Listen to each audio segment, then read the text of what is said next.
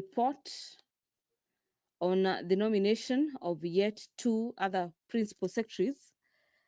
They are CPA Karen Acheng Angeno, the nominee for the State Department of Children Welfare Services, and Mr. Fikirini Jacobs Katoi Kahindi, the nominee for the State Department of Youth Affairs and Creative Economy. The members of the National Assembly are streaming into the chamber this afternoon, signaling that the business of the House is almost at the commencement moment, and under the Committee of the Whole, the House is set to consider the anti-money laundering and combating of terrorism financing laws, this being Bill number 5 of the year 2025 by the leader of the majority party. On your screens, all members of parliament are upstanding, and the sergeant-at-arms have stepped into the chamber carrying the mace that has to be there upon the commencement of business. The sergeant-at-arms is closely followed by the Speaker of the House, Honorable Dr. Moses Wetangula, ready to preside over the business of the National Assembly this afternoon.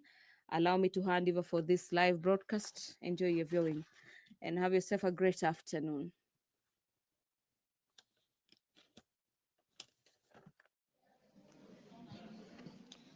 Waheshimiwa, tuombe.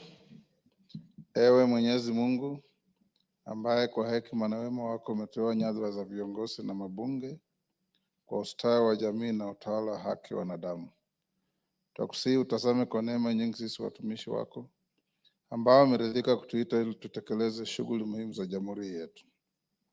Tunakuomba uteremshie baraka zako sisi tuliokutanika hapa, na tujalie tuyatende na kufikiria mambo yote yatakayofikishwa mbele yetu kwa njia ya haki na uaminifu, ili utukufu na sifa zako ziendelezwe, na ili kustawisha amani, ufanisi na heri ya nchi yetu na wale ambao haja zao umezikabidhi mikononi mwetu. Amen.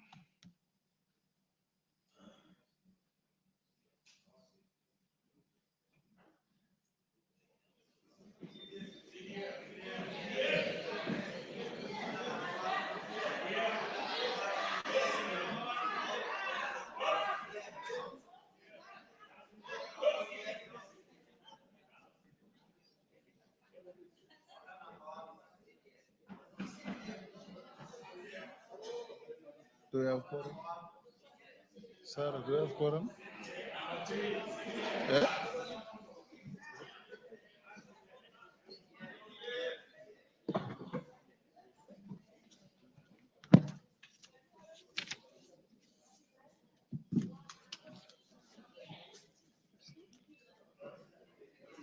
Honorable members, we have quorum to transact business.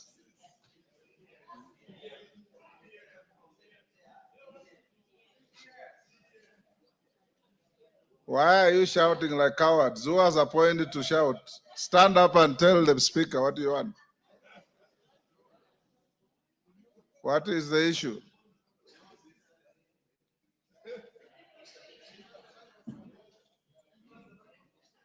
Yes, Bowen, what is it?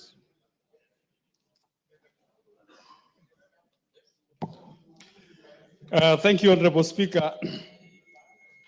Honorable Speaker, the concern of all of us this afternoon, Mr. Speaker, is about CDF.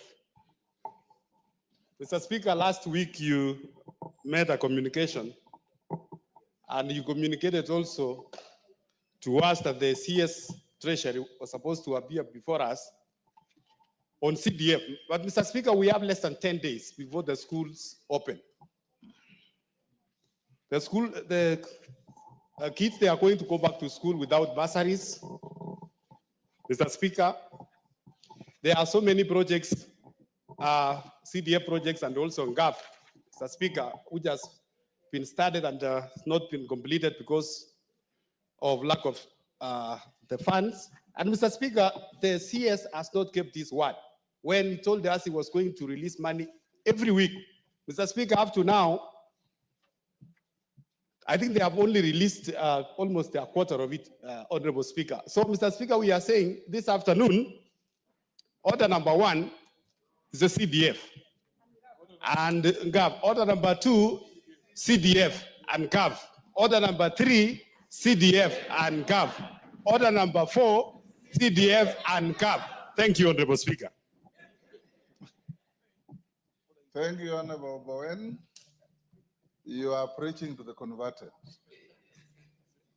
Last week, honorable members, the CS Treasury was to appear in this house on my summons to speak to the House about CDF.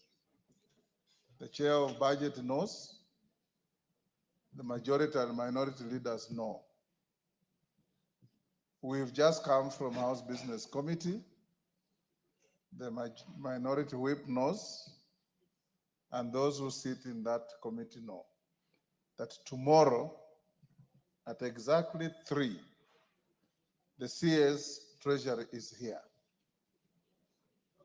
And we are going to make sure, and I've already told him, that he's not coming here to engage in any unhelpful rigmaroles.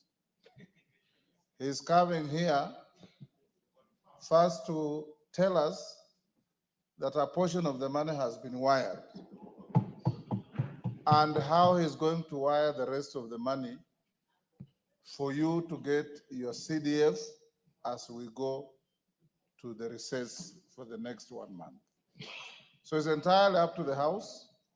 If you want order number 1 to be CDF, number 2 CDF, number 3 CDF, number 4 CDF, we can engage in talking at each other when we have a solution in our hands.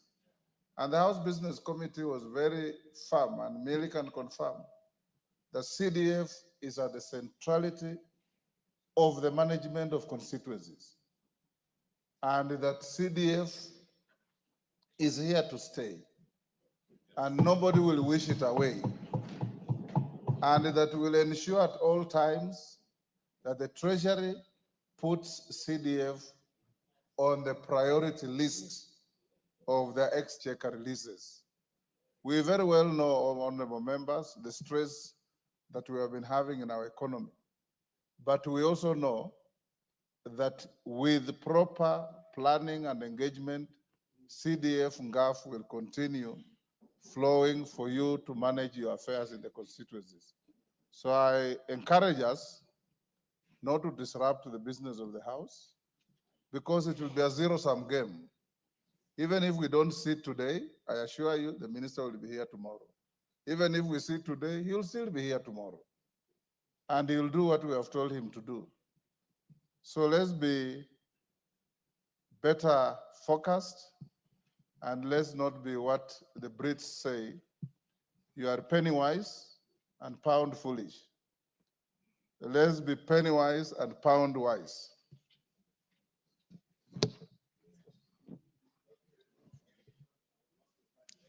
So can we proceed with business? Go on and call the first order. Order number 1, administration of oath. Yes, hold on. Makali Mulu, what is it? Yeah, Honorable Speaker, thank you very much for your wise counsel. But you know, Honorable Speaker, our worry and concern is that this particular CS has communicated to this House through you many times, Honorable Speaker. And we are very concerned as members of Parliament, because we thought when we get one of our own sitting in that space, that things will be better. But it looks like things are getting worse. I've been in this House for many years, Honorable Speaker, and I want to confirm this is the worst year in terms of release of GCDF resources. The worst. And we claim to have sent experts who have come from this House, issues which we go through as patrons of that fund, Honorable Speaker. So while we agree with what you are saying, Honorable Speaker, we have our fears. How I wish that either the chair budget or the majority leader, Honorable Speaker, would be able to say whether the money can be wired today, before it comes tomorrow. Thank you, Honorable Speaker. Yes, KJ. Honorable Speaker, this matter goes to the heart of a fund that I would describe as the most effective decentralized fund. And it's coming up on a day when we are reading about news of a governor from a neighboring county in whose house 13 million today has been found. And we are being told that NGCDF is a great concern for the country. As a house, the attention should actually be driven to the devolved funds that are going to counties, Mr. Speaker. We are speaking at a time when NGCDF is under attack from very many quarters, Mr. Speaker. And I think it should go on record that this house shall stand its place to defend a fund that is working for the people of Kenya, because when we go to our constituencies, we are seeking to see what these devolved funds that we are putting on division of revenue that are going to the counties are doing at a time when NGCDF is the only visible fund on the ground. So, Mr. Speaker, as we address these issues and take them up with the Minister of Finance, we must also put on notice all these other quarters that are trailing their guns on NGCDF to tell them that this fund shall be defended by this House. Thank you very much, Mr. Speaker.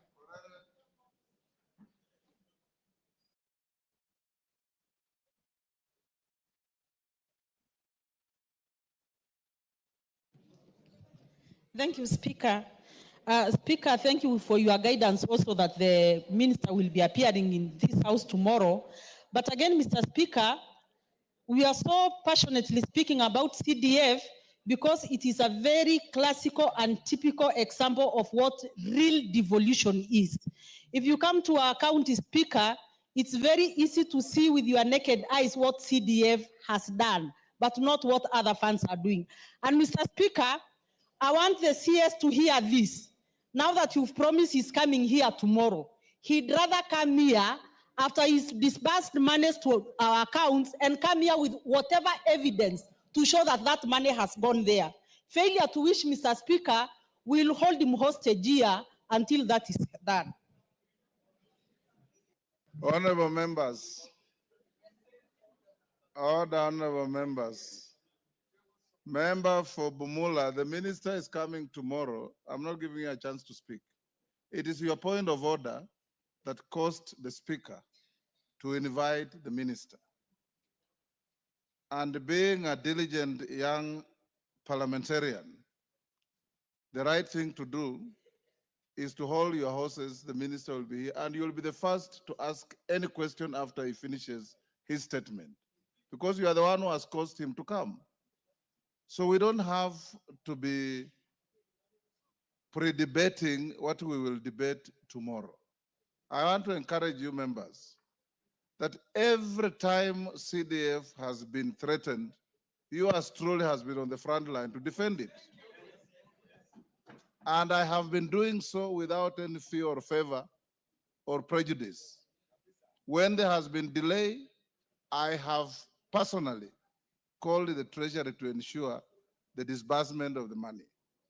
I will continue doing so. When CDF was under attack by activists who went to court, yours truly here has hired the best lawyers for you. And the caucus of lawyers here led by Otienda Mola and Chepkonga. Now the Supreme Court has ruled and decided that CDF is not in any conflict with devolution. And I'm going to give you a comprehensive ruling on the request of the minority leader, Honorable Junet. So I want to encourage you to believe that in yours truly here, you are in safe hands in matters CDF. And I want to ask us to carry on with other business. Tomorrow at 3 p.m., all of you be here. The minister will be here.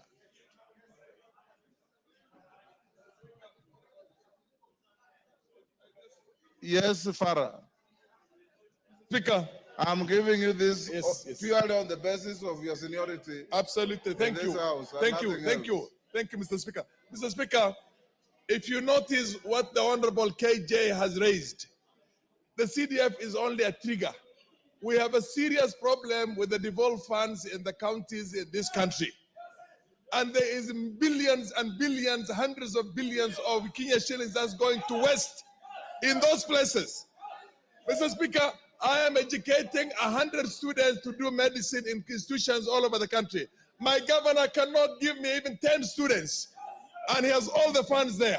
And the money is getting wasted everywhere. An equalization fund, they have come for equalization, they have come for CARA, they're coming for everything, Mr. Speaker. We must save this country from the so-called counties right now in this country. Please, this is the debate the members of parliament are really keen to what you call ventilate on. The other ones, we are fully in agreement and we support you. You have done more than all of us put together. Thank you. DK.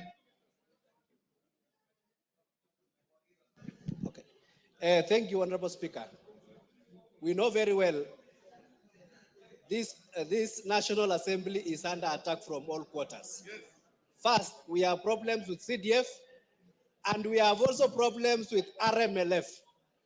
As we discuss now about CDF, KERA has only released around 17 million out of 62 million, yes. And we have letters flying left, right, and center on what happens to the rest. So I think, basically, we have so many issues that we cannot continue burying our heads in the sand and thinking that things are right. I was proposing that we suspend the House until tomorrow when the two CSS for roads and for treasury come in, then they can explain what is really happening to the members of parliament. And then, if you look at the devolution, Honorable Speaker, if you look at the devolved funds, out of the total devolved funds that goes to counties, 85% are used for recurrent and administrative purposes, while for CDF, only 5% is used for administrative purposes. So the net effect is that out of the small amount of money like 42 billion or 45 billion or 53 or so, it is being felt. But the 450 billion that is going to counties, only about 50 billion are the ones that go to development. And in that also, the governors will follow to I think we should disband the counties. You've made your point. Yes, Kainan. And I want my colleagues to listen to me. Mr. Speaker, I was in this parliament just like you are. Next to you. I want my colleagues to listen to this, Mr. Speaker. CDF did not just come out of the blues. CDF was a product of a well-calculated evaluation by the members who are there, Mr. Speaker, who are tired with the manipulations of the executive then, Mr. Speaker. Mr. Speaker, you are aware that even Parliament here was a department of office of the President then. Mr. Speaker, you are also aware our clerk and everybody else was secondees from the directed special branch, Mr. Speaker, and CID and special deals. Mr. Speaker, what we did was to give members of parliament an effective, workable, people-friendly platform to deliver development to their constituents, Mr. Speaker. Mr. Speaker, over the years, we have seen a gradual increment of CDF allocations. What is surprising under this house, and this is what I want to say, Mr. Speaker, 1 month to the end of financial year, you are yet to receive even something commensurate with the first quarter of the financial year. Yet we are here advocating for everything else.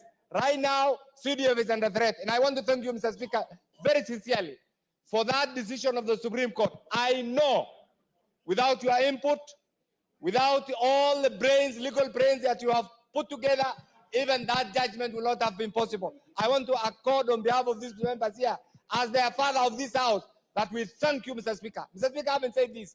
There is something that we can't run away from. It is members of parliament who oversight CDF. It is members of parliament who oversight KERA. It's members of parliament why have we thrown our mandate to the dustbin? Where is the chairman of CDF?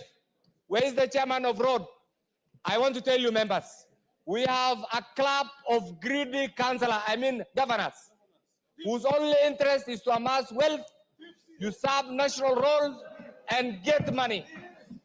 If those are the people today you want to sit here and empower, I will tell you, this house is going to be the worst house in the history of this country. I want you to stand up for your right, resist. The Minister for Transport must come and ensure that the remaining allocation of CDF, of roads is sent. The chairman, NCDF, through the minister, must also release. I want to tell you, Mr. Speaker, you are a lawyer. You were here when we fought for the current constitution. Some of us who come from regions that have been disadvantaged over the years, through skewed administrative practices, Mr. Speaker, fought for equalization. Equalization right now is not working, courtesy of these greedy governors, Mr. Speaker. They have gone to court, they have stopped it, Mr. Speaker. I want to ask as leadership, let us suspend everything else, members. Yes. Let us suspend everything else until the question of Kera, Kura, let's adjourn, CDF is sorted out. No more business. No more business. Thank you, Mr.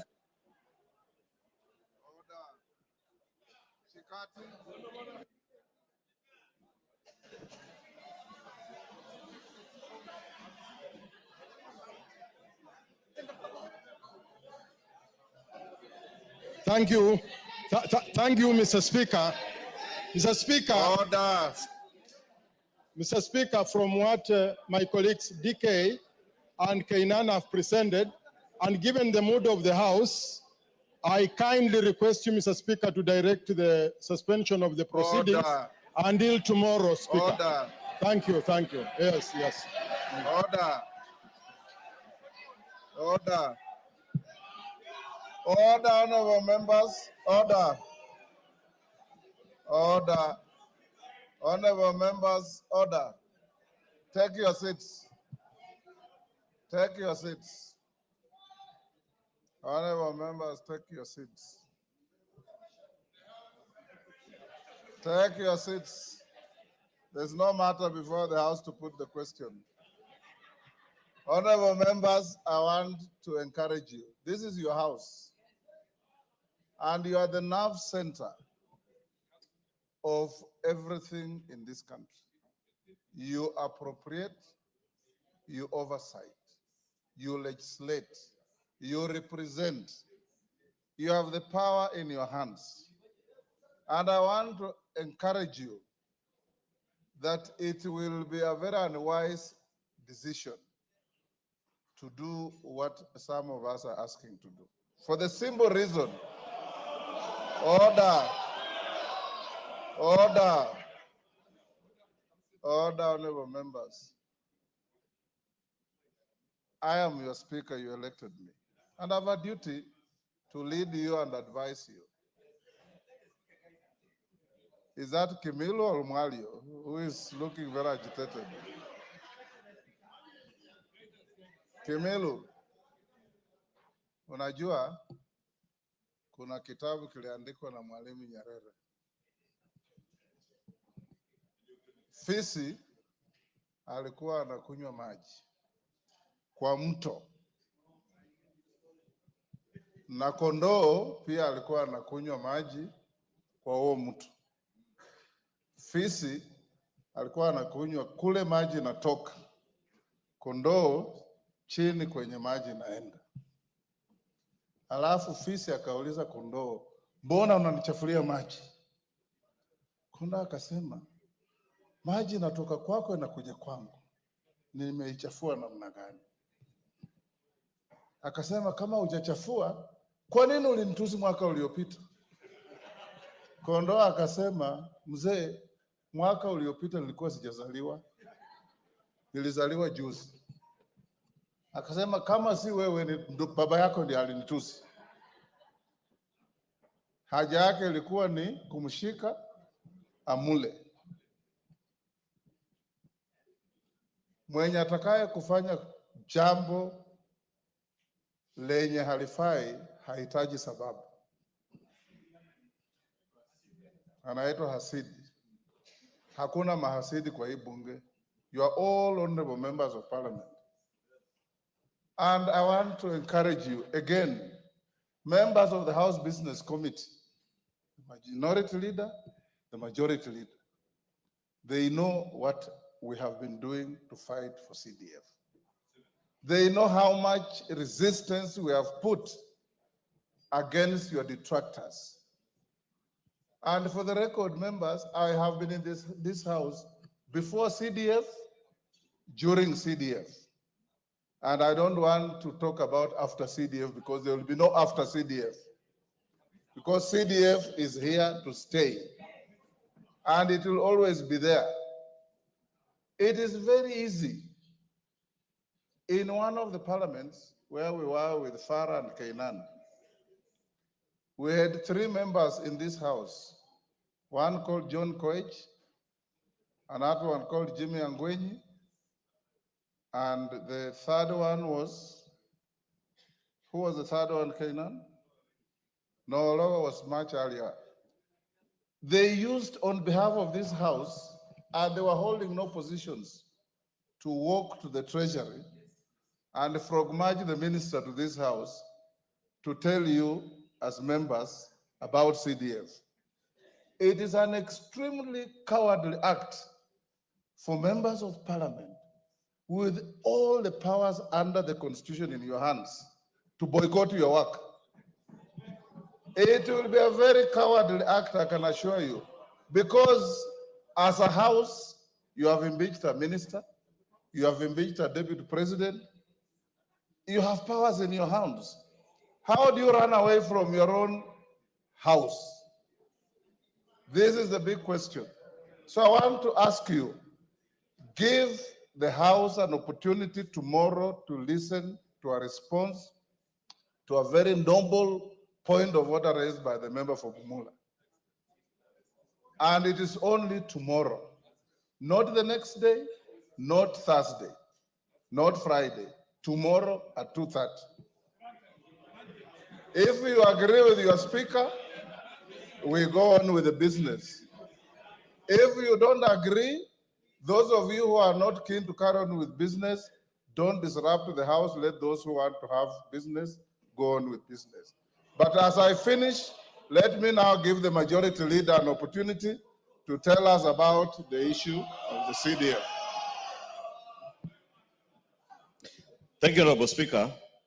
Honorable Speaker, as you rightly say, is a matter that we discussed even within the House Business Committee, because as a member for Bumula said last week in his point of order, CDF is not money going to these members of parliament.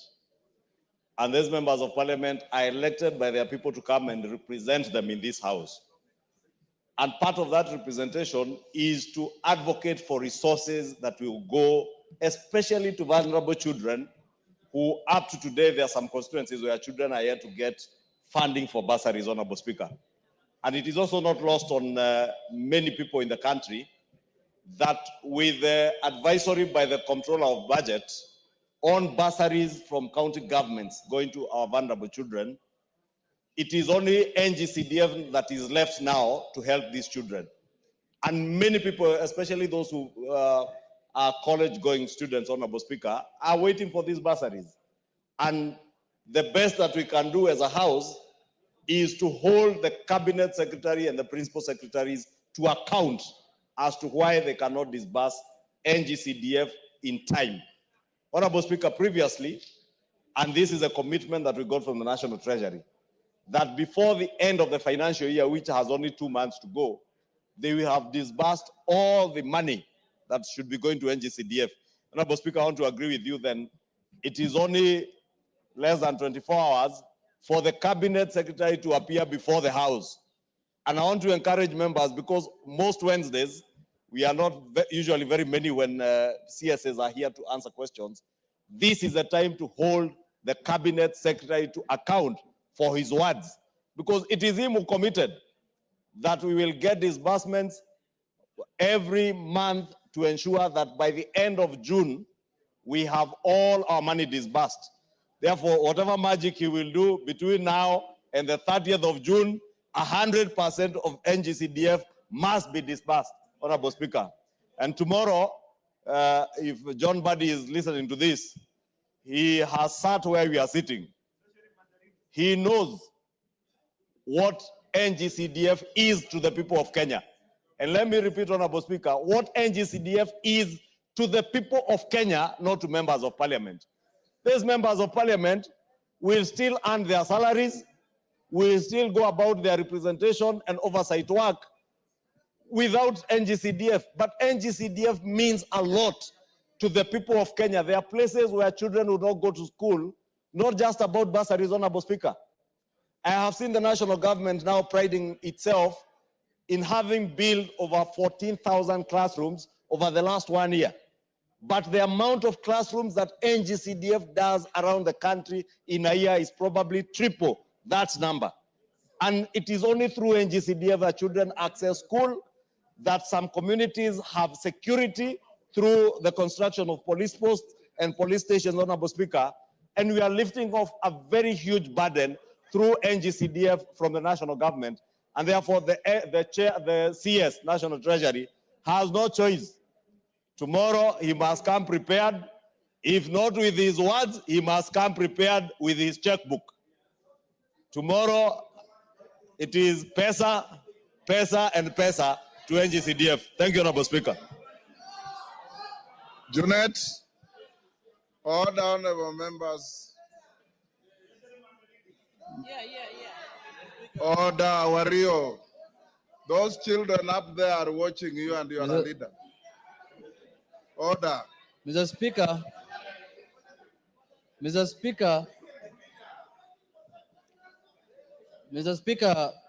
first I want to appreciate the guidance you've given to the House. Mr. Speaker, this CDF fund has a lot of enemies, Mr. Speaker, for no apparent reason.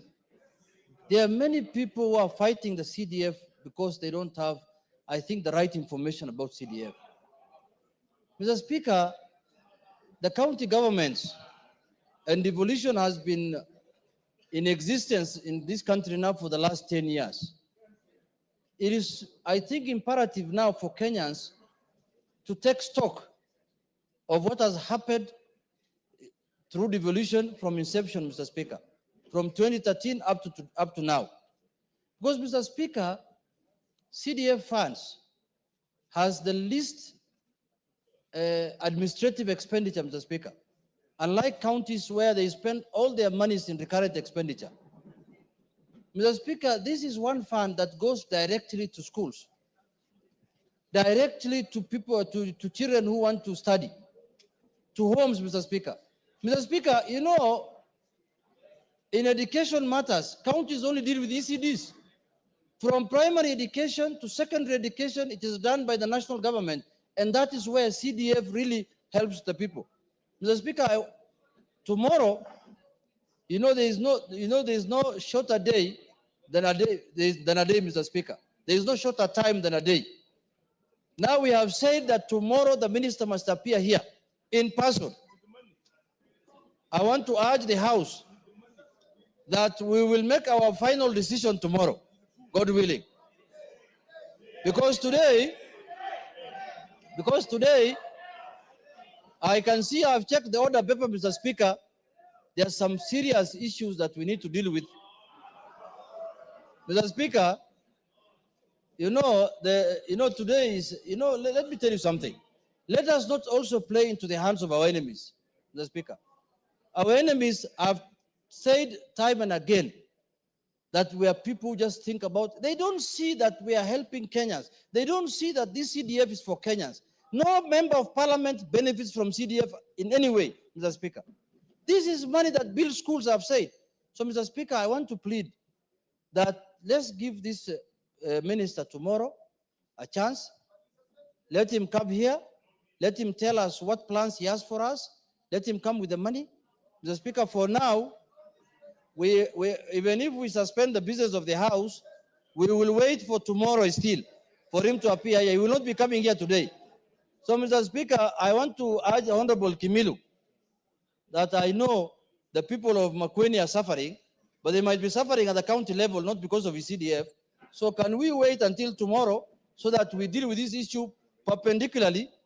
For today, we have some issues on the order paper, this anti-money laundering business, because, Mr. Speaker, our country has been grey listed. This bill is going to help our country not to be grey listed, Mr. Speaker. So with these few remarks, Mr. Speaker, I really concur with your guidance that we continue with the business of the House, and tomorrow we listen to the Minister for Finance. Order, members, order. Those on your feet, take your seats. DK, take your seat.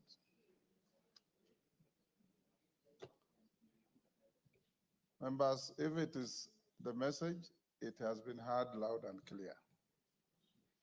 That members of this House are not happy. One, with a continued assault on CDF. Members are not happy with the delays in disbursement of CDF, and members are demanding answers on why these delays are there, and that you want an assurance that these delays, Ngusia, you say again and I'll send you out.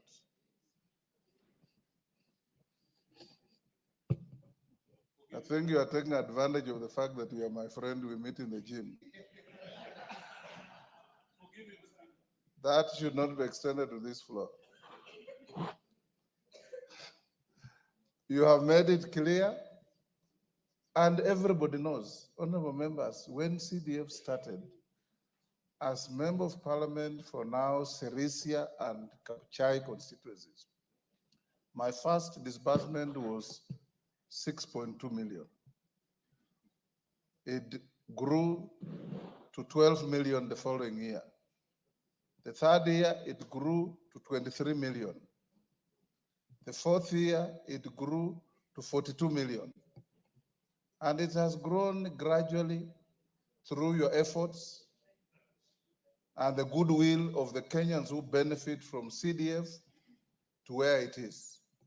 I can say without any fear of contradiction that you go to any county, it is much easier to see what CDF has done than what devolution has done.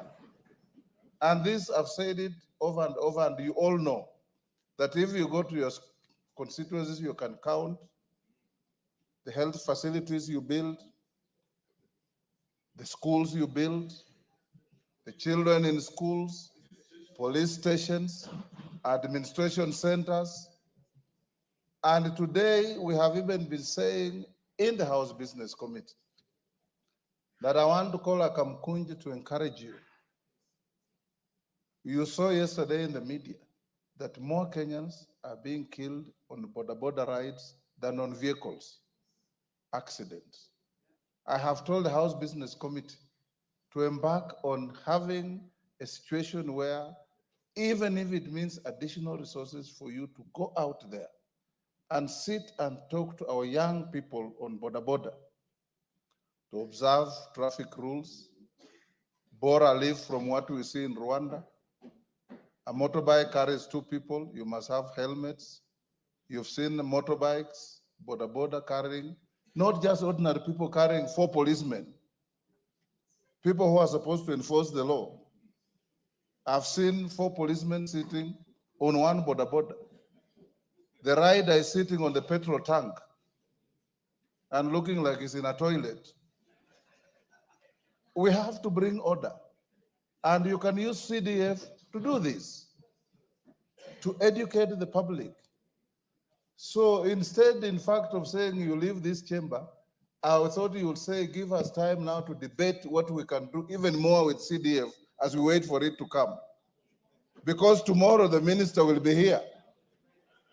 And when he comes here, neither Ichungwa nor Junet will be there to defend him. He will stand here to tell us that before the close of the financial year, every single shilling of CDF must be in the accounts of each constituency. Every single shilling of NGAF. The women rep for Laikipia has come here asking me, why aren't these men talking about NGAF? They are only obsessed with CDF.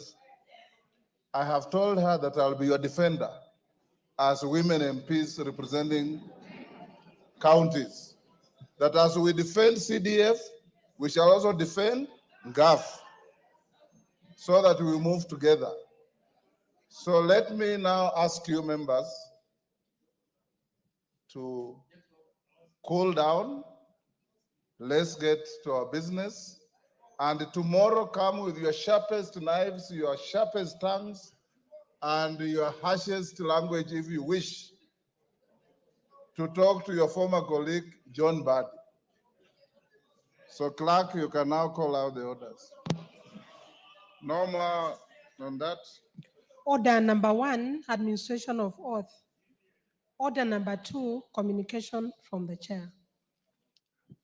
Honorable members on their feet, take your seats.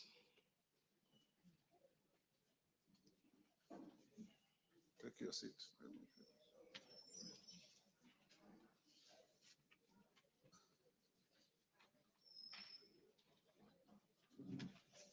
Honorable members, have a short communication, a recognition of members who served in the Inter-Parliamentary Union IPU committees. Honorable members, the IPU order Honorable Chepkonga. Go and protest on the streets, not in the chamber. Honorable members, the Inter-Parliamentary IPU is the global organization of national parliaments established in 1889 by Frederick Passy of France and William Randa Kremer of the United Kingdom as a platform for parliamentary diplomacy and dialogue. Originally created to promote arbitration and peaceful resolution of conflicts, IPU has grown into a major body that works to promote democratic governance, advance gender equality and human rights, foster international cooperation among parliaments, and strengthen the role of parliaments in global governance. Honorable members, the current membership of the IPU is 182 member parliaments out of 193 countries in the world. The Union also has 15 associate members, mostly parliaments drawn from groups of nations such as the Arab Parliament, the European Parliament, and other parliamentary organizations in Africa and the Americas. Honorable members, the Parliament of Kenya joined the IPU in 1977, and since then, Kenya has participated actively in IPU assemblies and contributed to various IPU committees. In 2006, Kenya successfully hosted the 114th Assembly of the IPU in Nairobi. Honorable members, I wish to recognize the contributions of members of parliament who have represented Kenya in the assemblies of IPU over the years, especially those who are holding leadership positions in various IPU committees and statutory bodies. The Honorable Millie Odhiambo Mabona, CBS MP, who is also the minority whip, is the current vice president of the IPU Committee on the Human Rights of Parliamentarians, and her term expires in October 2027. Additionally, during the 150th Assembly of the Interparliamentary Union, held from 5th to 9th April 2025 in Tashkent, Uzbekistan, the Honorable John Makali MP, member for Kandui, was elected to the high-level advisory group on countering terrorism and violent extremism for a period of 4 years. In the same breath, honorable members, allow me to also recognize the following members who held various positions in IPU committees but whose terms expired in March 2025. Honorable John Kiaria, CBS MP, President, Committee to Promote Respect for International Humanitarian Law. Naisula Lesuda MP, African Group Representative, Standing Committee on Sustainable Development. Honorable Rebecca Tonke MP, African Group Representative, Standing Committee on United Nations Affairs. Honorable members, we thank them for their service on behalf of the House. I wish to reiterate that the National Assembly, and indeed the Parliament of Kenya, is committed to strengthening parliamentary diplomacy through its affiliation and membership to various international parliamentary organizations. In this regard, members will be nominated from time to time to represent the National Assembly in this fora, and the honorable members so nominated are urged to fly the Kenyan flag high, fully participate in the meetings, and ensure that Kenya's position on international issues is well articulated. Thank you. Yes, Millie? I have a point of order. I've given to Millie first, Honorable Sunguli, then I'll come to you. Thank you, Mr. Speaker. Mr. Speaker, I want to thank you for that statement that you've given in relation to the IPU. Mr. Speaker, I just want to correct a little that I was actually, until early this year, the president of the Committee on the Human Rights of Parliamentarians. When I joined 2 years ago, I was immediately elected as the vice president of the committee, where I served for 1 year, and then I was elected as the president, where I served for 1 year. But because in that committee, because of the nature of the work of the committee, you are only allowed to serve 1 year. And so I did serve 1 year, and my term ended this year. And so we have a new president from Europe.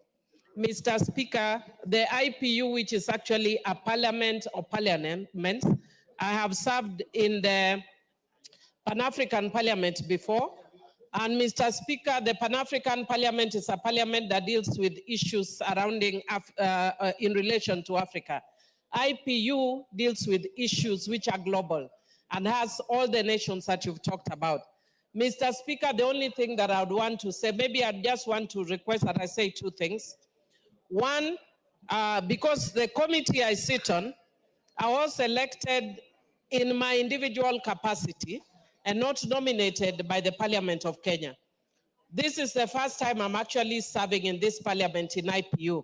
And one of the things that I've observed, Mr. Speaker, that the other countries have been able to rise to the top because of consistency.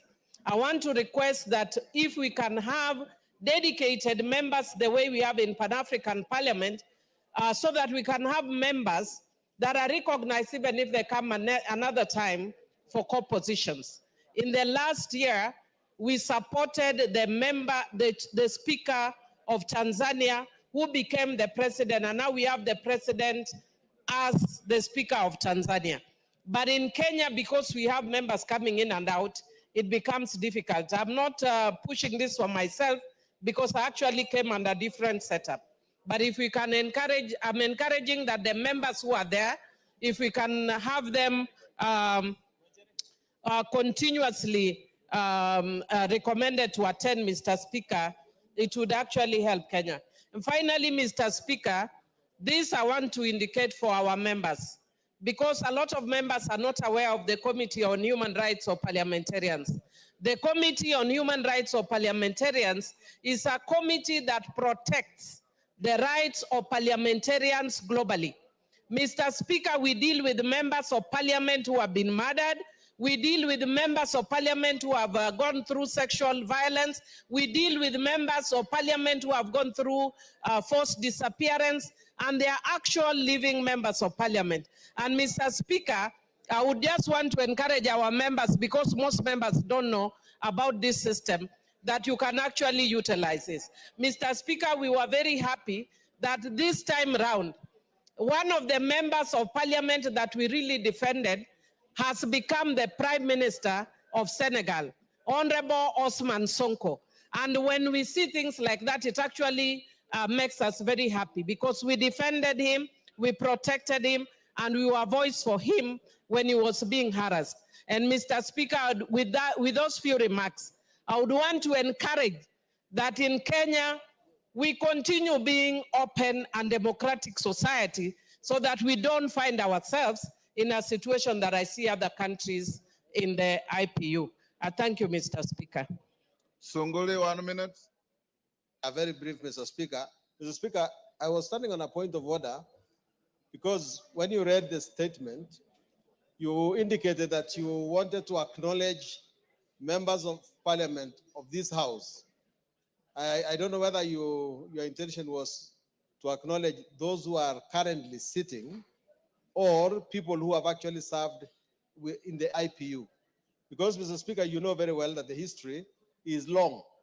The most memorable one being the late Dr. Bonaya Godana, from whom I took over, and I represented Kenya in Windhoek and Namibia in a very, very comprehensive meeting. So I don't know whether this is our... Honorable Sunguli. Yeah. I represented Kenya in Santiago, Chile. You are, in the year 2002.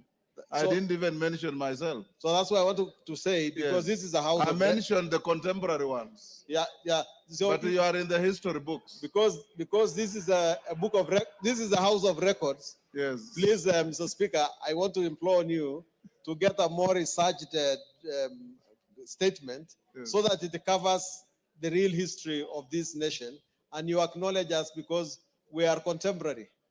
Yes. Carry 1 minute. We have to go on with other business. Honorable Speaker, I must thank you. And I thank you because the team that you have sent to the IPU does not leave the country unprepared. Mr. Speaker, when we are out there, we do not speak our mind. We have to speak the Kenya position. And for us to totally understand the Kenya position, we have to be very well prepared from this parliament. So, Mr. Speaker, I thank you. Honorable Millie Odhiambo has been able to represent this country at the IPU at a very high level as the president of an all-important committee on the protection of the human rights of parliamentarians. Yours truly, Mr. Speaker, the honorable member for Dagoretti South constituency, has been able to serve 2 terms as the president of the Committee for the Respect and the Promotion of International Humanitarian Laws.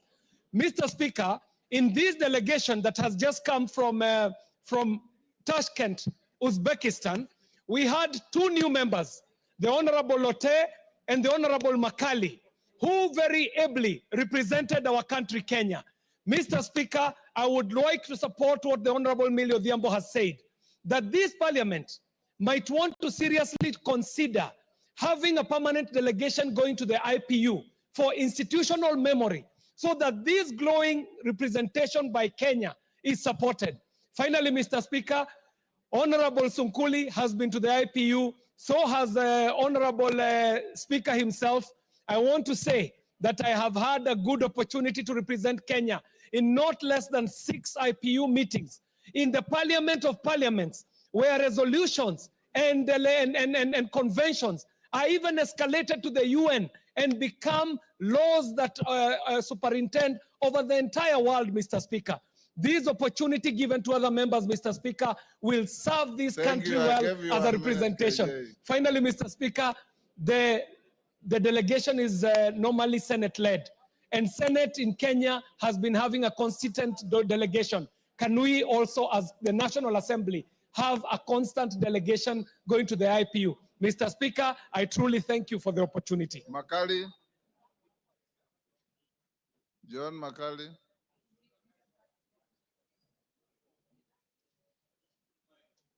Give him the mic.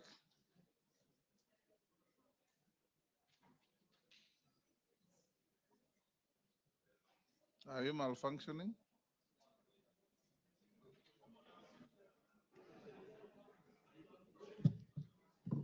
There's one next there, in front of you.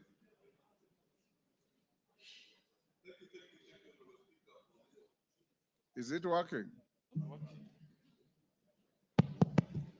Thank you, Honorable Speaker, for giving me this particular opportunity to also make my remarks as the newest member of the IPU. First, let me thank you, Honorable Speaker, for the opportunity to make me part and parcel of the delegation that went to Tashkent. I must admit, Honorable Speaker, that it was the first opportunity for me to attend the IPU, and I must thank the leadership of the House for giving a first-time member that particular opportunity to go and represent this nation. Mr. Speaker, it was not very easy to get that particular position. It took the leadership of Honorable Millie Odhiambo, it took the leadership and the linkages of Honorable Kiaria Waweru, and the negotiating skills of the Honorable member from Kitutu Masaba, Honorable Cliff Gisaro, for us to be able to get that particular position. Kenya is still rated very, very highly internationally, Honorable Speaker, and several other issues were discussed. And we will, as indicated, keep the flag of Kenya flying very, very high. What I will urge, Honorable Speaker, is that we keeping opportunities to mostly first-time members of parliament, because they can actually be able to deliver and also learn a few things that can be able to assist this house and the people of Kenya. Several issues came up, Honorable Speaker, on the issues of social development and justice. We needed to push the youth agenda.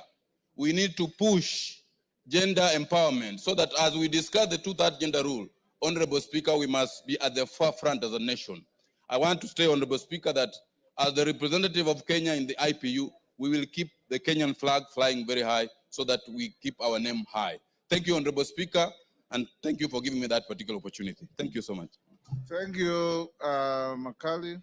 Honorable members, we leave it there. Many members have served in IPU. Farah used to lead delegations. Sunguli was there. I was there.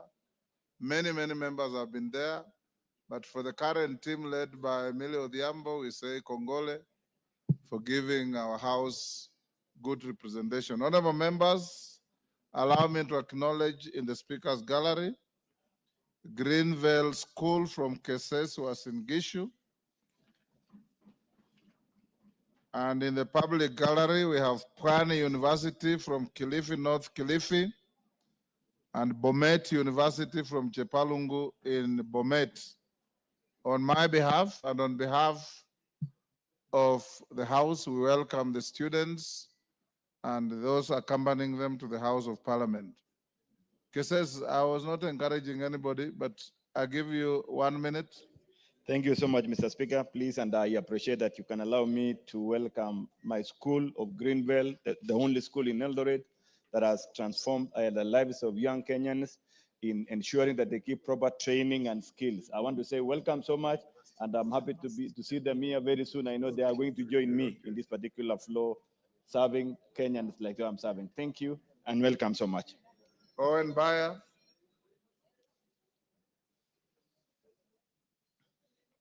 Thank you very much, Honorable Speaker. I want to take this opportunity to welcome Pwani University, the university in my constituency and the first university in the Coast region. And I want to tell you, Honorable Speaker, I served there as a lecturer and as a registrar some time ago before I came to this university. So Pwani University, welcome. I know it's the maiden visit by this university to this house. And I think we owe them a foot thumb for them to welcome Pwani University. Thank you. Thank you very much. Thank you, Owen. Next order. Next order. Order number 3, messages. Members on their feet, take your seats. Chair Budget, take your seat. Honorable members, I have a short communication.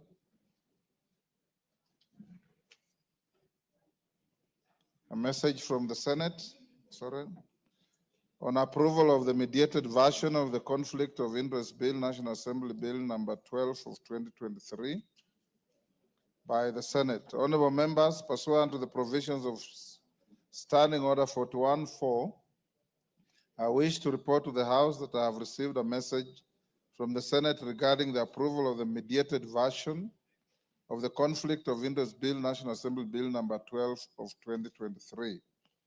Honorable members, the message conveys that on Tuesday, 8th April 2025, the Senate considered and approved the mediated version of the Conflict of Interest Bill, National Assembly Bill number 12 of 2023 in the form proposed by the Mediation Committee.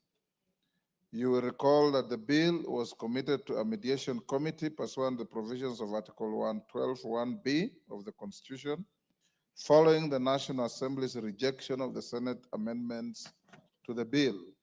You will further recall, honorable members, that the House considered and approved the mediated version of the Conflict of Interest Bill 2023 on 5th December 2024. In this regard, honorable members, the approval of the mediated version of the bill by the Senate concludes its bicameral consideration. I will now proceed to present the bill to His Excellency the President for assent in accordance with the provisions of Article 113(3) of the Constitution. I thank you. Next order. Order number 4, petitions.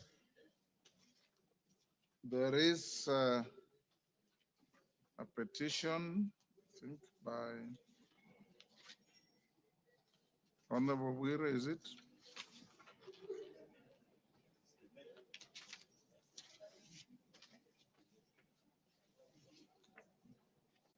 Is Honorable Peter Mbogo in the house? Yes.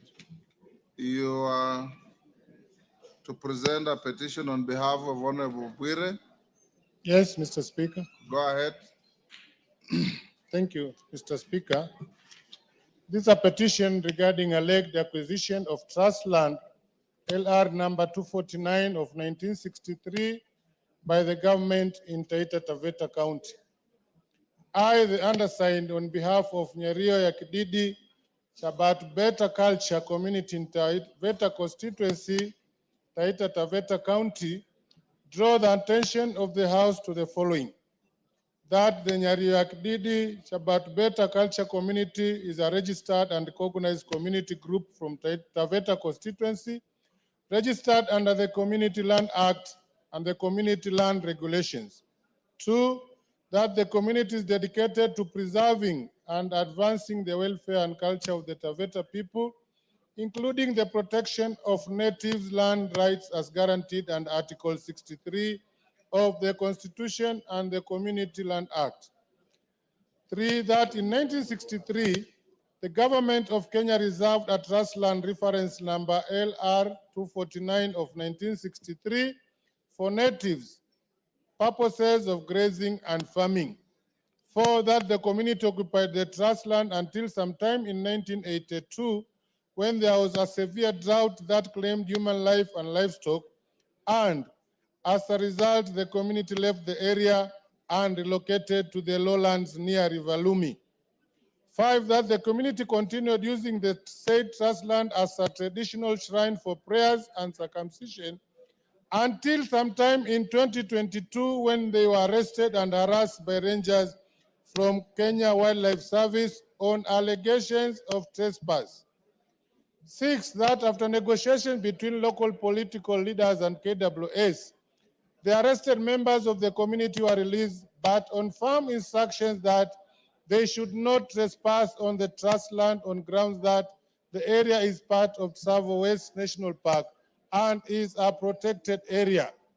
7, that by the letter dated 17th August 2023, the community sought information from the Director for Land Administration on legal status of the trust land, and on the 18th August 2023, they were expressly informed that the land is still trust land.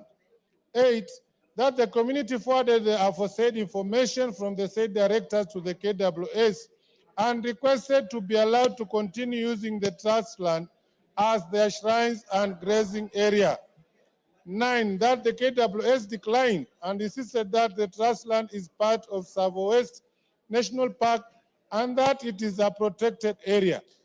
10, that in the recent past, the KWS has started fencing the trust land completely, condoning it from the community, and all efforts to have the matter resolved has not been fruitful.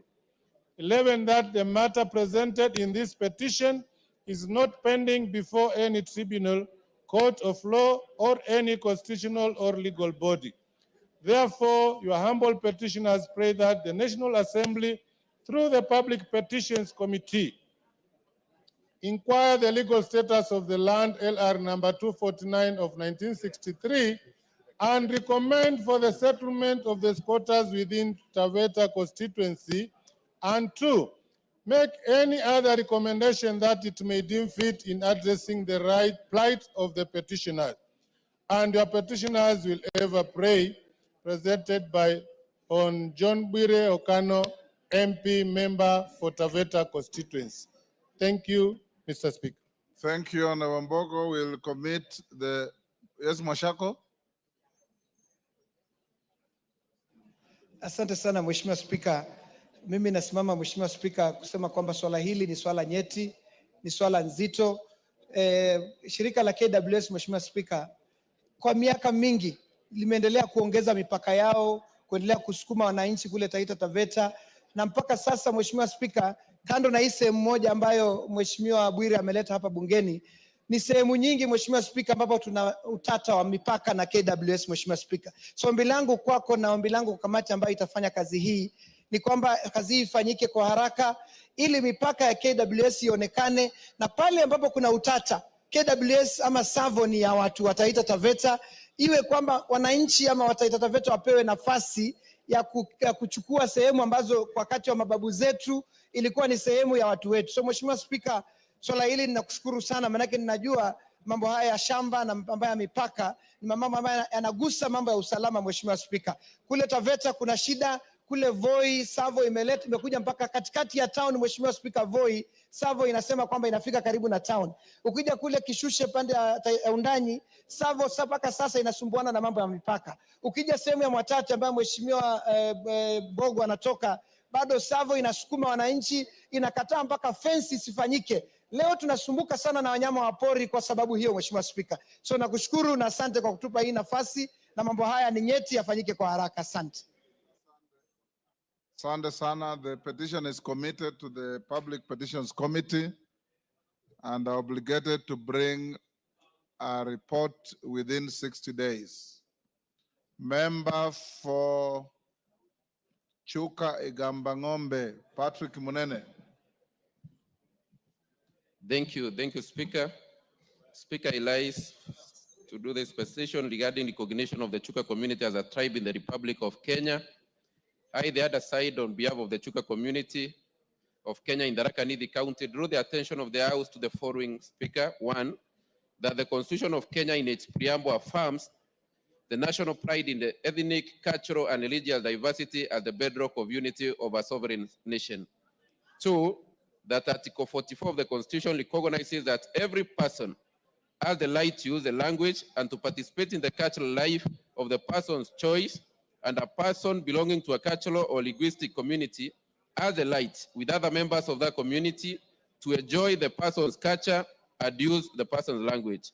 Number three, that the Chuka community has a population of more than 117,000 people who are primarily located in Tharaka Nithi County, and owing to the historical, cultural, and economic aspects of the Chuka community, there is a need to formally recognize them as a distinct tribe in the Republic of Kenya.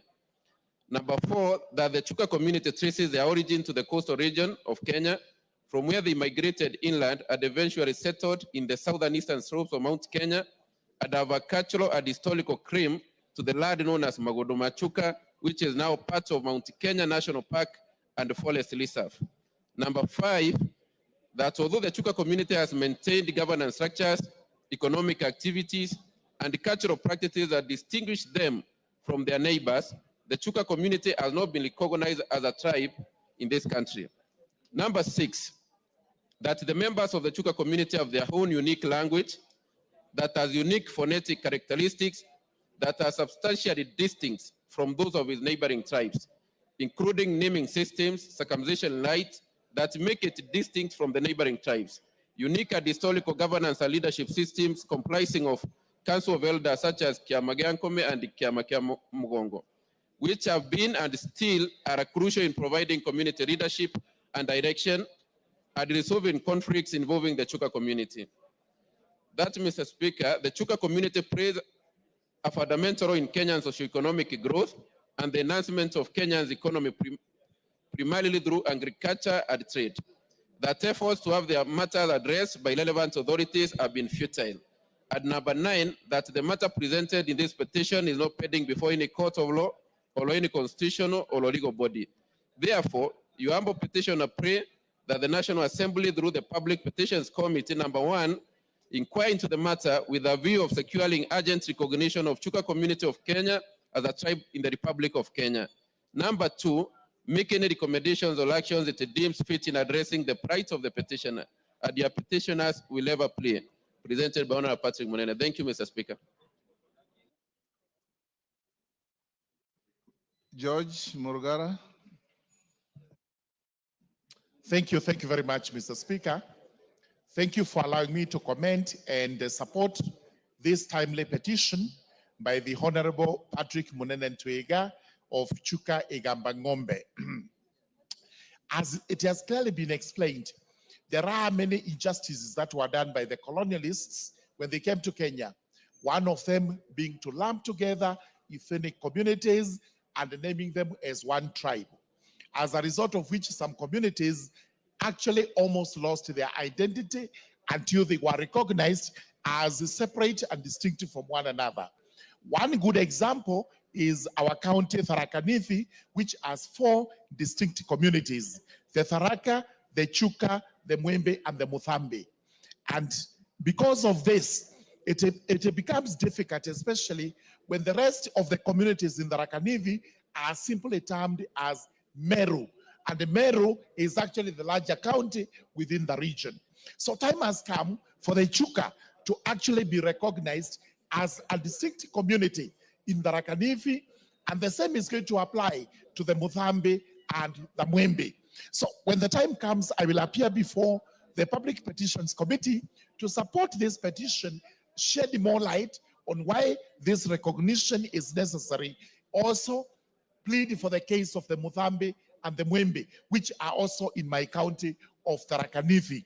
For Meru, we leave it as it is because it also has 3 distinct communities which are put together as Meru. But that being another county, it will be a story for another day. So I do support this, and I'll be appearing before the Public Petitions Committee to render credence to this petition by Honorable Munene. Thank you very much. Thank you. I commit the petition to the Public Petitions Committee to respond within 60 days. Next order. Order number 5, papers.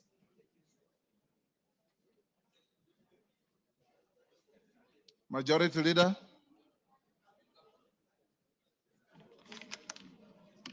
Yes. Yes, Karemba, what is it? Karemba, what is it?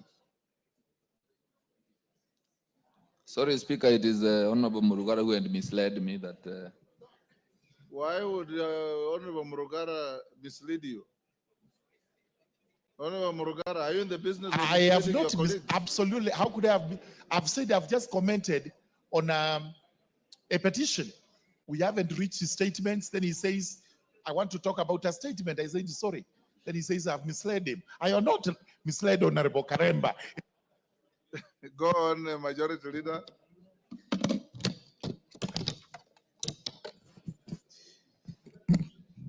Thank you, Honorable Speaker. I beg to lay the following paper on the table of the House today, Tuesday, 15th April 2025. The 5th report of the Committee on Appointments on the approval hearing of nominees for appointment as Cabinet Secretaries. Thank you, Honorable Speaker.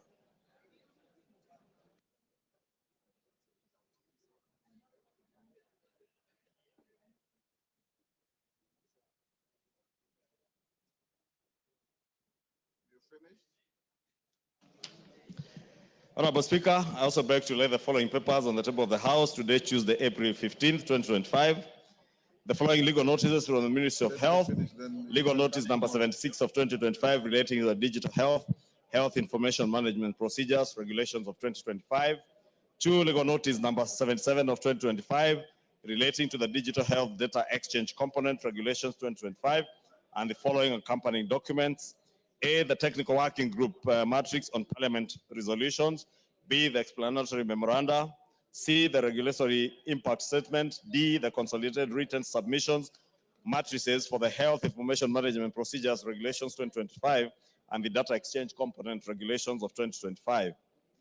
And E, the consolidated matrix on the general comments from the public participation exercise on these regulations. 2 is the reports of the Auditor General on the audited accounts for Chemeli Sugar Company for the financial year 2022-2023 from the Ministry of Agriculture and Livestock Development Office of the Cabinet Secretary. 3, reports of the Auditor General and financial statements for the year ended 30th June 2021, 30th June 2022, 30th June 2023, and the certificates therein in respect of the following: Cardinal Tunga High School, Mosocho, Githurai Mixed Secondary School, Maimahio Boys Secondary School, and St. Thomas Aquinas Kalawa Boys Secondary. 4 is the reports of the Auditor General and financial statements of the National Government Constituency Development Fund, NGCDF, for the financial year ended 30th June 2024, and the certificates therein in respect of the following constituencies: Aldai, Alego Usonga, Kabondo Kasipul, Keio South, Kilgoris, Mboni, Muhoroni, Ndhiwa, North Imenti, Pokot South, Saboti, Suna East, and Turkana Central. Thank you, Honorable Speaker. Member Committee on Appointments, Majority Leader. You already did that. You started with that. Chairperson, Departmental Committee on Transport and Infrastructure.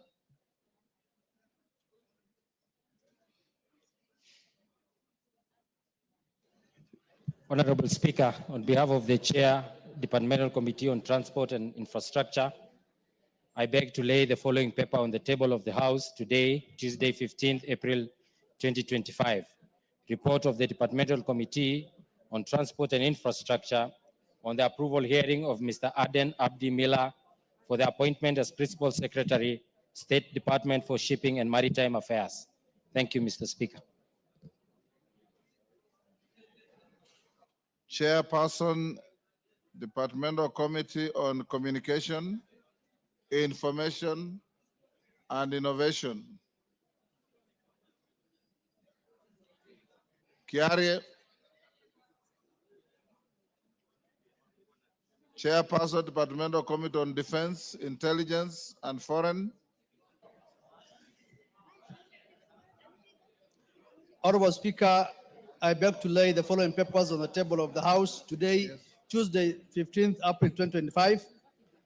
Reports of the Development Committee on Defense, Intelligence, and Foreign Relations on the approval hearing of one Dr. Caroline Wanjuru Karugu, nominee for appointment as Principal Secretary, State Department for East African Community Affairs, and four nominees for appointment as Ambassador, Permanent Representative, and Consul General. I thank you. Thank you, Chairperson, Departmental Committee on Education. Honorable Meli. Thank you, Mr. Speaker. I shall be laying the paper shortly. Yes, Meli. Yes, the report is just, I'll be bringing shortly, Mr. Speaker, not ready. The Chairperson, Departmental Committee on Regional Development. Yes. Lokachapong. Go ahead, Honorable Lokachapong. Thank you, Honorable Speaker. Honorable Speaker, I beg to lay the following paper on the table of the House today, Tuesday, 15th April 2025. Report of the Departmental Committee on Regional Development on the approval hearing of Mr. Michael Loikianu Lenasalon for the appointment as Principal Secretary, State Department for Devolution. Thank you, Honorable Speaker. Yes. Thank you. Chairperson, Budget and Appropriations Committee. Thank you, Honorable Speaker. Honorable Speaker, I beg to lay the following paper on the table of the House today, Tuesday, 15th April 2025. A report of the Budget and Appropriations Committee on its consideration of the County Government's Additional Allocations Bill, Senate Bill number 1 of 2025.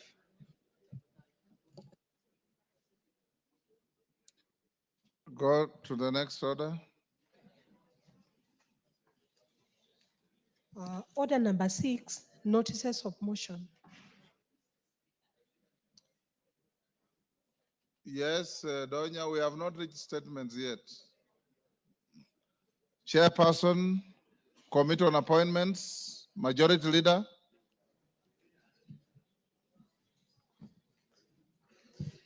Thank you, Honorable Speaker. I beg to give notice of the following motion, that taking into consideration the findings of the Committee on Appointments in its 5th report on the vetting of the nominees for appointment as Cabinet Secretaries laid on the table of the House today, Tuesday, 15th April 2025, and pursuant to the provisions of Article 152, Sub-Article 2 of the Constitution and Sections 3 and 8 of the Public Appointments Parliamentary Approval Act, Cap 7F.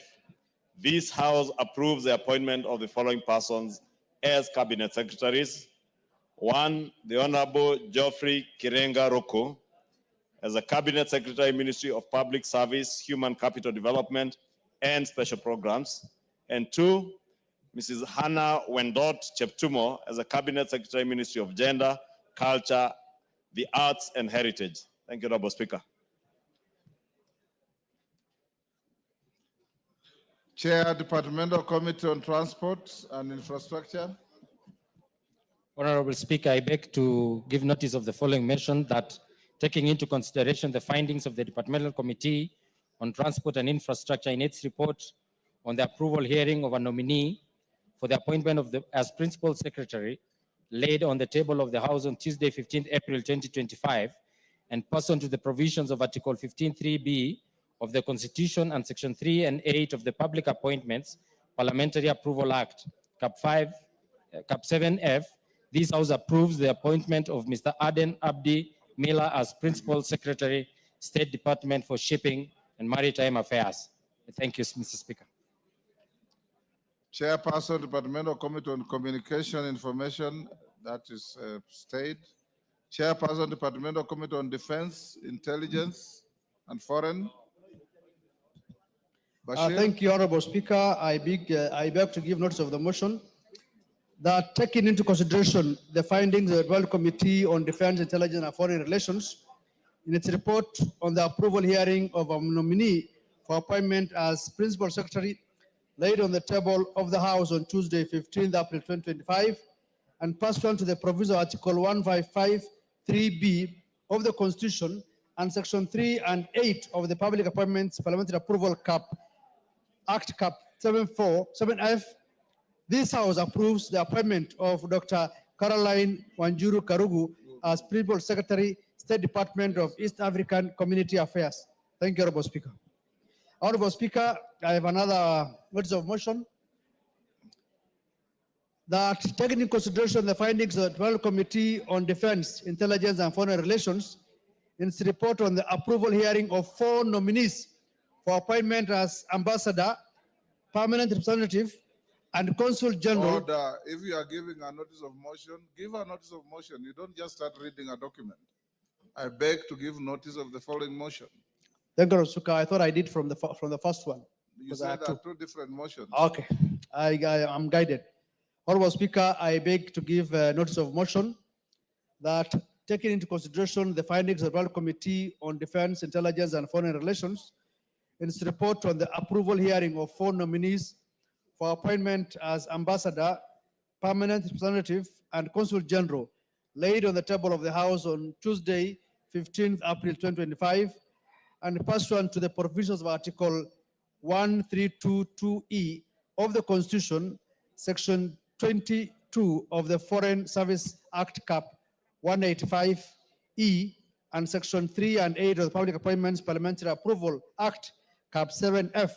This House approves the appointment of the following persons as Permanent Representative, Ambassadors, and Consul General. 1, Engineer Peter Kibilaga Tum as Ambassador Kinshasa, Democratic Republic of Congo.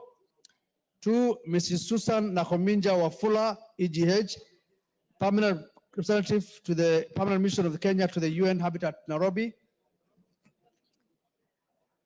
Mr. James Buyakane Mohati, CBS, as Consul General to Guangzhou, People's Republic of China. And lastly, Mr. Abdi Dubat Fido as Consul General to Arusha, Tanzania.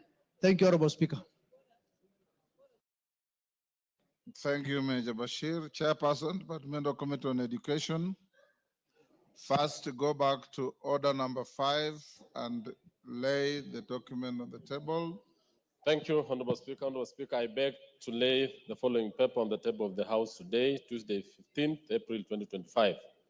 Report of the Departmental Committee on Education on the approval hearing of Professor Abdulrazak Shaukat for appointment as Principal Secretary, State Department for Science, Research, and Innovation. I beg to lay. Thank you. Under order number 6, you can now give your notice of motion. Thank you, Honorable Speaker. Honorable Speaker, I beg to give notice of the following motion that taking into consideration the findings of the Departmental Committee on Education in its report on the approval hearing of a nominee for appointment as Principal Secretary laid on the table of the House on Tuesday, 15th April 2025, and pursuant to the provisions of Article 155(3)(b of the Constitution and Section 3 and 8 of the Public Appointments Parliamentary Approval Act, Cap 7F, this House approves the appointment of Professor Abdul Razak Shaukat as Principal Secretary, State Department for Science, Research and Innovation. I therefore move, Honorable Speaker. Yes. Thank you. Chairperson, Departmental Committee on Regional Development, Lokajapong. Thank you, Honorable Speaker. Honorable Speaker, I beg to give notice of the following motion. That taking into consideration the findings of the Departmental Committee on Regional Development in its report on the approval hearing of a nominee for appointment as Principal Secretary, laid on the table of the House on Tuesday, 15 April 2025, and pursuant to the provisions of Article 155(3)(b of the Constitution and Section 3 and 8 of the Public Appointments Parliamentary Approval Act, Cap 7F. This House approves the appointment of Mr. Michael Loikianu Lenasalon as Principal Secretary, State Department for Devolution. Thank you, Honorable Speaker. Thank you. Honorable members, before we come back to order number 7, questions and statements, let's dispose of orders number 8, 9, and 10. We put questions while we enjoy this phenomenal quorum in the House.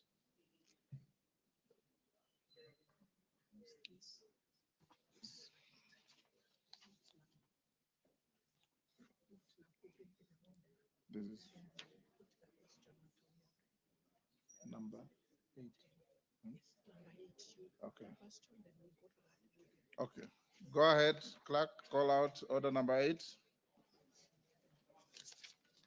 Order number 8, motion, a report of the Committee of the Whole House on the Excise Duty Amendment Bill, National Assembly Bill number 7 of 2025, question to be put and third reading.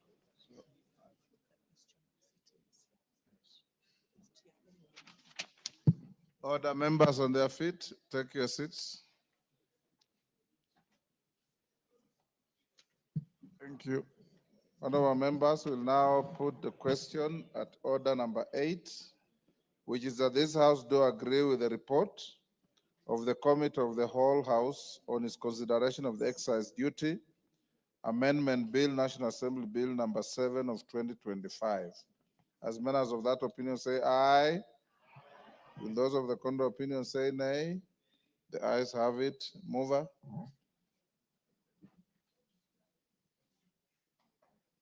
Majority Leader.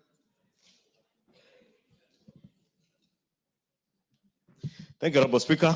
I beg to move that the Excise Duty Amendment Bill, National Assembly Bill number 7 of 2025, be now read a third time, as I request the Honorable Betty Maina Eric to second. Thank you, Mr. Speaker. I beg to second and also to agree that I have adopted that name, Betty Eric. This bill will make the cost of electricity to go lower, and thus the people of Murang'a County, for example, Gatanga constituency, will be able to access power. I second, Mr. Speaker. I order you to delete all those excess material from the Hansard.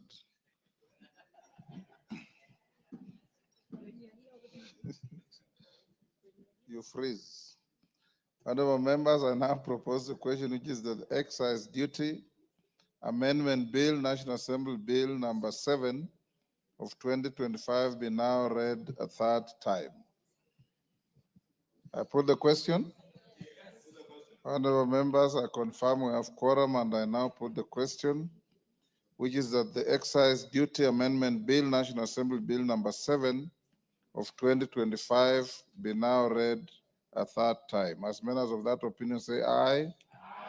Will those of the contrary opinion say nay? The ayes have it. A bill for an act of parliament to amend the Excise Duty Act and for connected purposes. Order number 9, motion, report of the Committee of the Whole House on the consideration of the Senate amendments to the Cancer Prevention and Control Amendment Number 2 Bill, National Assembly Bill Number 45 of 2022. Question to be put. Members on their feet, Commissioner Faith, take your seat. Honorable members, I now put the question at order number 9, which is that this House do agree with the report of the Committee of the Whole House on its consideration of the Senate amendments to the Cancer Prevention and Control Amendment Number 2 Bill, National Assembly Bill Number 45 of 2022. As members of that opinion say aye. To those of the contrary opinion say nay. The ayes have it. Order number 10, motion, consideration of the report of the Auditor General on the financial statements for the national government ministries, departments, and agencies for the financial year 2021-2022. Question to be put. Thank you. Members on their feet, take your seats.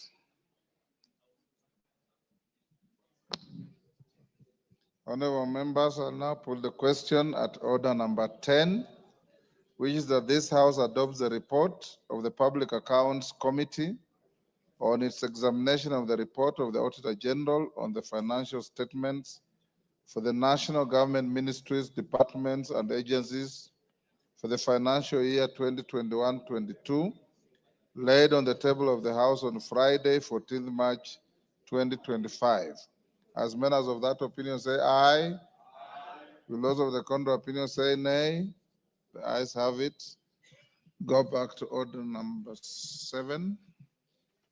Order number 7, questions and statements.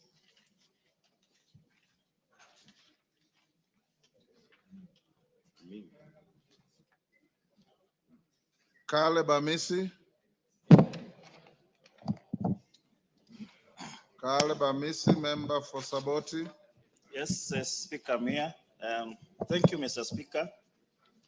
Mr. Speaker, I request for a statement regarding the remuneration of police reservists in Trans Nzoia County. Honorable Speaker, pursuant to the provisions of Standing Order 44-2C, I rise to request for a statement from the chairperson of the Departmental Committee on Administration and Internal Security regarding the non-payment of dues owed to National Police Reservists in Trans Nzoia County.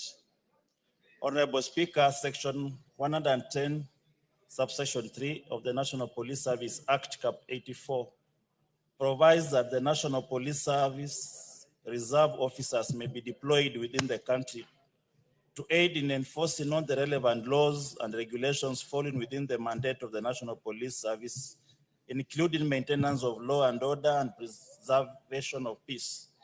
These officers operate in hostile environments, and I place their lives on the line with limited support and equipment in the performance of their duties.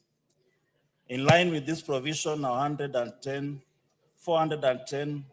National Police Reservists, commonly referred to as NPRS, were deployed in Trans Nzoia County in January 2019 to protect the community from insecurity, banditry, and to maintain law and order. However, since January 2019, the National Police Reservists are yet to receive their stipend of 5,000 per month, nor the promised stipend increase of 20,000 Kenya shillings per month after 5 months of service. Unfortunately, in February 2024, the National Police Reservists were discharged from service without notice or information regarding settlement of their outstanding dues. Currently, the government owes the National Police Reservists who served in Trans Nzoia approximately 92,200,000 Kenya shillings, and there has been no official communication on the status of these payments.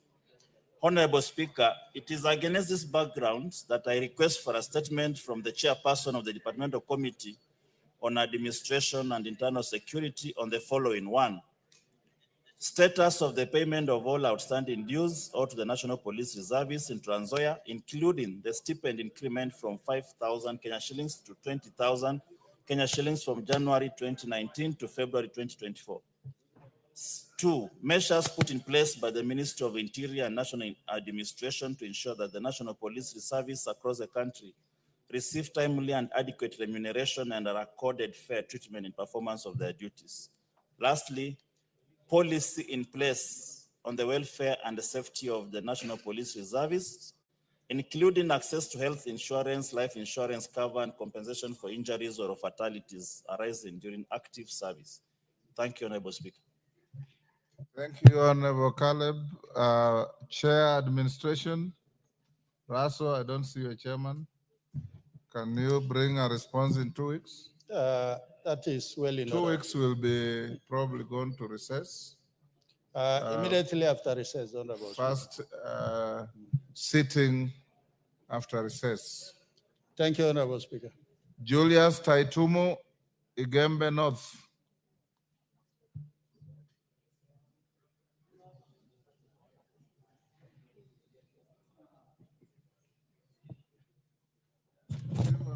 Taitumo, the mic. Okay, thank you, Mr. Speaker.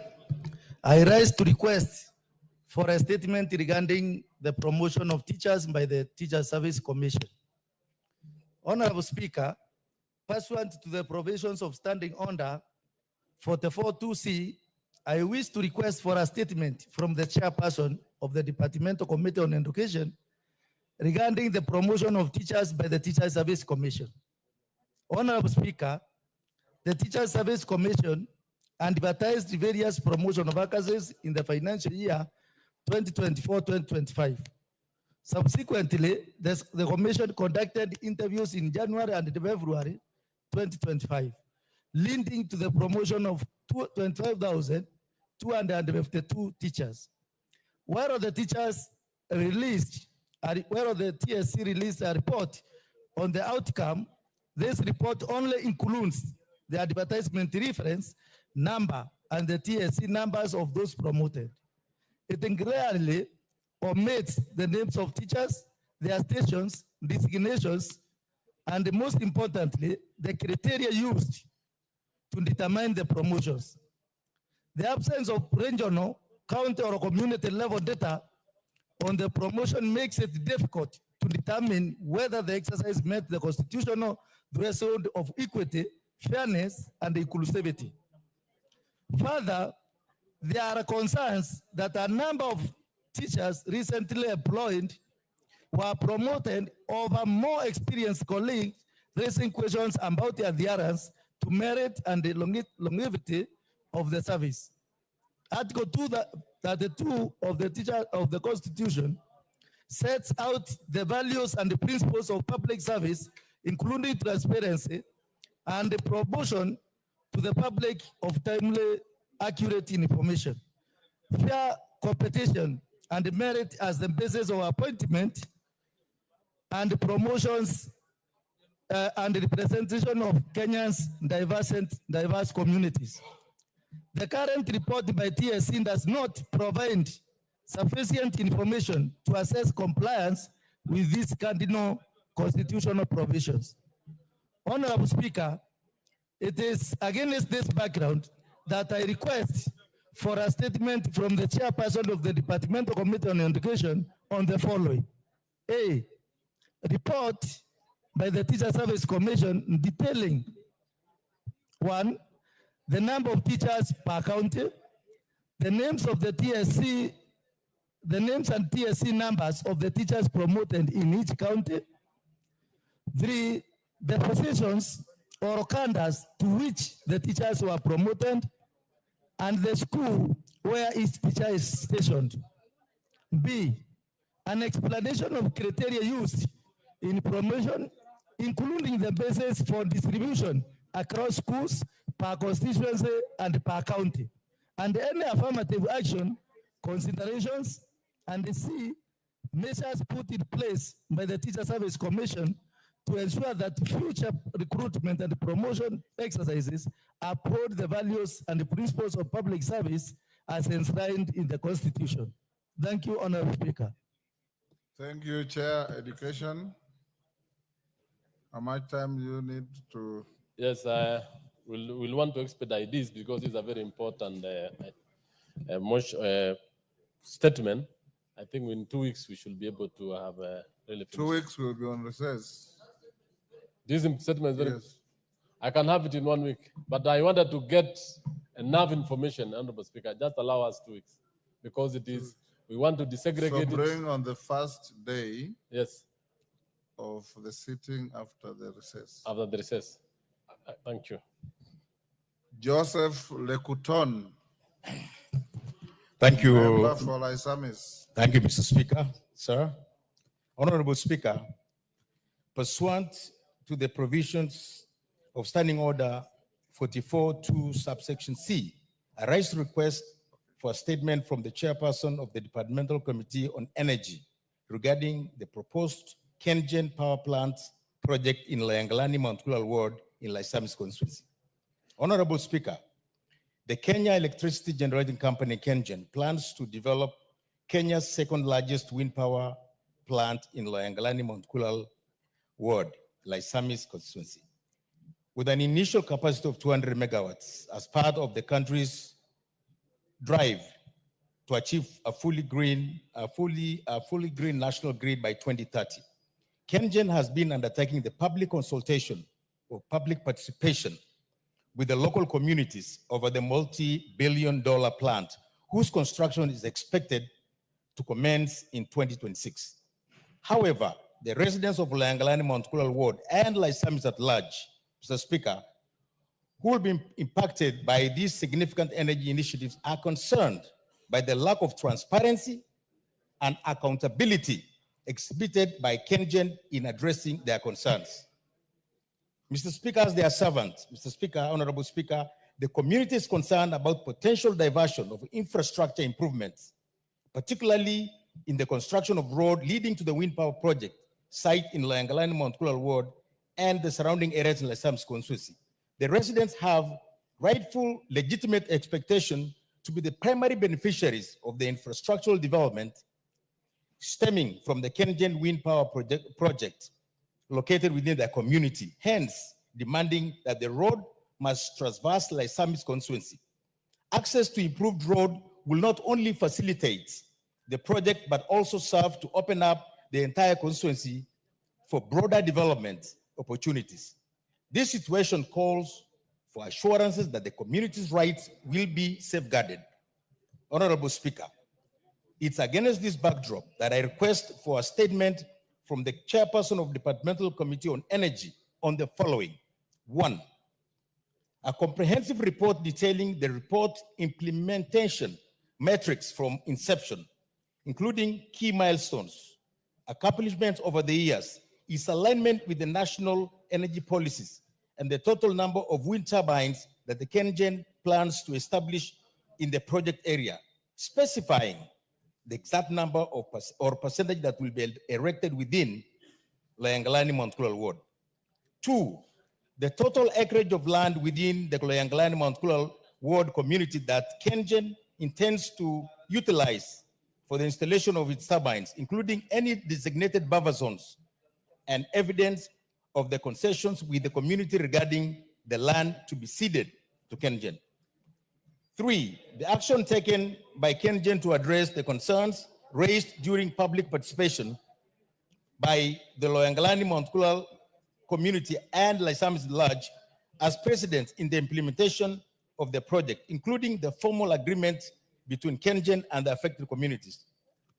4, assurance that the planned infrastructure development stemming from KenGen wind and power energy, particularly the construction of the road leading to the project site in Layangalani, Mount Kulal will traverse Lysamis constituency. And second last, Mr. Speaker, the funding framework for the project, including any international partners or funding agencies collaborating with KenGen on the implementation of the project, the details, nature of these partnerships, and the extent of financial commitment from these entities. Last, Mr. Speaker, modalities on how KenGen intends to implement the project prior to the full acquisition of the community land owned by the Layangalani Mount Kulal community, given the potential implications since the Marsabit County is currently engaged in community land registration. I thank you, Honorable Speaker. Thank you, Honorable Lekuton. Joshua Kimilu.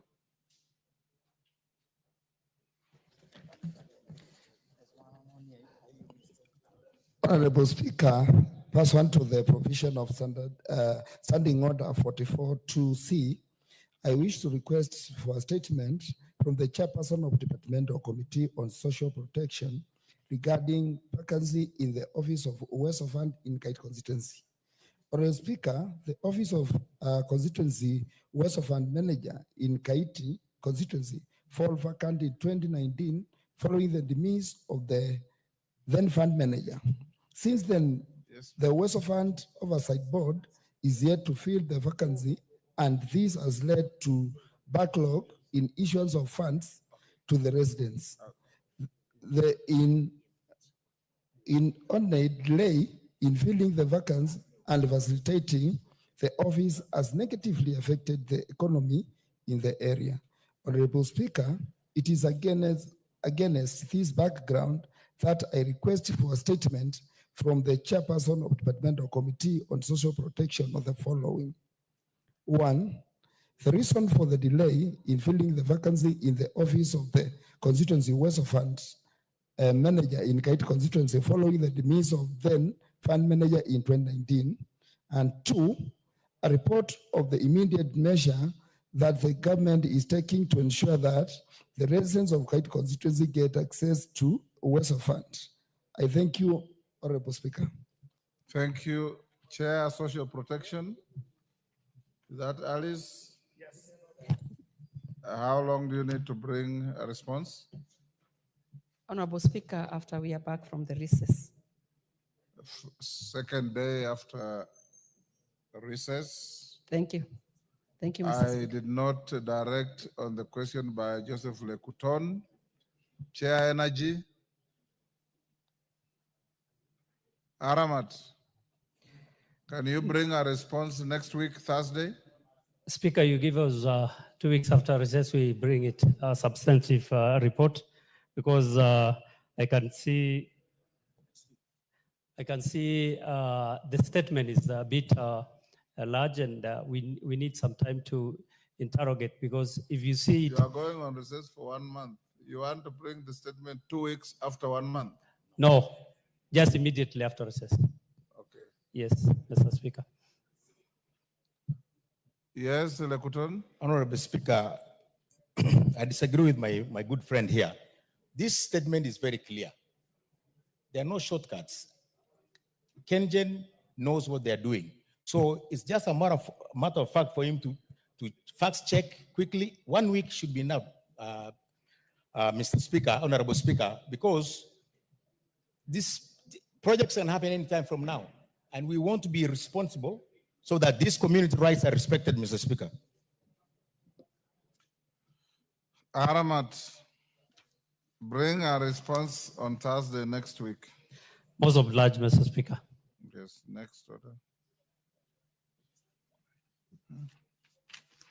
These are for tomorrow. Yeah, Karemba. Karemba. Thank you, Honorable Speaker. Honorable Speaker, pursuant to the provisions of Standing Order 44-2C, I wish to request for a statement from the chairperson of the Departmental Committee on Transport and Infrastructure regarding frequent accidents caused by Miraa transporters along Nairobi-Meru Highway. Honorable Speaker, the transportation of Miraa from Meru to Nairobi has increasingly become associated with reckless driving, excessive speeding, and a troubling pattern of fatal road accidents involving both pedestrians and other motorists. The urgent need to deliver this highly perishable crop to markets in Nairobi has fostered a culture of impunity among Miraa transporters, who often disregard traffic regulations, speed limits, and law enforcement instructions. This conduct is in direct contravention of the Traffic Act, Cap 403, which governs road safety and driver behavior. Specifically, Section 42 of the Act prohibits driving at speeds or in a manner that is dangerous to the public. The Act also grants law enforcement agencies the authority to arrest and prosecute those who breach the traffic laws, authority that seems to be blatantly undermined by the operators of mirror vehicles. Honorable Speaker, what is particularly concerning is that a journey which should typically take approximately 4 hours is being reduced to just under 2 hours by speeding mirror transporters. This practice has caused significant loss of lives and serious injuries, including the tragic death of 2 people 2 days ago, with 2 others sustaining severe injuries as a result of accidents involving speeding mirror vehicles. And that was this morning. This situation also raises serious concerns of commercial interest flourishing at the expense of human life, contrary to Article 226, Subarticle 1 of the Constitution guaranteeing the right to life. Honorable Speaker, it is against this background that I seek for a statement from the chairperson of the Departmental Committee on Transport and Infrastructure addressing the following. 1, the immediate and long-term measures the ministry is taking to curb the frequent accidents caused by mirror transport vehicles along the Nairobi-Meru Highway. 2, the actions that are being taken to ensure that mirror transport sector complies with the Traffic Act, Cap 403, and prioritizes road safety and human life in line with Article 26 of the Constitution. And number 3, any policy or legislative interventions by the ministry to regulate the mirror transport sector and hold road drivers accountable to the law for the endangering public lives. I thank you, Honorable Speaker. Thank you.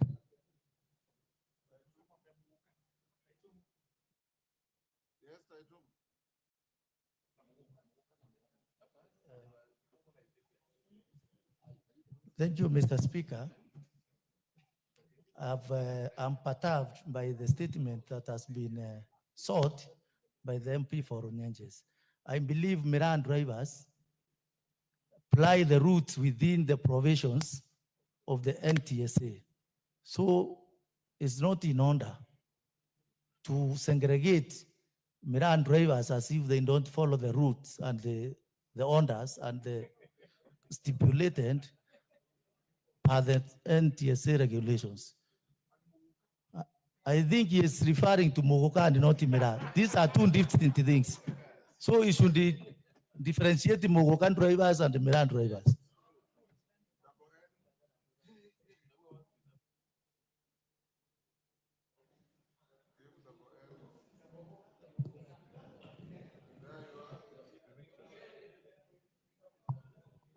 Thank you, Honorable Speaker, for the opportunity. I want to support our MP, Mheshimiwa Mshangi Karemba, and distance myself from the Honorable Member from Meru, because we know that we have Mogoka in Mbere, that is in Embu, both Mbere North, South, and some parts of Runyenjes, and we have Mira in Meru, and both sides of the coin, there is a lot of high speed.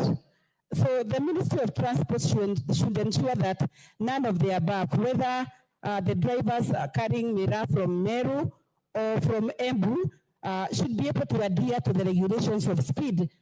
So I want to support what Honorable Karemba said, so that strict measures can be taken against overspeeding vehicles. Thank you very much, Honorable Speaker. Thank you, Mr. Speaker, for giving me the opportunity to support the MP for Mr. Karemba. Mr. Speaker, sometimes we fly the route from Nairobi, passing through Nanyuki to Samburu.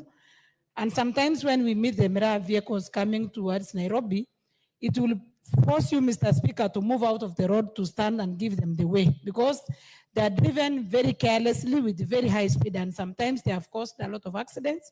We have witnessed ourselves when traveling to Samburu through the Nanyuki-Isiolo route. So I think it's very recommended that they should adhere to the NTSA rules so that we avoid the kind of accidents that we are experiencing. It's very true that they are driven in very high speeds that are not recommended for the very high, the road that has so many vehicles that are passing through. Thank you, Mr. Speaker.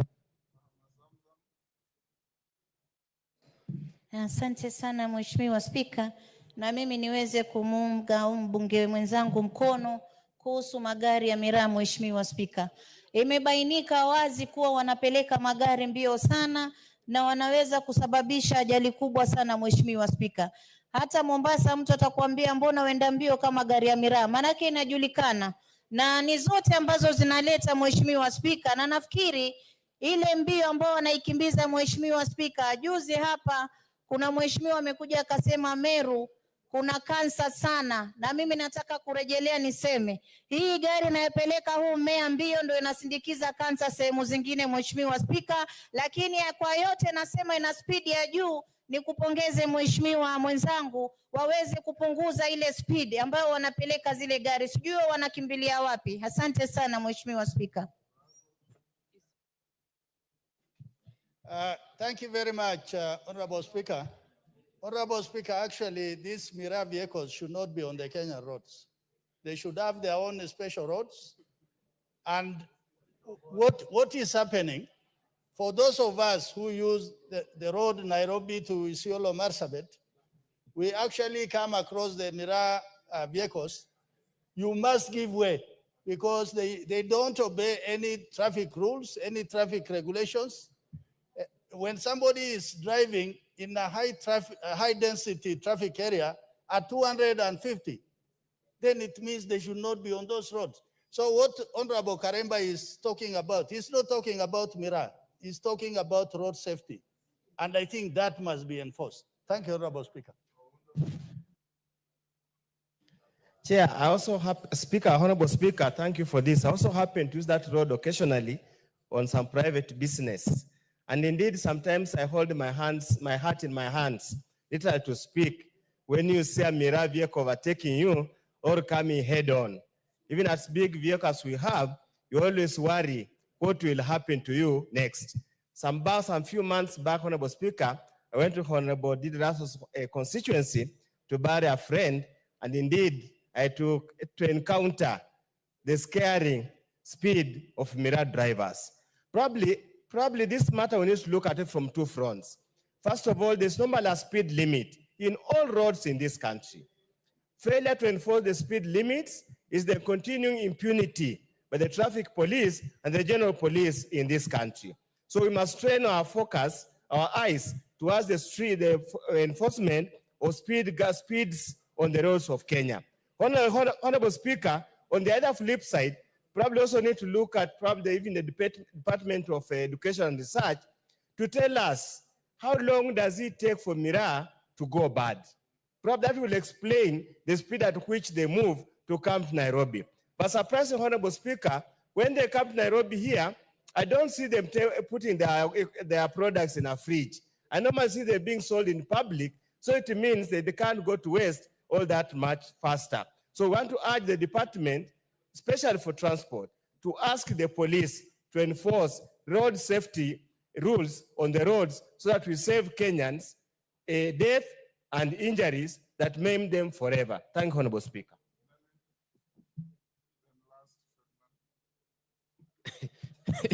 Thank you, Speaker. Protect me from Honorable Karemba.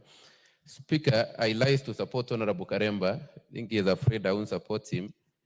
Because, Speaker, the way these cars are being driven, we've lost so many people, especially even in my constituency where we have an university. Last month, we lost two students because of a Mila vehicle. And Speaker, what I always wonder, along our roads, we have milk that is transported, we have meat that is transported in refrigerated trucks. Is Mila more perishable than milk and meat and other products? So Mila can be transported in a better way. And I want to separate issues here. We are not discussing Mila, we are discussing how the vehicles are driven. So we are not discussing Mila. Mila is good at it, an economic activity for our people in Meru, in Embu. So we are not discussing Mila or Muguka. We are discussing how those vehicles are driven and saying that they should be driven in a better way. Thank you, Speaker.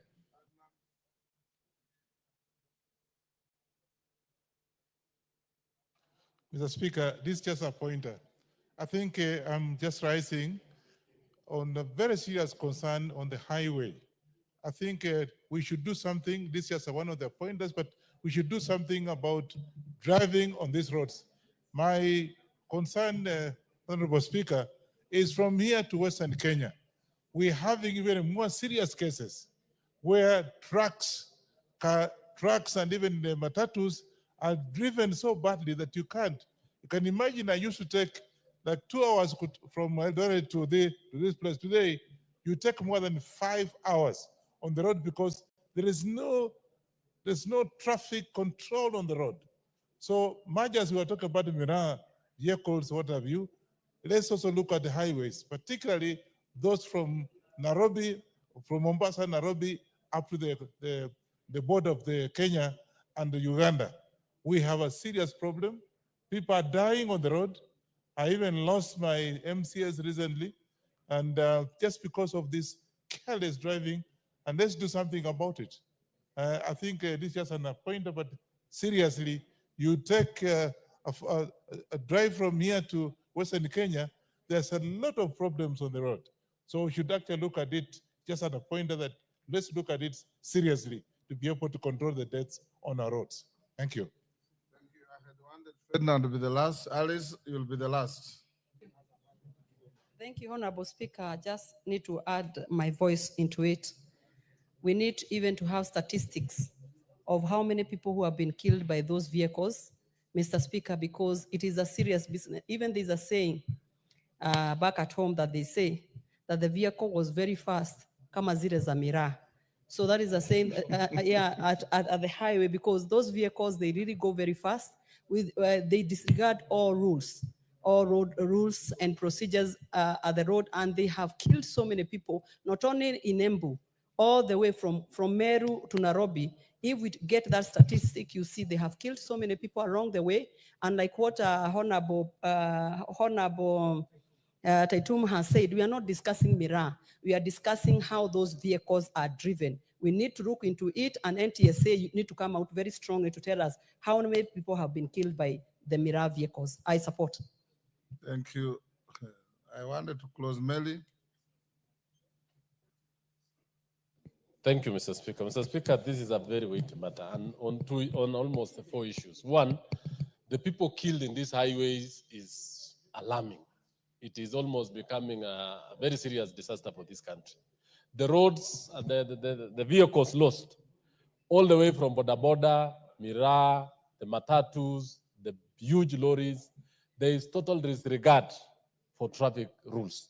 And I think, Honorable Speaker, this House needs to rise up to bring order in our roads. Every Boda rider in this country do not have an helmet. It is not for his own good. It's not for other people. It is for him. And if he is going to get an accident, he's going to cause an injury to the family. He's going to cause a cost to the government in terms of medication. He's going to cause a lot of issues. So, Honorable Speaker, the issue raised by Honorable Karemba needs to be taken seriously by this House and be discussed in a very broad way, not only on the Mirror issue, but as a road accident and adherence to traffic rules in this country is a very serious problem. Honorable Speaker, I support. Thank you. KJ, what is it? I want to close there. Mr. Speaker, this is going to the committee. And as it goes to the committee, they should be tasking people who are responsible on a number of issues. There will be a need for the review of the highway code in Kenya to see if the highway code that we have been working with is still sufficient for today. But more importantly, Mr. Speaker, there is a communication element to this. When we were growing up, there used to be a lot of sensitization on how to use the road. And it would start in the nursery school. You would be taught how to cross the road as a nursery school child. Today, as we speak, maybe NTSA does not commit any budget to public communication on road use. That is why you will find as you drive along the superhighway, there is a sign saying that there should be no track on the highway speeding track. But under that sign, you will see a lorry speeding under the sign that is showing no tracks on this lane. In the same breath, you will see an individual who is riding a motorcycle and the pillion passenger is wearing a helmet, but the rider himself is not wearing a helmet. But they will end up calling you for Harambe after they're involved in an accident for a mistake that was of their own. Mr. Speaker, I think there is a very serious communication, sensitization campaign component to the issue that Honorable Karemba has brought so that we prevent the accidents even before they happen. I thank you very much, Mr. Speaker. And as the committee does the report, they need to see whether there is a way we can commit budgets to communicating and sensitizing the public on road safety. Cases? Thank you so much, Mr. Speaker. Finally, I can have a moment to just put across, not to repeat what my colleagues have said, but rather to recon from the Mishuki rules. Mishuki turned around the Matatu sector. And I believe, Mr. Speaker, up to now, nothing stops the Cabinet Secretary for Transport to come up with their policies that is going to sanitize our transport. There is craziness everywhere in border. Even, Mr. Speaker, looking at the riders, our governors are using even in the local cities where we come from. They cause a lot of trouble and havoc because of the reckless way of driving. Mr. Speaker, I stand to suggest that either we come up with regulations and rules to even guide the Mira transportation in terms of time and how they are carried. Lastly, is to encourage the agencies on the road sector. If you look at what Kura is doing, we know Kura are mandated to do roads within the municipalities and the cities. But if you look at the carriage way they provide is so thin, and it's in those areas that we have a huge traffic of border and many motor vehicles. Mr. Speaker, I dare suggest that the Committee of Transport need to dig deeper than this and ensure that Kura re-standardizes their particular road works so that they standardize their carriage and provide a possibility and opportunity for the volumes that have grown over time. Thank you, Mr. Speaker. And I say it is possible to change Kenya like the way Rwanda has changed. Nothing stops Kenya to change. We need the right people, right thinking of the minister, and Kenya will be in order. Thank you so much. If I were you, Ruku, I would not debate anything here.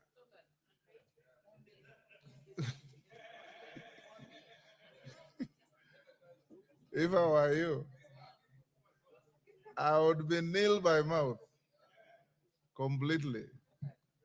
Where is the chair, roads and transport? Majority leader? And you cause your chairman to bring a statement in response to this. Can he manage next week? I will speak to him. I know he had exams this week, but by Yes. next week he should be able to come. You're the vice chair. Now the Honorable Didmas is the vice chair of that committee. Yes. So I'll cause that, but it's indeed true. Waitan, are you Honorable from Speaker. that committee? Yes, make sure you bring a statement Thursday next week. Well guided, Mr. Speaker. And Taitum should be advised that Karemba is not asking or debating about the value or otherwise, the quality or otherwise of Mira. He is complaining about the manner in which the commodity is transported. And from where I sit, I take judicial notice of the reckless manner in which those vehicles are driven. I have narrowly escaped a head-on collision with them, not once, not twice. So, Honorable Taitum also, as we promote the product to which we have no issues, safety is as important as the marketing of the product. Yes, Donya. Thank you, Mr. Mama Speaker. Kisi.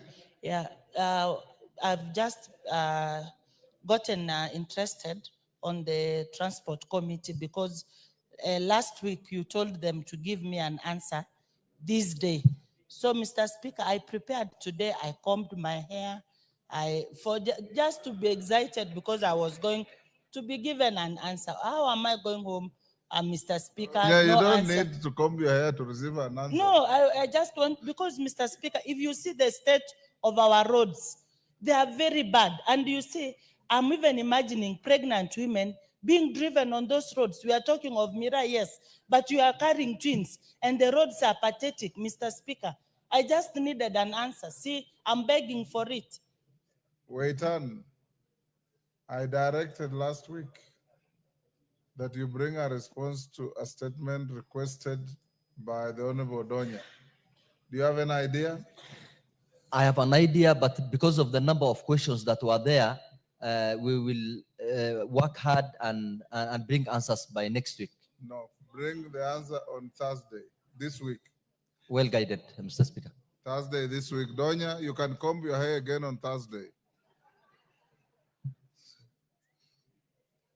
The next order.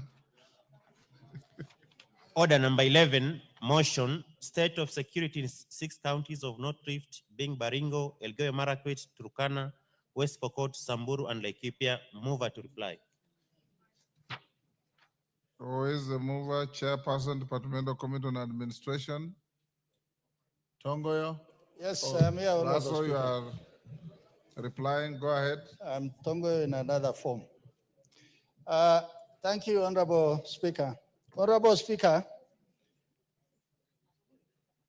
I want to take this opportunity to thank all members who have contributed to this motion on security in 6 counties of North Rift, Baringo, Elgeyo Marakwet, Turkana, West Pokot, Samburu, and Laikipia, which were declared disturbed.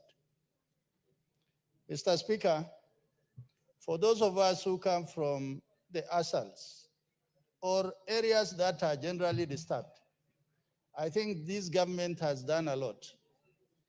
Although there are pockets of problems, but if I consider in the 11th parliament, when I came to this parliament for the first time, and in the 13th parliament, it is actually like the difference between day and night. That today, a lot of activities have come back to normalcy. Honorable Speaker, it is evident that many members support the recommendation developed in the report on the inquiry and are ready to support the legislative and other measures that will enable conflict to cease in these areas. Honorable Speaker, in their contribution, many members have raised pertinent issues, particularly on issues that threaten the safety and stability of the region, but also they have broader implication on national security. As a way of reply, in February 2023, the then Cabinet Secretary for Ministry of Interior and National Administration actually gazetted this region of North Rift as disturbed areas, and also he declared national emergency. In recognition of this, when the committee did the inquiry, they came up with drafts of recommendations. Key among them is disarmament, where we must take illicit arms off the civilians. Initiation of a systematic intelligence trade operation so that we can dismantle criminal networks operation in the region. Establishment of a strong national government administrative structures. We noted that many of these areas do not have any form of administrative footprint. This is why they are largely seen as ungoverned. Adopt and deployment of modern security surveillance system by integrating advanced technologies such as drones, mine-resistant ambush-protected vehicles, the AMRAPs, and armored personnel carriers, and air surveillance, among others. There have also been many recommendations which are contained in the report, and since the report is the property of this House, members can look through them.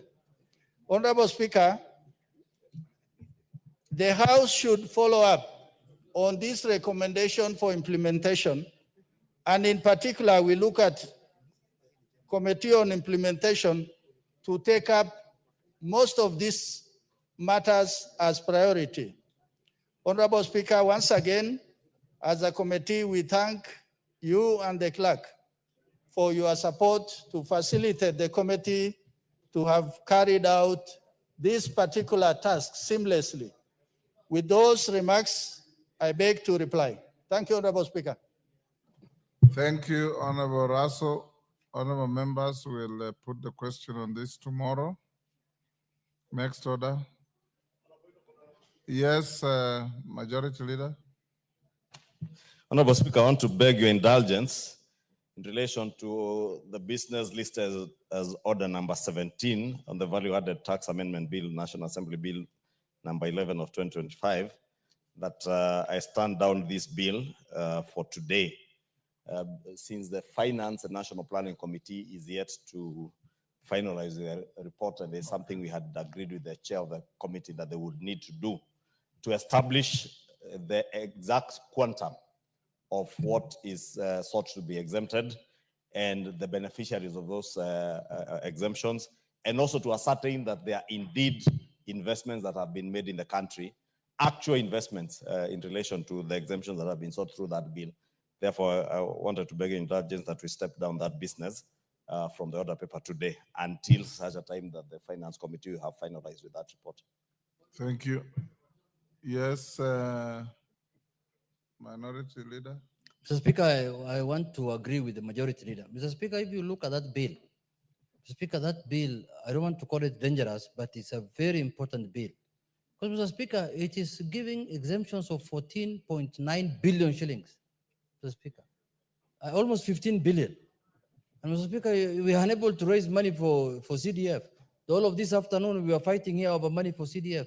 And someone here is bringing a bill that wants to give exemptions of 15 billion shillings. So, Mr. Speaker, I agree with the Majority Leader that this bill needs to be scrutinized by the Finance Committee properly, so that we know whether these investments have happened, and if they've happened, where are they, and what value do they give to Kenyans? Because, Mr. Speaker, if you just give blanket exemptions, as the bill is trying to do, and the bill is actually trying not to give only exemptions, it is trying to backdate those exemptions to 2024, Mr. Speaker. This House had passed a bill earlier giving them exemptions, but now they want it backdated to 2024, Mr. Speaker. Why? Thank you, Mr. Speaker. Thank you. Yes, Atandi. Honorable Speaker, I also would like to support the standing down of this bill. Honorable Speaker, there's a report which I presented on the floor of this House from the Budget Office on the implications of exemptions on our revenue raising efforts. Honorable Speaker, the report says that we lose about 300 billion annually from our ordinary revenues because of exemptions. Therefore, Honorable Speaker, it would really be really bad on this House if we continue to do the same, in knowing very well, Honorable Speaker, that we are unable to raise revenues. We are even projecting to raise about 2.8 trillion this coming financial year, and we'll never do it with this exemption. Honorable Speaker, I want to beseech the House that in future and going forward, we should never allow exemptions that cannot be explained. And therefore, I want to support Honorable Junetta and Honorable the Leader of Majority that these exemptions must be thoroughly scrutinized before they can be allowed to be discussed on the floor. We'll step down the bill. Kimani, we are not debating the bill. It is, I've given to the Chair of Finance first. I'll come to you, Karoli. Honorable Speaker, first of all, I'd like to thank the Leader of Majority, the sponsor of this bill, for actually agreeing to step down this bill, Honorable Speaker. It is not in the habit of the Committee of Finance and National Planning to try to slow any motion or any bill that comes before the floor of this House. We always endeavor that we complete the tasks that have been assigned to our committee in a record time. However, Honorable Speaker, whereas this bill came to us as a correction of a vellum error that may have happened during the printing of the tax amendment bill act that we passed in December, Speaker, on further asking for clarification from National Treasury on the financial implication of this, Honorable Speaker, today we got a report that actually this would lead to exemptions of around 15 billion shillings, Honorable Speaker. And although we've seen the impact of a change of policies and how that has happened in terms of spurring and promoting local manufacturing and promoting economic growth, Honorable Speaker, it's very important that we balance that particular aspect so that we make sure that those particular exemptions are actually used to spur local manufacturing and economic growth, and that there is no any possibility of abuse, Honorable Speaker. So we asked for more time and so that we scrutinize these particular entities, Honorable Speaker. It's important we visit even these entities where they are and what they do, and actually whether they have an actual impact in our economy.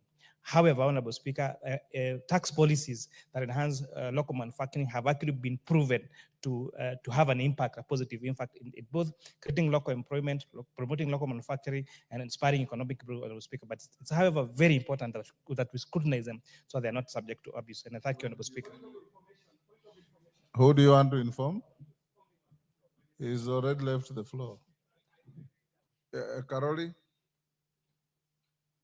Thank you very much, Honorable Speaker. Kimani, you only inform a member who is on the floor, and he has already left the floor. You don't inform the House General, you inform the member on the floor. Thank you very much, Honorable Speaker. I just wish to draw the attention of the House to Article 210 of the Constitution of Kenya. And if I may read it for the ease of members, no tax or licensing fee may be imposed, waived, or varied except as provided by legislation. If legislation permits the waiver of any tax or licensing fee, a public record of each waiver shall be maintained together with the reasons for the waiver. And each waiver and the taxation for it shall be reported by the Auditor General. And then basically, when you read this bill, there's no reference to the constitutional provisions. That is one of the biggest problems I noticed with it. So I would advise the next draft of this bill or wherever it is tabled, it should refer to that Article 210. Karoli? Yes. What is before the House is very simple. We step it down. What you are saying, you'll have an opportunity when we reach that order, either today, tomorrow, or any other day. Then you can read the Constitution to the House and tell the sponsor of the bill what ought to be done or not to be done. What is before us, do we step it down? In fact, we don't need even to debate it. It's just a matter of the Speaker's discretion. In view of the inconsistency with the Constitution, we should not only step it down, but maybe withdraw it and bring a new one. That will come when the bill is being debated. I now direct that order number 17 be stepped down to another date that will be agreed upon in the House Business Committee. Next order. Yes, Murugara. Thank you very much, Mr. Speaker. Mr. Speaker, order number 19, the treaty making and ratification amendment number 2 bill, National Assembly Bill number 9 of 2024, which is stated to be under the Chairperson, Departmental Committee on Justice and Legal Affairs. I think this should be Departmental Committee on Defense and Foreign Relations, because I remember very well, I was asked to present my views and I did a memorandum on it, and I presented it to Defense and Foreign Affairs. So Okay. we may actually have to recheck that this is not under Justice and Legal Affairs. Clerk, can you correct that? If we reach it and Departmental Committee on Defense and Foreign are not here, we'll step it down to another date. Let's go to the next order. My honorable members, orders number 12, 13, and 14 should be run through fairly quickly unless members have serious contentions, so that we go to the committee of the whole. Call out. Order number 12, special motion, consideration of nominees for appointment as principal secretaries, State Department for Public Investments and Asset Management, and State Department for Economic Planning. Chairperson, Departmental Committee on Finance and National Planning, Kimani, this is your motion. Order number 12. Don't let Wangari confuse you. Thank you, Honorable Speaker. You know, the Honorable Mother Wangari is one of the leaders that I really look up to. She's having a third term, one as a senator and 2 terms as an elected member of Gilgil constituency. And so she's high ranking than me in terms of hierarchy of this house. And I seek her wisdom as many times as I can, Honorable Speaker. Honorable Speaker, I wish to move that taking into consideration the findings of the Departmental Committee on Finance and National Planning in its report on the vetting of nominees for appointment as principal secretaries, State Department for Public Investment and Asset Management, and the State Department for Economic Planning laid on the table of the House on Thursday, the 10th of April 2025, and pursuant to the provisions of Article 155(3)(b) of the Constitution and Section 3 and 8 of the Public Appointments Parliament Approval Act, Cap 7F, that this House approves the appointment of the following persons as principal secretaries. One, Mr. Cyril Wagunda Odede, as a principal secretary, State Department for Public Investment and Asset Management. Honorable Speaker, it's important to note that this is a new state department created under the Ministry of National Treasury. And two, Mr. Boniface Makoha, as his PS for State Department for Economic Planning. These state departments are crucial pillars, Honorable Speaker, of Kenya's economic governance and national planning. Their roles are central in enhancing public asset management, optimizing investments, enhancing the country's economic planning, and coordinating the country's economic blueprint, especially through Vision 2030. Madam Speaker, the committee examined the nominees based on academic qualifications, their professional experiences, leadership and integrity, political neutrality, financial probity, and potential conflicts of interest. The committee also ensured that the nominees were cleared by the relevant investigative bodies, such as Kenya Revenue Authority, Ethics and Anti-Corruption Commission, the Higher Education Loans Board, the Directorate of Criminal Investigation, and the Office of the Registrar of Political Parties. On Mr. Cecil Wagunda Odede, Honorable Speaker, after conducting the approval hearings, the committee noted that Mr. Odede is a seasoned public servant with over 34 years of experience, most of which was spent in various senior roles at the Kenya Revenue Authority.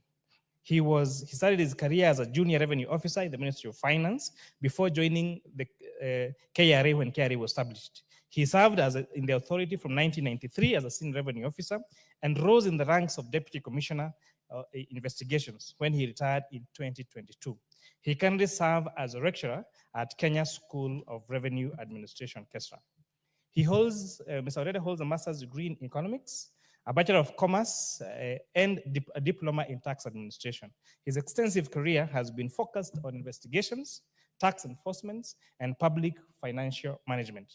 Mr. Odede, Madam Speaker, displayed a great understanding of public asset management, advocating for digitalized asset registries, centralized valuation systems, and policy reforms for asset utilization.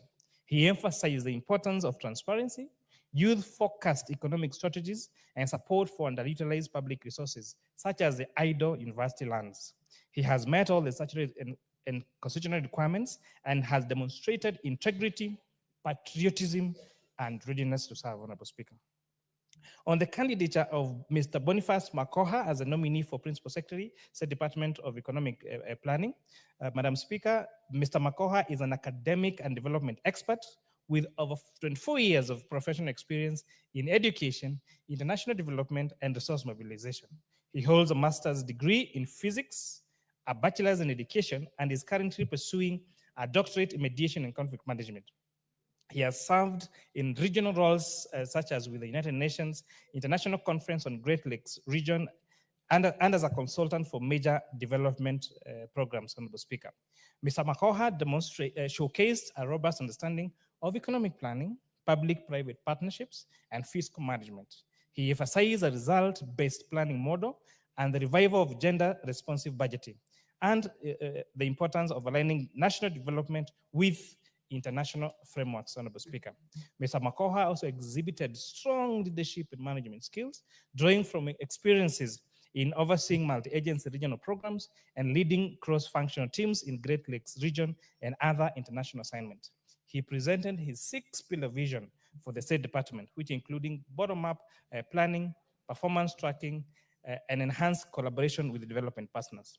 Madam Speaker, the approval of these nominees will be very instrumental in strengthening the strategic functions of the National Treasury and Economic Planning Ministry. Their wealth of experience will help Kenya tackle public asset inefficiencies and align economic planning and transformational national goals. Mr. Speaker, Madam Speaker, in line with global trends in public sector reform and economic transformation, the expectations of the country of the nominees go beyond fulfillment of such mandates. The citizens of Kenya, and indeed this House, expect the nominees to embrace international best practices that have been proven to enhance transparency, efficiency, and development impact. Madam Speaker, adoption of international public sector accounting standards, where countries such as South Africa and New Zealand have adopted IPSAS to improve transparency in public asset management, will be a key reason to this individual, Madam Speaker. These standards provide a structured approach to reporting and accountability, ensuring that governments are clear about value, condition, and usage of national assets. Madam Speaker, they must borrow from best practice across the globe, with examples of what is being done in the United Kingdom and what's happening in Singapore, Madam Speaker. And it's possible that that can be done in this country, Madam Speaker. Madam Speaker, on the State Department for Economic Planning, integrated national planning system is one of the platforms that we encourage these people to do, that will ensure that we have data mining, that will ensure there is a sustainable goal development, and especially use of data in prediction of our planning, Honorable Speaker. Madam Speaker, the two functions that these nominees are being appointed to, the State Department for Public Investment Asset Management is a State Department that will be in charge of privatization, Honorable Speaker. There is a lot of that needs to be put in the thinking, in the mind, and in the heart of what needs to be privatized and what that doesn't need to be, Honorable Speaker. Governments have no business running business, Honorable Speaker, and it's very important that these PSs, if approved by if approved by this House, come up with a robust way of making sure that those underutilized resources in this country are properly utilized, Honorable Speaker, and making sure that many idle resources and many idle institutions that will be run more efficiently if in the private sector are actually private, Honorable Speaker. The PS for economic, State Department for Economic Planning, Honorable Speaker, we have never taken economic planning seriously as a country, Honorable Speaker. And as this currently demonstrated the use of bottom-up, Honorable Speaker, we encourage them to do two things, to make sure that our economic planning starts from the bottom of the pyramid all the way up. And in addition to it, ensuring that we include our counties in the national planning of this country, Honorable Speaker. Because what happens now, we have 47 different counties with their different county plans, and they're still part of the Republic of Kenya, Honorable Speaker. So we hope there's going to be an integration of our planning systems between our county governments and our national government so that we have a robust economic plan, Honorable Speaker. Honorable Speaker, our public service, even though we appreciate the experience of our aged population, Honorable Speaker, still has a big deficit of young people, Honorable Speaker. And we are hoping that these principal secretaries will have a youth-driven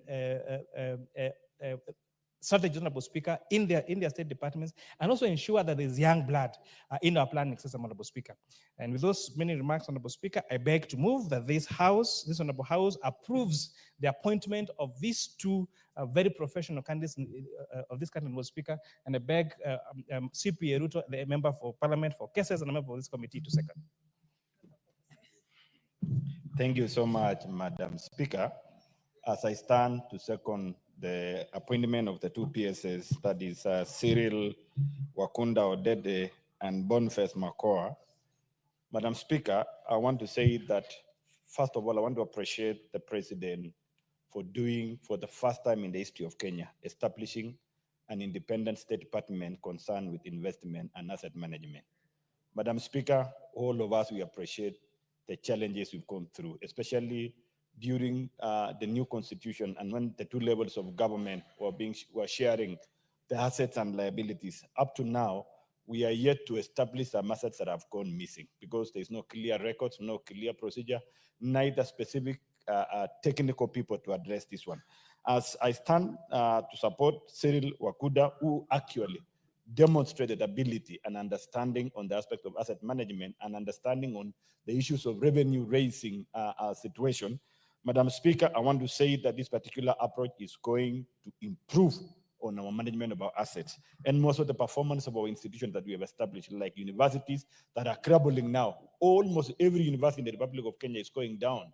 At the moment now, every university is declaring going redundancy. The question is, why did the rain start hitting our institutions? We need this particular institution and these peers to go down and be able to establish what are the challenges and propose mechanism of protecting our institution. And not only universities, look at even our production sectors like KCC. KCC now is going now to the west. Farmers have not been paid. What are the troubles? Nobody's able to explain this one. County governments, they are losing lands left, right, center. I come from a county where land grabbing is so wanton. And in future, we will lack space to improve service delivery or to establish institutions that are going to focus on the needs of the people. On the candidature of Boniface Makoa, this is one person that challenged me. If you look at his background of education, he's a teacher. He underwent education, physics.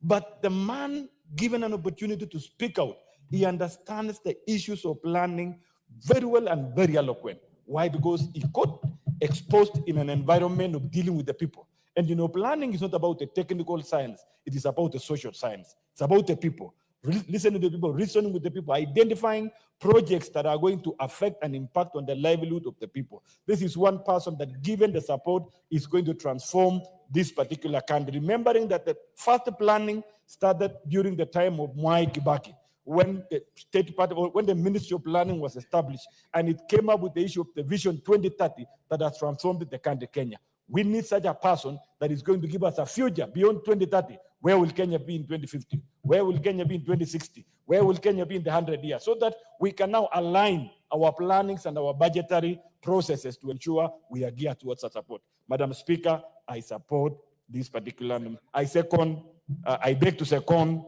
the nomination of Boniface Makoa as nominee for Principal Secretary for Economic Planning, and Cyril Wakuda Odete, nominee for the Principal Secretary Public as Investment and Asset Management. Thank you.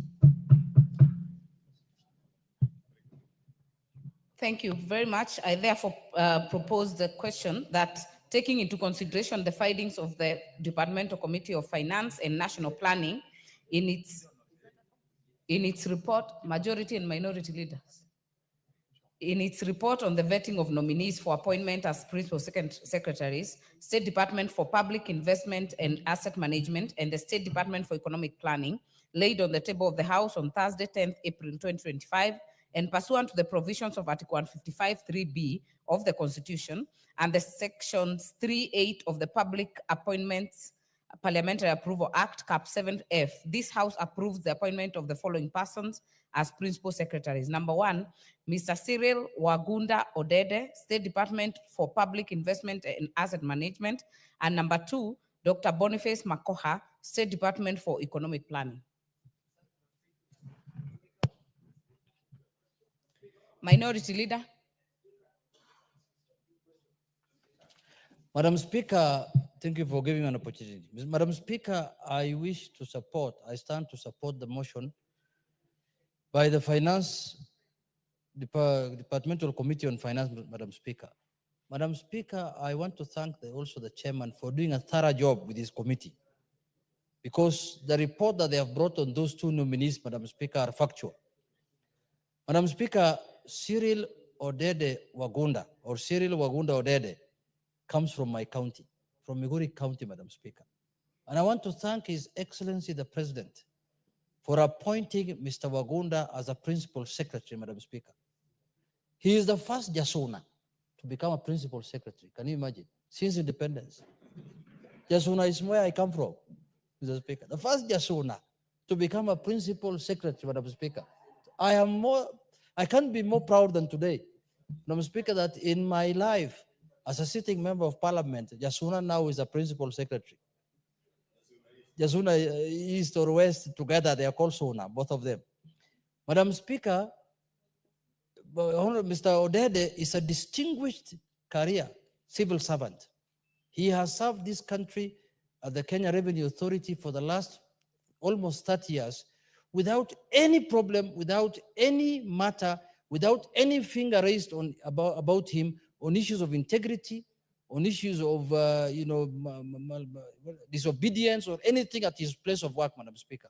These are the kind of Kenyans, Madam Speaker, when they are given a second opportunity to serve the nation, they will serve this country diligently, faithfully, and with honesty.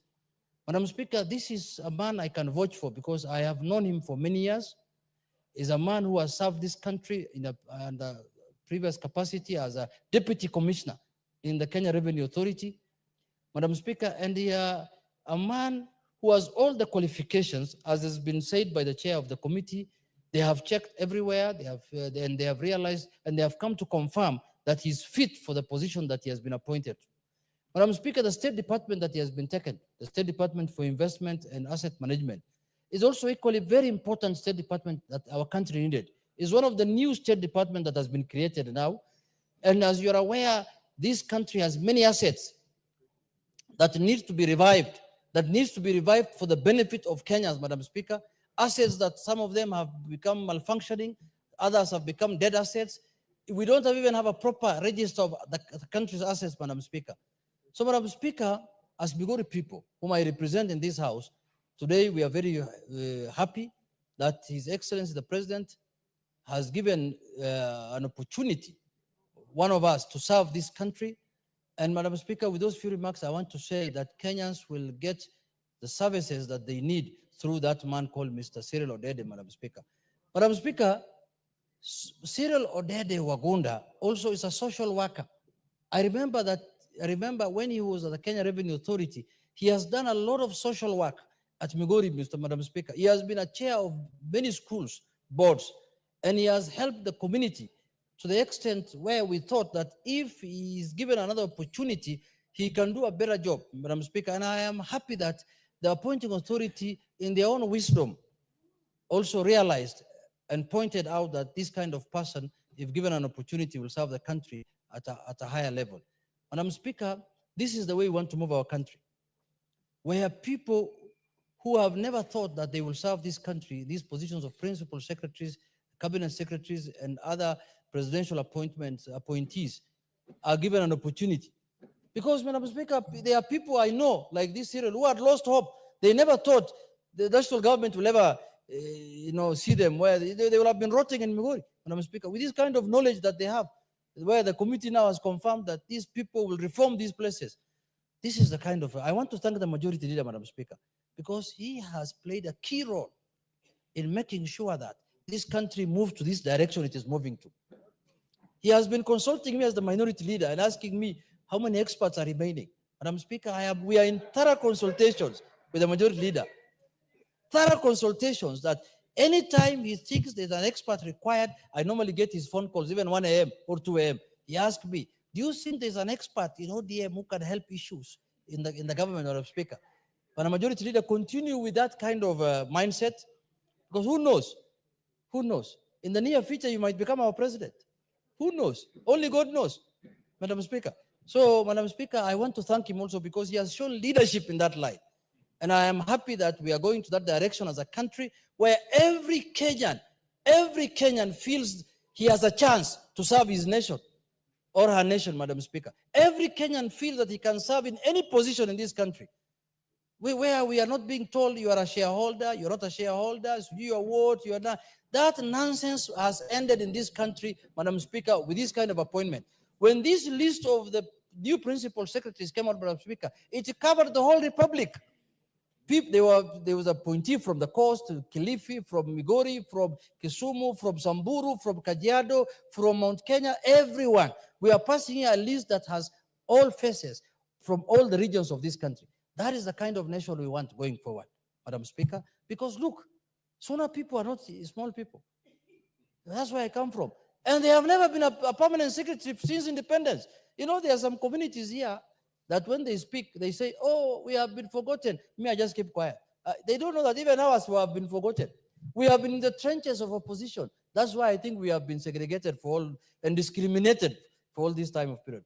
But now, finally, things have changed. Things have changed because people who never thought they can serve this country are now being put forward to serve this country. And that can only happen under leadership of the broad-based, not those other leadership that were there before, because they have forgotten other Kenyans. Madam Speaker, I want to send the majority leader to His Excellency the President to convey our message that he's on the right direction in terms of bringing Kenyans together. This is the way to go, and we will not relent until every Kenyan feels that he's a Kenyan like any other Kenyan, not like before where a man who used to come to his office at 5 a.m. in the morning used to remind us that, oh, you're not shareholders. Which shares? When did Kenya become a company where people bought shares? When did Kenya become a limited liability company where you're judged by the number of shares you have? Huh? Madam Speaker, I want to say that this is the way a nation is built. This is how we can have a united and cohesive nation. When I find a Jasuna on the table, is when I know Kenya is one. When you just only people who can speak in one language are the ones who are running in government. That cannot happen anymore. So, Madam Speaker, with those few remarks, the committee, thank you very much. We will support on our side as the minority any Kenyan. We will not mind where he comes from, which religion he belongs to, which county, so long as he can deliver and provide services to Kenyans.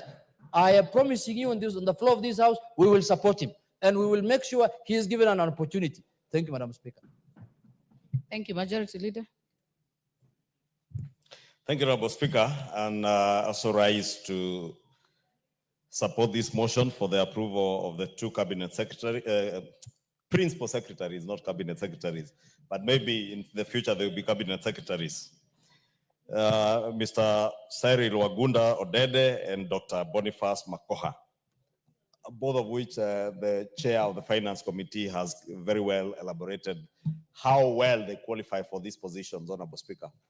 Honorable Speaker, I also want to agree with the leader of minority that indeed it is important to recognize that when a government is formed, it is formed on behalf of the people of Kenya to serve all the people of Kenya. And therefore, anybody within the boundaries of the country who is qualified and a Kenyan can serve in any position. And that is why, Honorable Speaker, those of us who are fundis believe in the broad-based government, and not just the broad-based government because it brings us together, but because it also harnesses and creates synergy of expertise from across the political divide. That you do not need to discriminate against anybody on the basis of where they come from. You've had Mr. Cyril Wagunda Odede is Jasuna, somebody from Suna. And if for the first time since independence, we have a Jasuna as a principal secretary, that tells you then the country is moving in the right direction, Honorable Speaker. I look forward also to the day very soon. I know we have had principal secretaries from Kikuyu constituency. And also some from Gashie in Kiambu. And I look forward to a time in the near future where we'll have a cabinet secretary from Gashie, Honorable Speaker, in Kiamba constituency of Kiambu County. But Honorable Speaker, allow me also to speak to the two state departments that have been created, or rather this new one on the State Department of Public Investments and Asset Management.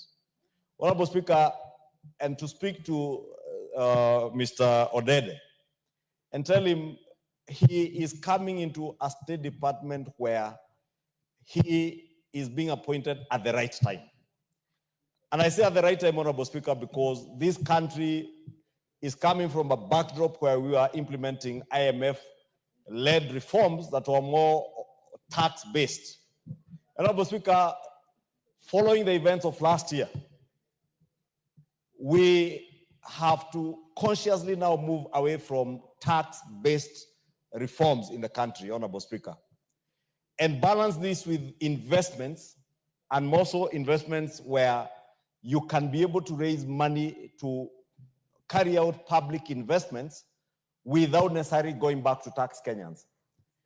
And the Public-Private Partnership Act that we enacted in this House, Honorable Speaker, almost 3 years ago, has existed in our books. But we have been extremely slow in rolling out public-private partnerships in this country, Honorable Speaker.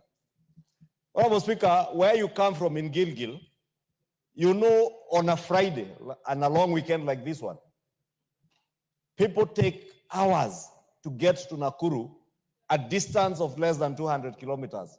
That should take you less than an hour. Some spend there, actually.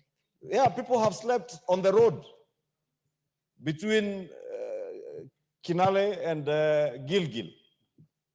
Those going to the western parts of Kenya over Christmas, some had to turn away and come back to Nairobi because they couldn't make it. Those who could not afford to fly or use the train. And yet they had planned to travel up country. But it is because we have had challenges with doing these roads and expanding our infrastructure in a way that we will do it without necessarily hurting Kenyans. An opportunity lies, and Cyril must know that he has a golden opportunity to unlock the huge potential that we have to implement public investments using public-private partnerships. And I'm not just talking about the Nakuru, Rironi, Nakuru, Mau Summit, all the way to probably Malaba, dual carriage, and making it an expressway like the Nairobi Expressway. There are many opportunities. Honorable Speaker, the investments that we are seeing at Bomas of Kenya through PPPs, there are many opportunities to implement such projects and position our country in a way that we'll be able to attract even tourists who are coming for conferencing, not just getting to the game reserves, Honorable Speaker. Because, let me not use what I was going to use, but our neighboring countries, Honorable Speaker, and allow me to give the example of Rwanda, which is a much smaller economy than ours, not as well connected to the rest of the world as Nairobi, was going to overtake Nairobi in terms of conferencing and conventions, Honorable Speaker. But investments that we are seeing at the Bomas of Kenya will unlock now this potential, attract more people, more business coming into Nairobi for conferencing and conventions, and also investments into the country, Honorable Speaker. Therefore, I want to tell Cyril he has his job well cut out for him. We expect that this new state department will have a paradigm shift from tax-based reforms now to investment-based reforms in terms of being able to raise resources from the private sector to be able to unlock our potential in terms of infrastructure investments. Even the SGR, Honorable Speaker, the JKA airport. I know many people do not believe it, but JKIA remains an embarrassment to this country to a large extent. A huge embarrassment. It's a bus park. I hear the minority leader saying it looks like a bus park, like Machakos County bus park. Not Machakos County, but the Machakos Country bus station in Nairobi. And I say it is an embarrassment, Honorable Speaker, because for those who have traveled out of this country, you have seen the level of investments in, even within our region, in international airports. Rwanda, Tanzania, countries that we are priding ourselves that we are ahead of them, have been overtaking us with public investments. I was shocked, Honorable Speaker, the last time I traveled to Istanbul. What used to be Atatürk Airport, I was told has been decommissioned, and they have built a brand new airport within a period of 2 years. Under PPP by a Turkish company. And I want to tell you, Honorable Speaker, it is possible even here to build brand new international airports, not just JKIA. It is possible to have an international airport in the Mara, to have tourists come from their home countries and fly direct into the Mara, or to Samburu County. I see the Honorable Asuda smiling broadly when she hears the Mara and Samburu, because she knows the potential that is there in Samburu, in the Mara, can be unlocked by us being able to take tourists directly there. But we will not be able to do this if we depend on taxes and raising taxes from Kenyans to be able to implement these public investments. But Cyril and the officers at the National Treasury who will now come into this new State Department have that opportunity to unlock that potential for us. I want to encourage him. Do not get into the National Treasury and get sucked into the ordinary National Treasury bureaucracy that we have seen over the years. Because there are people who have served in this PPP directorate over the years, but have not been able to implement a single PPP project. We have been speaking about privatization of our sugar companies, Honorable Speaker. This is the opportunity to unlock the huge potential in Western Kenya and other parts of Nyanza and the coast that are doing sugarcane farming using public-private partnerships and privatization of these companies. This is a work that is very well cut out for Mr. Cyril Wagunda Odede. For Boniface Makoha, in the State Department of Economic Planning, this is where NGCDF that we are speaking about resides, in this State Department of Economic Planning. Honorable Speaker, I have seen a former Speaker of this House tweeting, saying that the NGCDF is illegal. And let me read, Honorable Speaker, because, you know, some of these things are very shameful and embarrassing. And, you know, I would hate to spend time here to castigate a former speaker because you're also there, Madam Speaker, as a speaker today. But when you say NGCDF is a corrupt, illegal, and unconstitutional slush fund to unjustly enrich the MPs, their families and cronies, and should therefore be scrapped. Yet you have served in this house as a speaker, presiding over 349 members of that house, and also strongly defended that fund. Well, you have served in this house, Honorable Speaker. But today, because you are annoyed, because we have just tabled and given notice of motion to appoint a member of parliament of Mbere North as the cabinet secretary for public service, if you are annoyed with that, please spare the rest of the country your anger, spare the rest of the country your bile. If you sat here as a speaker for 10 years and justify the existence of NGCDF, but simply because today you are not a cabinet secretary and your member of parliament has been promoted as a cabinet secretary, now you start taking your bile to the rest of the country and the rest of the house. I mean, it's embarrassing, it's shameful, it's uncalled for, and I would advise the culprits to cool down, relax. There is life beyond public service. The day any one of us is not a member of parliament here, or you are not in a position as a cabinet secretary or as a speaker, honorable speaker, or even as a chief, there is life beyond that. You can graze your goats, you can graze your cattle, you can rear your pigs like me. Yeah. Those who are doing poultry, like William Ruto, can also do poultry. And they will all be happy. Honorable Speaker, you do not have to be bitter with your son. You know, from one end of the mouth, you seem to be speaking for your son, who is, I think, 50 years old. From the other end of the mouth, you are so bitter with another son of yours from Mbere North who has been appointed as a cabinet secretary that you are now deriding the entire house and a system of NGCDF that has worked for the last almost 25 years. Honorable Speaker, this affront against NGCDF, Dr. Boniface Makoha must ensure that NGCDF not only continues to exist, but is well resourced. Because NGCDF is not for members of parliament.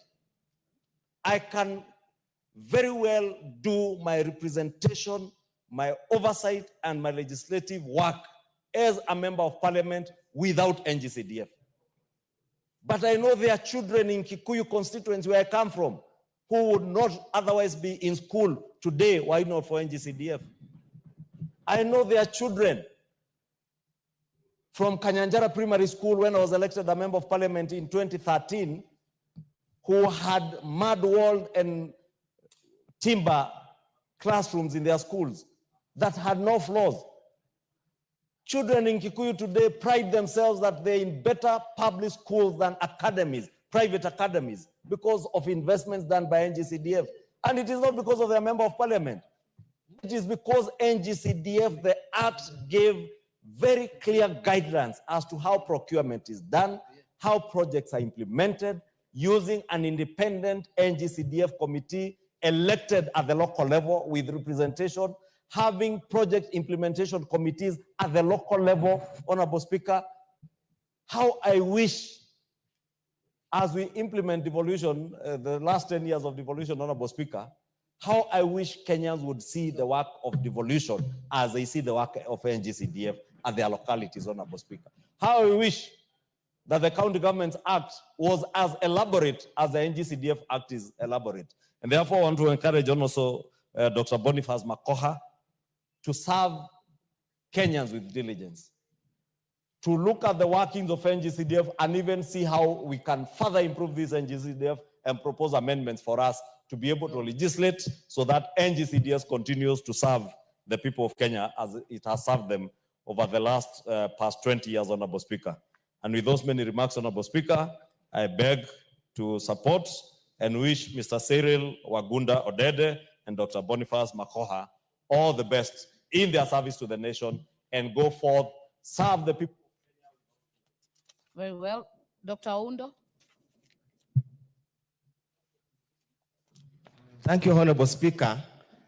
Allow me to take this opportunity to sincerely congratulate the two gentlemen who have been appointed to serve in the two departments, the National Treasury. Honorable Speaker, let me also sincerely thank the Committee of Plan and National Finance and National Planning for having reviewed or vetted the nominees and approved for their appointment. Honorable Speaker, for the very first time, Honorable Speaker, and I want my minority leader to listen, let me also applaud the move to broaden the inclusion of all spheres of people in the government of today.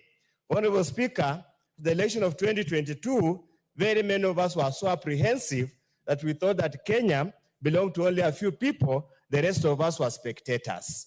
Yes, we might never have signed the shareholding agreement, but nevertheless we pay taxes, so we deserved to be considered for all that is there to be done. Honorable Speaker, it's also a big lesson to any incoming administration. At times, not all the political supporters, not all those that you hang around during campaigns have got the competence to allow you and enable you deliver on your mandate.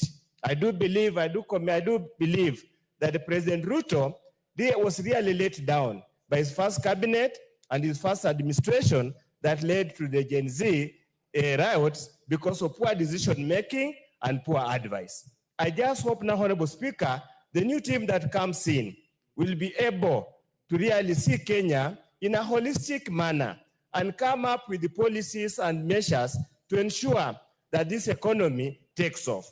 Allow me, Honorable Speaker, in a typical working arrangement, the State Department for Planning is the engine for economic development. It's the engine for social progress. That the people who plan, the people who think, who burn the midnight oil, that the think tank, whatever they plan is what goes to be implemented by Treasury and all other departments. Honorable Speaker, we just hope and pray the current administration will allow this department to play its role. Honorable Speaker, we have nostalgic memory of some of the best brains in this country. Tom Mboya, Professor Nyang' Nyong'o, who headed this department, and during those times, Honorable Speaker, this is the time when the country recorded tremendous economic growth and economic development. It is high time the Treasury Mandarin, as the majority leader has said, they allow the new team to infuse new energy, to infuse new thinking in the way things are done in the National Treasury. Honorable Speaker, all of us knows that the better or the bottom-up economic program is fledgling, is flailing, is not meeting the targets that we're supposed to do. It is high time the Department of Economic Planning and the entire government looks at the value chain they have talked about passionately, without funding, without innovation, and without invention. We're not going to get anywhere. It's therefore I call upon these two gentlemen to work very well. Honorable Speaker, it's an agreed fact that the government alone will not be able to undertake some of the major infrastructure projects we want in this country to spur economic growth. It's therefore important that we embrace the public-private partnership that the law has been regularly amended to align it with modern thinking. Honorable Speaker, I would even ask, probably they could even put in a performance contracting. Tell whoever is in that department, if you don't properly and successfully deliver PPP within 1 year, then you have no business sitting there.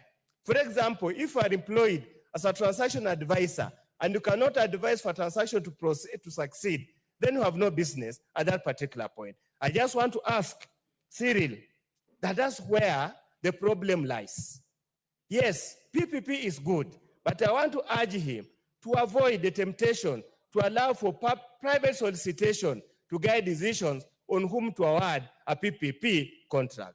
Honorable Speaker, the improvement of JKIA is a welcome idea, but the Adan deal was a deal that was taken from the word go to the end.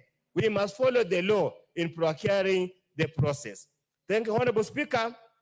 Allow me as I conclude to sincerely thank the Right Honorable Raila Amolo Odinga. Because when chance was to broaden the government, broaden, deepen, and tighten the government, he reached out to all parts of ODM stronghold and said, give us names of experts. Honorable Speaker, I can tell you, Busia produces the best. It has never failed to produce the best. Busia produces the best. If you want to have the best minds in this country to help you run any government, any institution, it is from Busia. Honorable Speaker, for example, Honorable Speaker, if you come to Funyula constituency, and this has trended all over this country, and you throw a stone, most likely the stone will land on a head of either master's holders or a PhD holders. And that is Busia for you. And that's why I have 100% confidence that Dr. Makoha will deliver if he's given the space, the latitude, and the wherewithal, and the resources to deliver. Honorable Speaker, as I conclude, Kenya needs to take off. We have stagnated, we have stalled. We hope this new injection, the blood we are injecting, is not going to be poisoned so that they become ruthless, leaderless, and clueless to deliver. As I conclude, for the people of Busia, we have our share, but we still demand more. And I beseech, I fall before the minority leader, when anything else comes up, please don't forget the people of Busia, because they are the biggest ardent supporters of Baba Raila Amolo Odinga. And if wherever he works with, and we can talk to us, give us what we want, we will deliver much more to this cause. Thank you, Honorable Speaker. I support and I wish them the best. Let them deliver to the people of Kenya. Thank you, Honorable Speaker. Let us remain in Busia for a while. Honorable Manyo.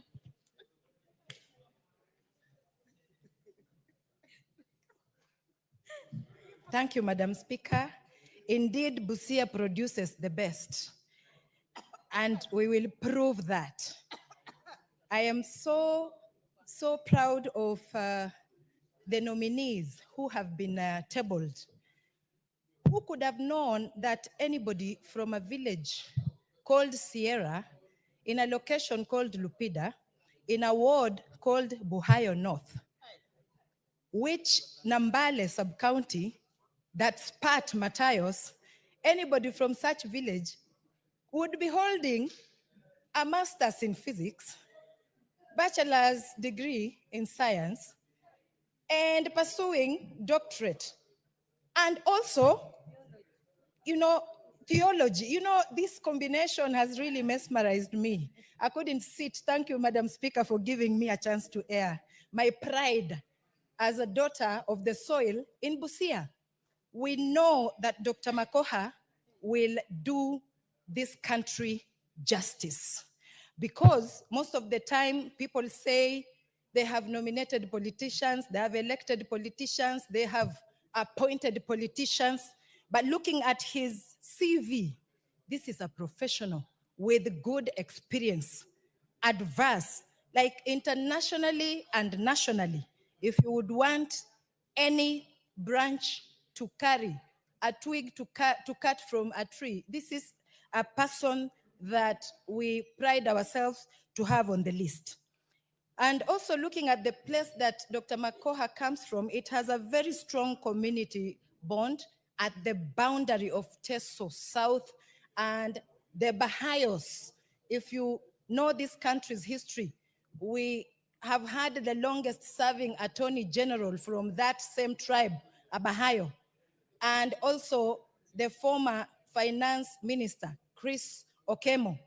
This particular nominee comes from that tribe. And if you mention Busia, both Tesos and the Luyas in Busia live as one community. And having chosen or having come up with a nominee like Dr. Boniface, it's actually uniting Kenyans more, because you find that at the boundary we have a lot of intermarriages, so he'll not be thinking of his tribe or any other person's tribe, but Kenyan tribe, to make sure that even that small village where Google Map at the moment would start now getting there because of this nominee, it is development coming. So I support fully, and I encourage Kenyans to continue having people like this also put on the limelight. Thank you, Madam Speaker. Honorable members, remember, we still have two more special motions on PSS, special motion number 13 and 14. So we still have 3 more PSS to approve.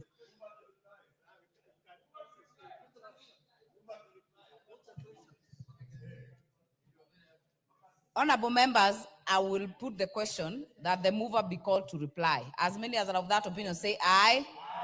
As many as are of a contrary opinion say nay. The ayes have it. The mover to reply. Thank you, Honorable Speaker. I've really enjoyed the contribution of various members that have supported this particular appointment, Honorable Speaker, and I want to urge that these two very dedicated Kenyans, that when they're given a chance to live to the oath, to live to the expectation of these members, Honorable Speaker, they play a very critical 2 dockets, that of public investments and that of State Department of Economic Planning, Honorable Speaker. And with those few remarks, I beg to reply. Thank you. For obvious reasons, we will defer putting of the question. Next order.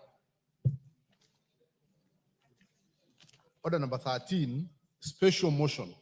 Consideration of a nominee for appointment as Principal Secretary, State Department for National Government Coordination. Honorable Raso.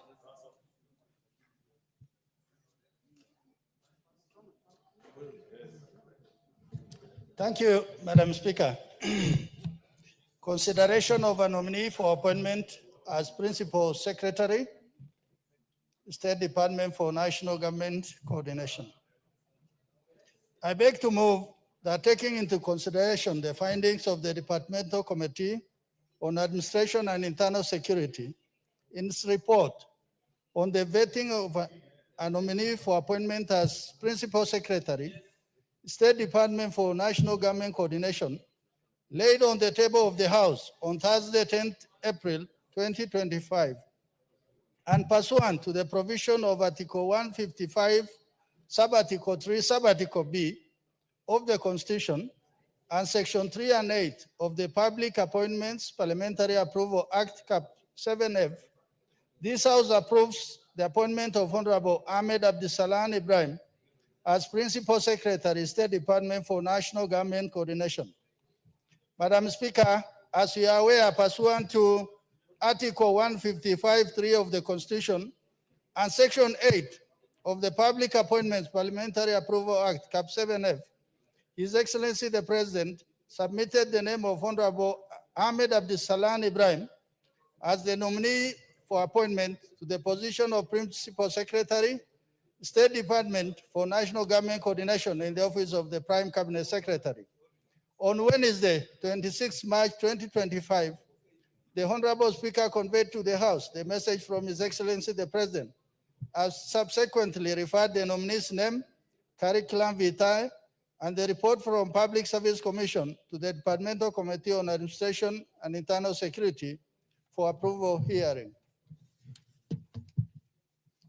Madam Speaker, in compliance with Article 118, Subarticle B of the Constitution and Section 64 of the Public Appointments Parliamentary Approval Act, Cap 7F, the Clerk of the National Assembly placed an advertisement in the print media on Thursday, 27 March 2025, informing the public of the nomination as well as the date, time, and place of the approval hearing.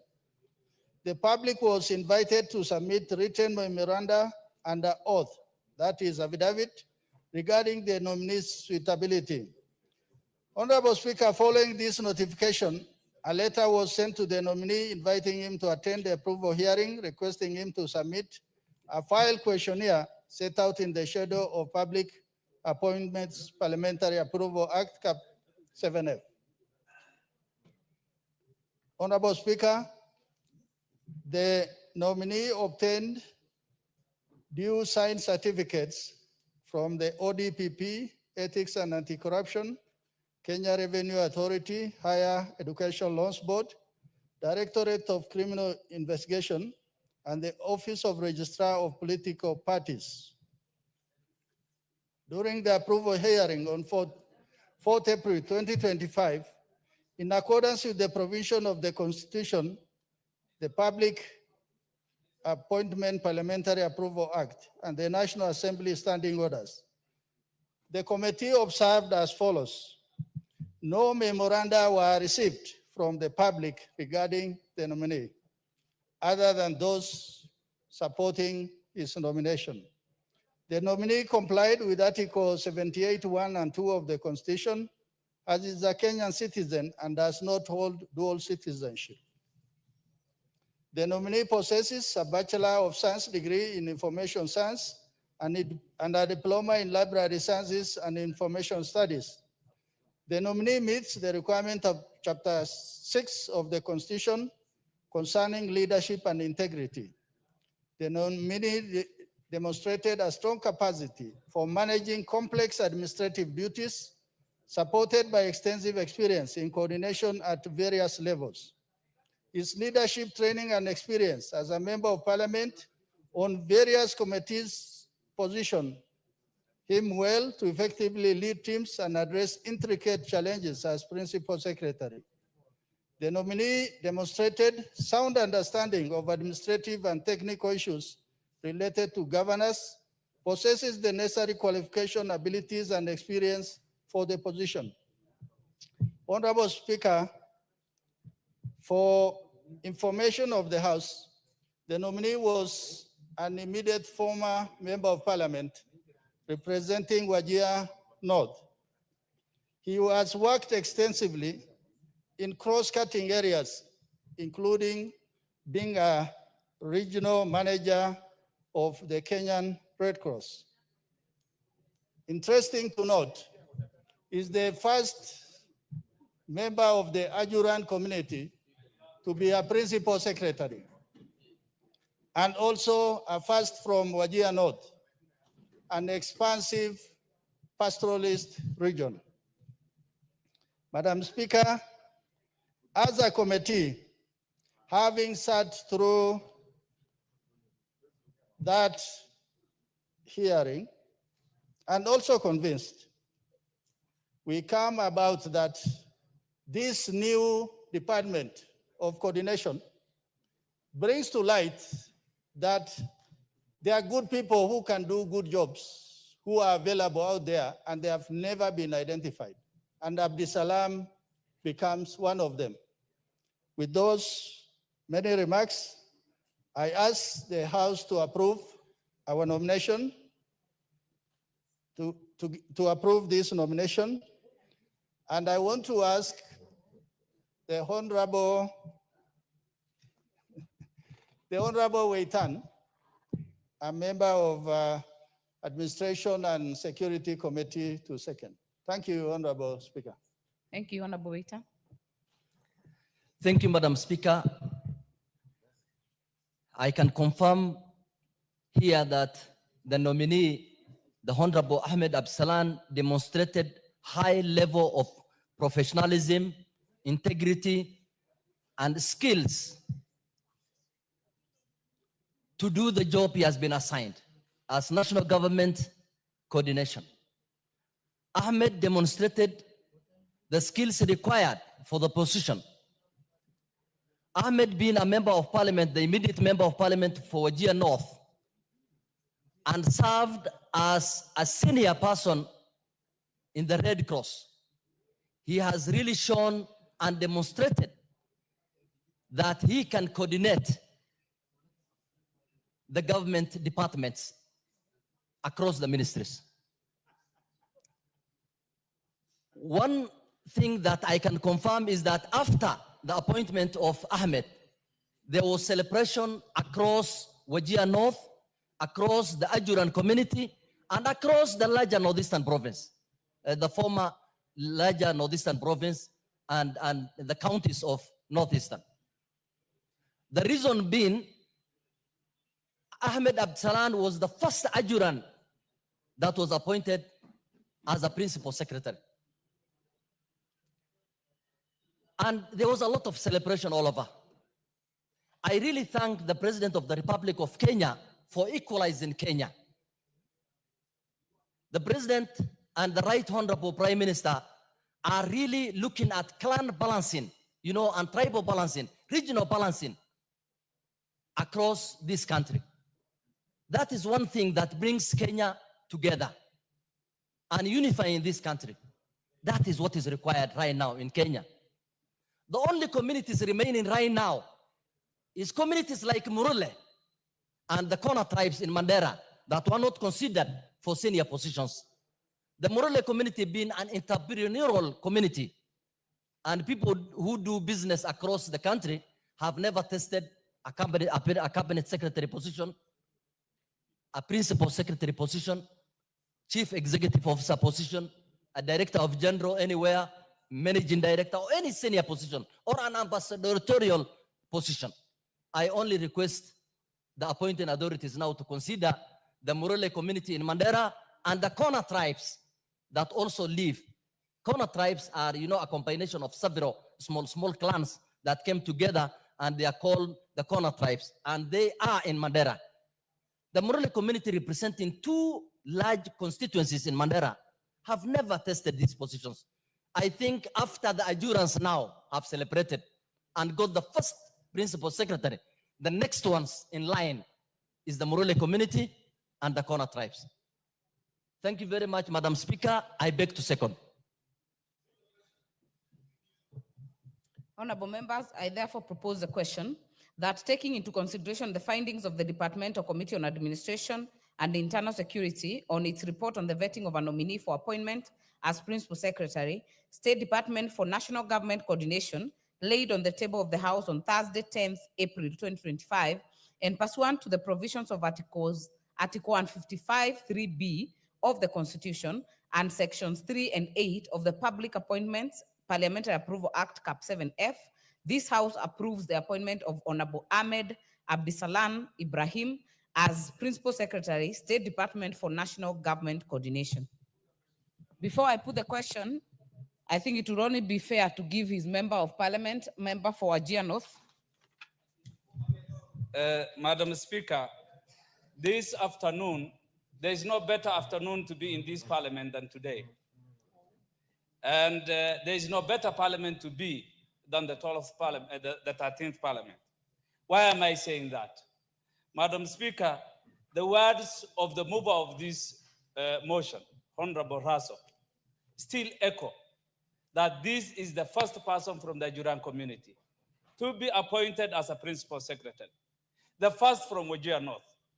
That is history in the making, Madam Speaker, and that's why I say I'm privileged to be in this parliament this afternoon. Madam Speaker, there's nothing much to say about his person, Honorable Ahmed Abdisalan. I am his member of parliament, and he has been my member of parliament in the 12th parliament. So we went into the field in the 2022 election. I took over, and I'm privileged to oversee his appointment as a principal secretary. His qualification speaks loud. He has all it takes in terms of aptitude, the attitude. He has the gravitas to be the principal secretary in the department he's been appointed for. That aside, Madam Speaker, we have had values and principles in the Constitution since the promulgation in 2010. Never have we realized those principles and values fully, and I believe we are moving slowly, yet closer to the progressive realization of those values. Of significance to me this afternoon is the fact that our values speak of national unity. National unity in the face of our diversity, the multitude of communities and tribes of Kenya. That we must be united in as much as we have that diversity and differences. Madam Speaker, that means power in as much as it is vertical in some way, that we have one executive, the president. The rest of the power should at least permeate across these communities. And together we shall hold as one nation, and power shall be distributed and shared across all tribes. Values of inclusion, equality, human rights, non-discrimination, and protection of the protection of the vulnerable communities. This afternoon, I heard Honorable Junet speak of the first person from Suna. I also speak on behalf of the first adjutant, the first principal secretary appointed to serve in the government. We are moving closer to the realization of these good values that have been slow, but there is a slow progression indeed to make sure that there is life into them. Madam Speaker, these values indeed mean that they are anchored on regard for human rights, fairness, and the protection of the less privileged, being a Nigerian, being the only member of parliament. When we talk of Somalis, people think that this is one community. Really, there is so much diversity in the Somali community. I represent the Ajuran community. And today, being the only member for this community, I'm elated that one from that community, in realization of our values, has come to being a principal secretary. I congratulate the executive, most of the president, and indeed the prime minister for having been part of that appointment in some way. And this house having considered his skill and approved them in equal measure. I support, Madam Speaker. Atandi. Thank you, Honorable Speaker. Honorable Speaker, I would like to support this motion and say that Honorable Abdul Salan was with us here in the last parliament, a solid member of parliament, a guy who did his work diligently and also was good at working with his colleagues. The appointment of Honorable Abdul Salan into the executive is something which we celebrate as members of the ODM party. As you're aware, he was also formerly the organizing secretary of the ODM party. This appointment, Honorable Speaker, is a testimony that broad-based government is working. Unfortunately, Honorable Speaker, there are some members of ODM who do not understand the relevance and the significance of broad-based movement. And I want to take this chance to tell those members, especially some of them from my county, that this broad-based government is the best thing that has happened to Kenya. And President William Ruto is a man who means well for this country. Honorable Speaker, I take credit as being one of the first MPs to prod the president to consider embracing broad-based approach in running of the affairs of the country. Honorable Speaker, the president has done well, and we want to assure him that these appointments are not in vain. And members of the ODM party in this country are taking note of these appointments. And wherever we are, we know that we are in government. We are in government, and we are participating in creating policies for this government. And we are supporting this government inside, outside parliament, wherever we are. I want to tell my governor, the Governor James Orengo, Honorable Speaker, last weekend we were at a funeral in Siaya when the president came to condole with us. And my governor made certain remarks that were really distasteful. I want to tell Governor Orengo that Lugos were not created to stay in opposition. I know that he has been in opposition since he was born, and that there's nothing else he understands other than opposition. He is a poor manager. The country that he's supposed to run is doing badly. We want to urge him to focus on running Siaya County. That is the job he has been given to do. The affairs of the country now, the president is doing very well, he's in charge, and some of us are also holding positions that are assisting the country to move forward. Let Governor Orengo focus on Siaya affairs. Let him stop poking his noses on the affairs of national government. Lastly, Honorable Speaker, Governor Orengo is also a governor who is interested in affairs of national government and is always begging President Ruto to help him finish his projects. I am aware that he's begging the president to help him. Honorable Atandi, let's be careful because this member is not here. That governor is not here. I want to say that, let me conclude, Honorable Speaker, by saying that we want to plead with our members, wherever they are, that this is the moment we have to transform the country, all of us, and the appointments which the President Ruto is doing and giving to our members of ODM, especially the former organizing secretary of the ODM party, Honorable Abdi Salan, who has now been made a permanent secretary. These appointments are going to help the country solidify and make our country stable, make our country prosper, and when the country prospers, it will be good for all our citizens. Madam Speaker, I support. Member for Moiben.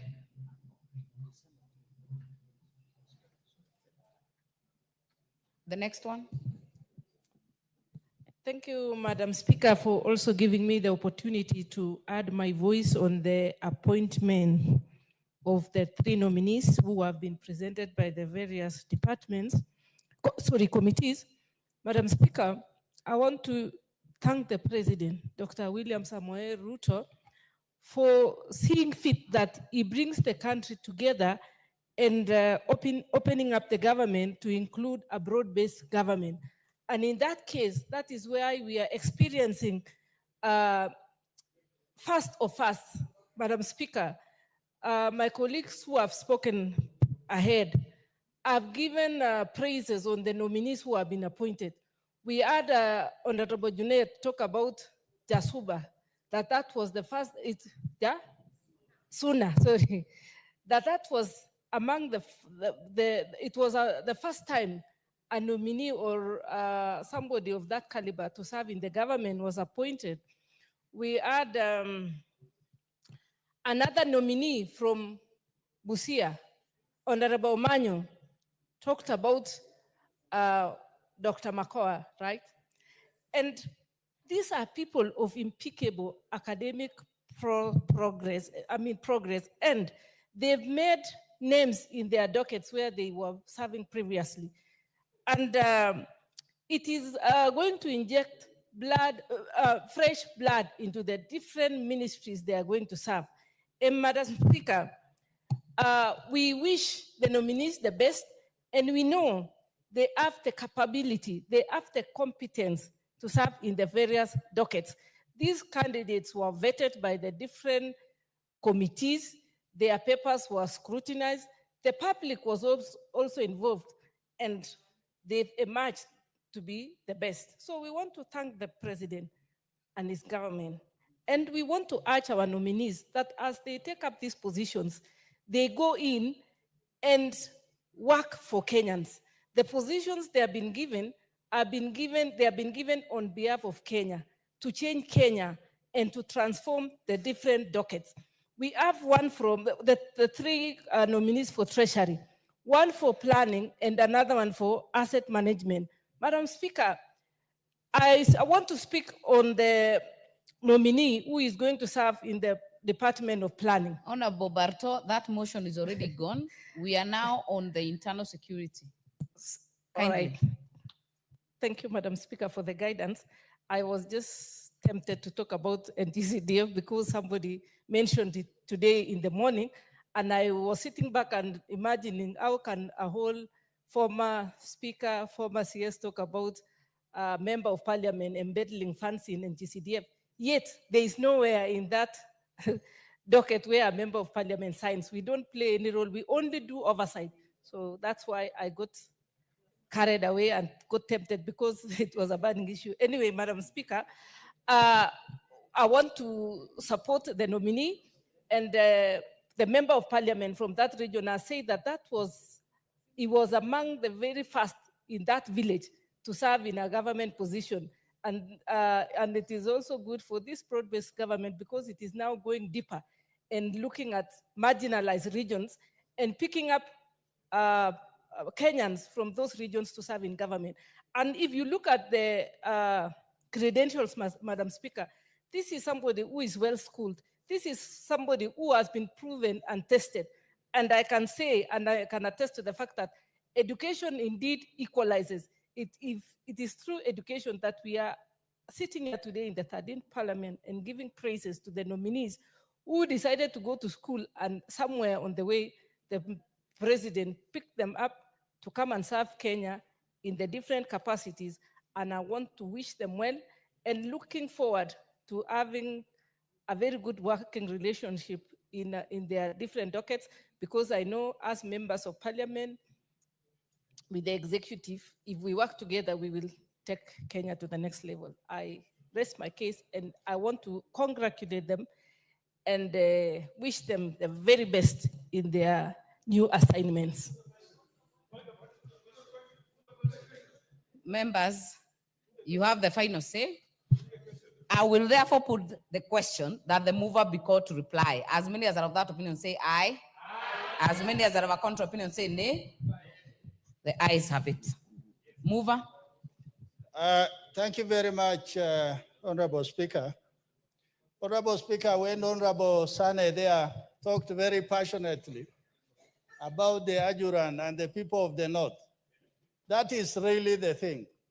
Inclusivity is the solution to the problems of Kenya.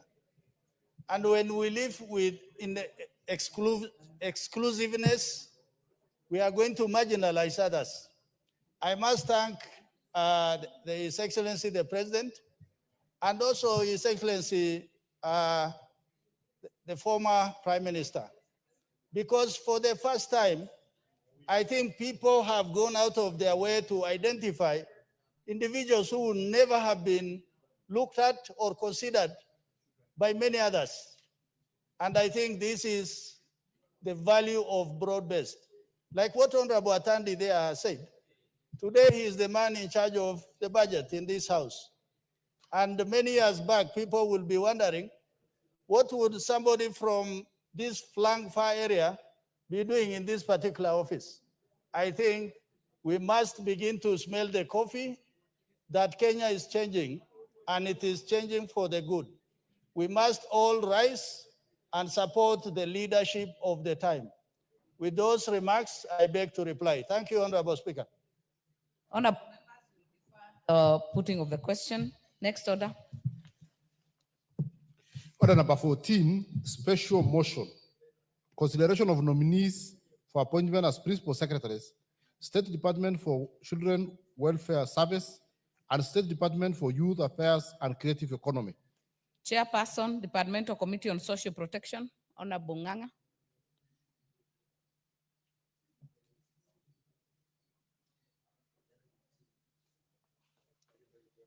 Thank you, Honorable Speaker. Honorable Speaker, I beg to move that, taking into consideration the finding of the Departmental Committee on Social Protection in its report on the vetting of nominees for appointment as principal secretaries, State Department for Children Welfare Society and State Department for Youth Affairs Creative Economy, laid on the table of the House on Tuesday, 10th April, 2025. And pursuant to the provision of Article 155, 3B of the Constitution and Section 3 and 8 of the Public Appointment Parliamentary Approval Act, Cap 7F, this House approves the following appointment, approves the appointment of the following persons as principal secretaries. CPA Karen Ochieng Agego, State Department for Children Welfare Societies, and 2, Mr. Fikirini Jacob Katoi Kahindi, the State Department for Youth Affairs and Creative Economy. Honorable Speaker, pursuant to Article 155 3B of the Constitution, Section 5 of the Public Appointment Parliamentary Approval Act, Cap 7F, and Standing Order 45-1, His Excellency the President notified the National Assembly of the nomination of the 14 principal secretary to various state departments of the date 20th March 2025. The Honorable Speaker, through a communication made on Wednesday 26 March 2025, conveyed to the House the message from His Excellency the President, and subsequently referred the names of the nominee, their curriculum vitae, and the report of the Public Service Commission on their recruitment to various departmental committee for approval hearing. We're referring the matter to the committee. The Speaker directed that the committees undertake the vetting exercise within the 21 days pursuant to Section 8 of the Public Appointment Parliamentary Approval Act, Cap 7F. In compliance with Article 118B of the Constitution and Section 6.4 of the Public Appointment Parliamentary Approval, Cap 7F, the Clerk of the National Assembly placed an advert on the print media on the 27 March 2025, informing the public of the nominee date, time, and place of the approval hearing. The memorandum were to be received on before 3rd April 2025 at 5 p.m. East African time. At the closure of the submission deadline, the committee had not received any memorandum for or against the nominees. The Clerk of the National Assembly also wrote to the Kenya Revenue Authorities, Ethics and Corruption Commission, Directorate of Criminal Investigation, Higher Education Loans Board, Office of the Registrar of Political Parties, the Commission for University Education, and the relevant universities seeking reference and background check relating to the suitability of the nominees. The committee, having undertaken extensive and thorough vetting of the nominee, recommended that the National Assembly approves the nomination of CPA Karen Ochieng Agego for the appointment as the Principal Secretary, State Department for Children Services, and Mr. Fikirini Jacobs Katoi Kahindi for appointment as Principal Secretary for State Department for Youth Affairs and Creative Economy. With regards to CPA Karen Achieng Agengo, the nominee stated she holds diploma in organization leadership from Harvard University and a master's degree from Moi University and a Bachelor of Education, Mathematics and Accounting from the Nairobi University. The nominee further stated that she has worked in the public sector and with the Kenyan Revenue Authority, KRA, and the committee confirmed that the nominee had been cleared by the KRA Authority, Ethics and Anti-Corruption Commission, Director of Criminal Investigation, Higher Education Notes Board, Office of the Registrar of Political Parties, having obtained clearance certificate to the effect. The nominee stated that she has long-standing passion on matters concerning children and noted that children need protection, love, and care. If approved, she undertook to ensure that the right of Kenyan children as provided by the Constitution were protected and adhered to. She further undertook to utilize her network to entrench the welfare and rights of children and states that she would collaborate with other employees and resources persons in the State Department to ensure that the matter of children are addressed effectively.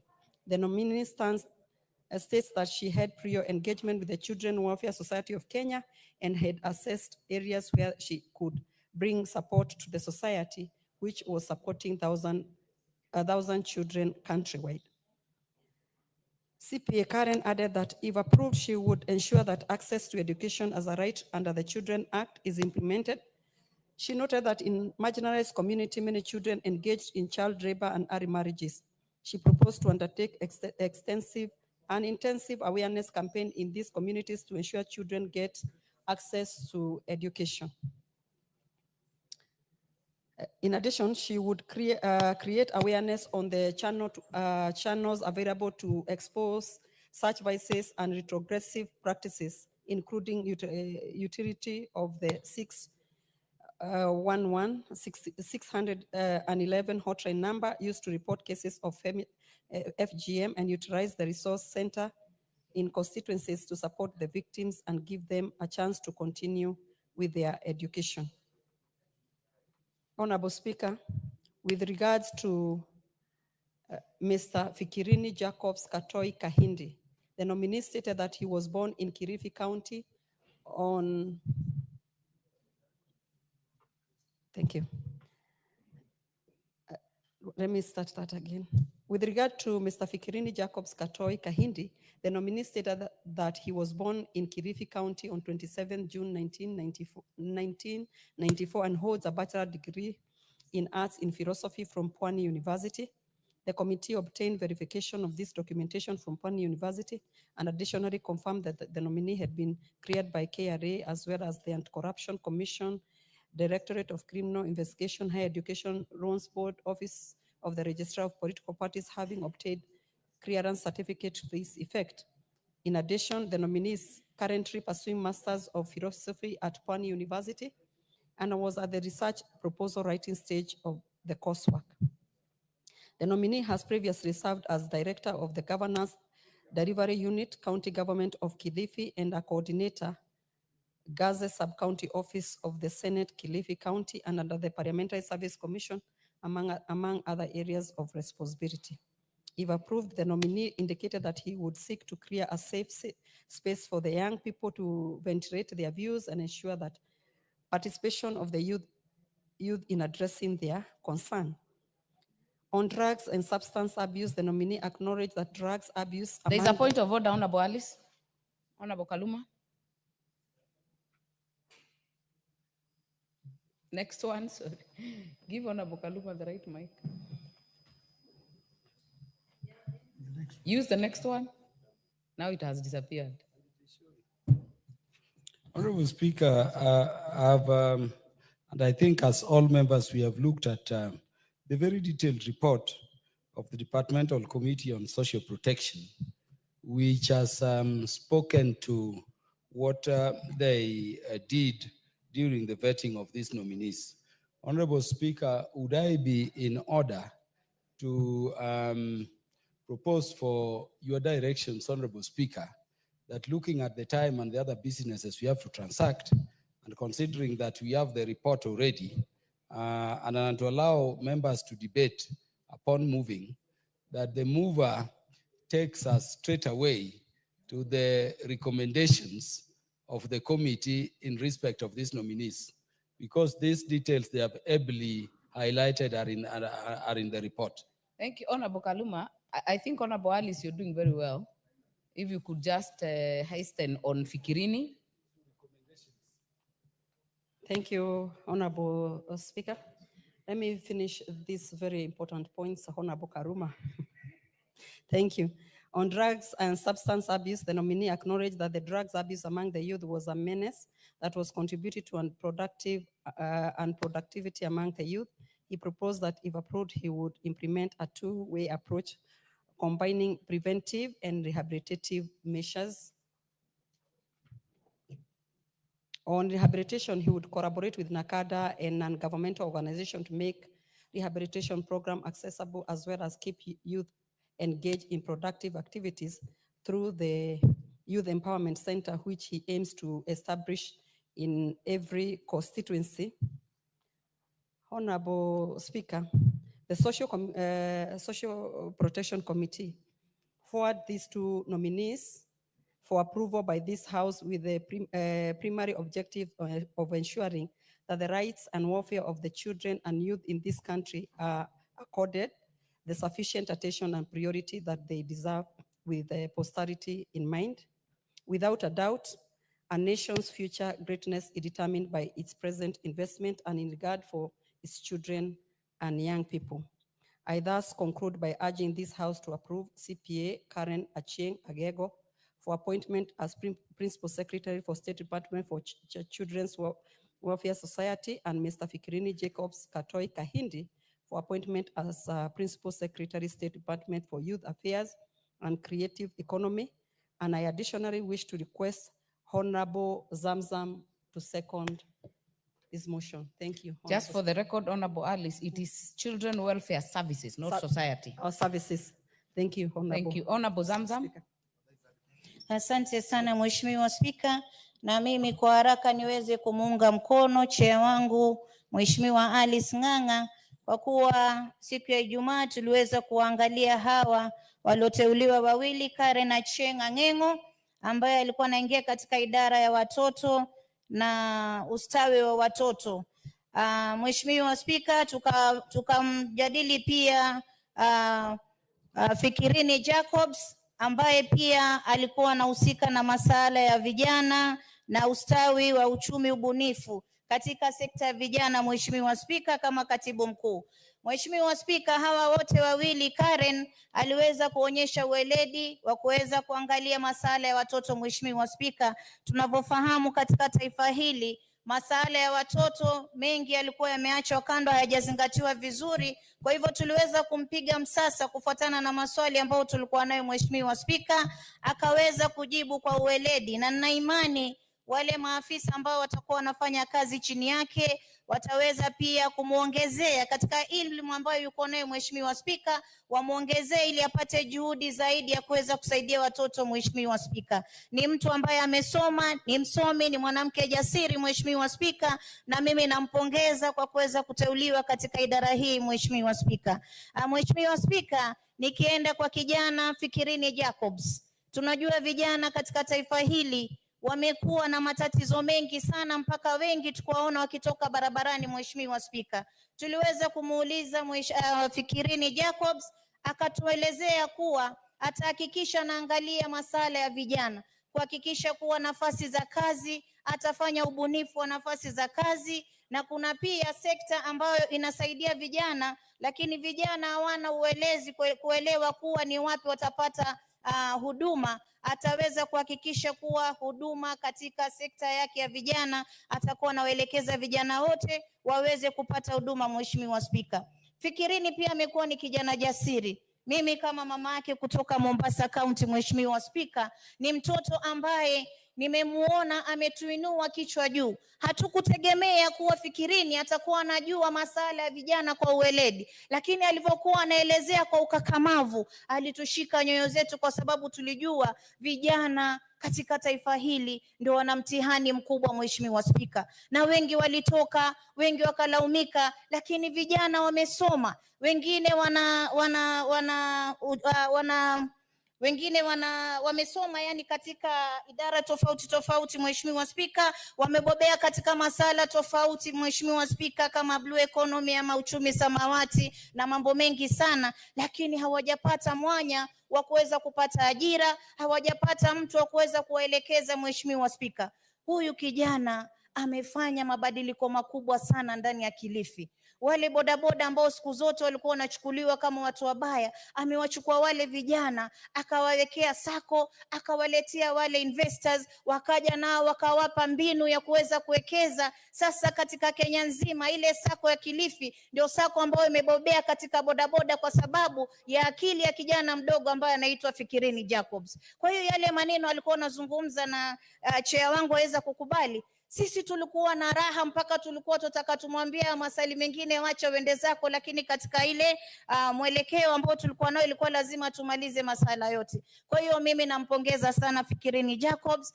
na kuombea Mungu akuelekeze katika kazi hii, uinue vijana wa Kenya. Na siye peke yake, Mheshimiwa Spika, nimeona hata yule Makoha amesoma, amebobea, yule ambaye amepewa ile wizara ya finance, na amesema katika lile deni la Kenya atahakikisha kuwa anaweka zile sheria ambazo zitahakikisha deni linalipwa kwa wapesi. Kwa hiyo mimi nataka tu kuchukua fursa hii nikimalizia nimshukuru rais wa taifa hili Dr. William Samoei Ruto kwa kuweza kutoa mwanya wa broad based government ili waweze kuleta akili ambazo zimebobea kuweza kuisongeza hizi taifa mbele. Mheshimiwa Spika, nampongeza sana kwa kuweza kutuchukulia kijana wetu wa Kigiriama, tulikuwa tumeachwa nyuma, lakini mara hii Mama Zamzam nina uso wa tabasamu nikisema Fikirini atainua Kenya nzima, Fikirini atainua Wagiriama, Fikirini atainua pwani nzima. Asante sana Mheshimiwa Spika, na mimi nawatakia kila la kheri.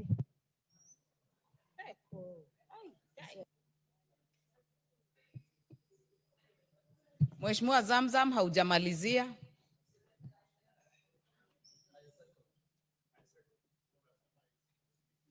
Mheshimiwa, nimekuwa na furaha sana nikashindwa kumalizia. Nikimalizia nasema naunga mkono uteuzi wake kutokana na kamati yangu ambayo niko kama memba ndani. Asante sana Mheshimiwa Spika, wote wawili. I therefore propose the question. Honorable members, you'll take the time to look at the standing orders to get the proper Swahili for seconding. It is not kuunga mkono. Ni kuafiki. Yes, kuafiki. Honorable members, I therefore propose the question that taking into consideration the findings of the Departmental Committee on Social Protection in its report on the vetting of nominees for appointment as Principal Secretaries, State Department for Children Welfare Services and State Department for Youth Affairs and Creative Economy, laid on the table of the House on Thursday, 10th April 2025, and pursuant to the provisions of Article 155, 3B of the Constitution and Sections 3 and 8 of the Public Appointments Parliamentary Approval Act, Cap 7F, this House approves the appointment of the following persons as Principal Secretaries. 1, CPA Karen Achieng Agengo, State Department for Children Welfare Services, and number 2, Mr. Fikirini Jacobs Katoi Kahindi, State Department for Youth Affairs and Creative Economy. The first chance will go to Honorable Mayaka.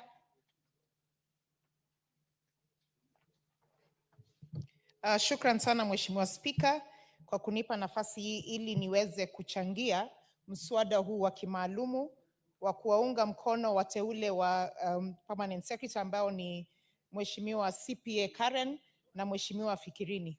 Mheshimiwa Spika, nimeangalia kwa kikamilifu ripoti ambayo tumepatiwa kutoka kwa kamati hili, na Mheshimiwa Spika, nafurahi sana kwa sababu hata wanapokuwa wakiojiwa niliweza kutazama kwenye runinga vijana hao wawili ambao waliweza kujieleza vizuri kabisa.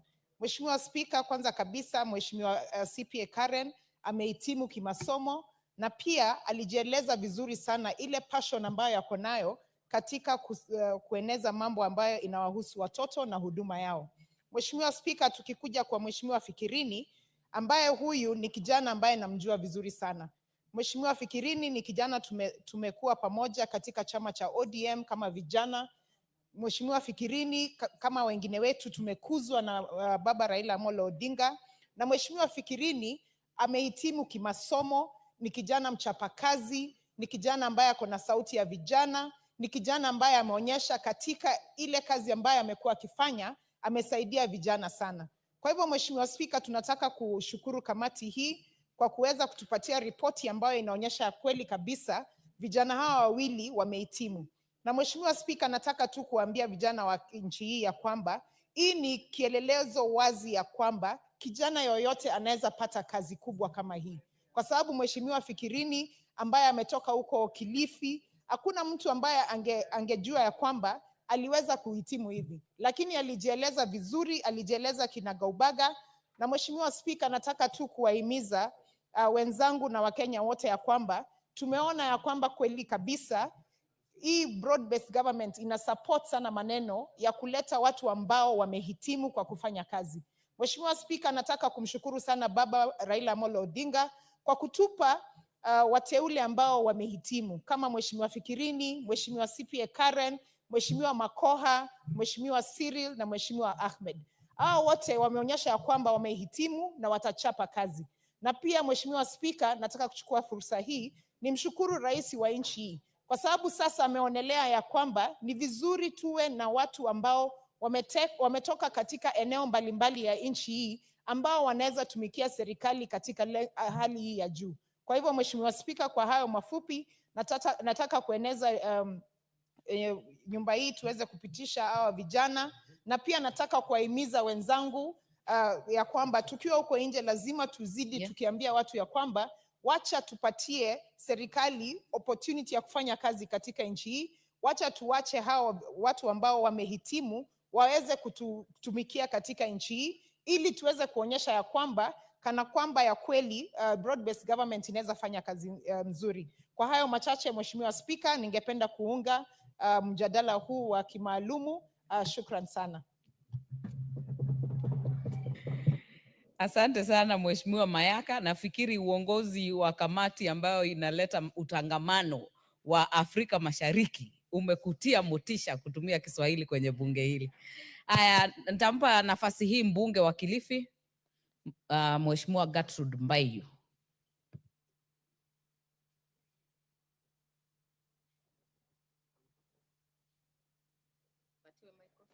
Give her the mic.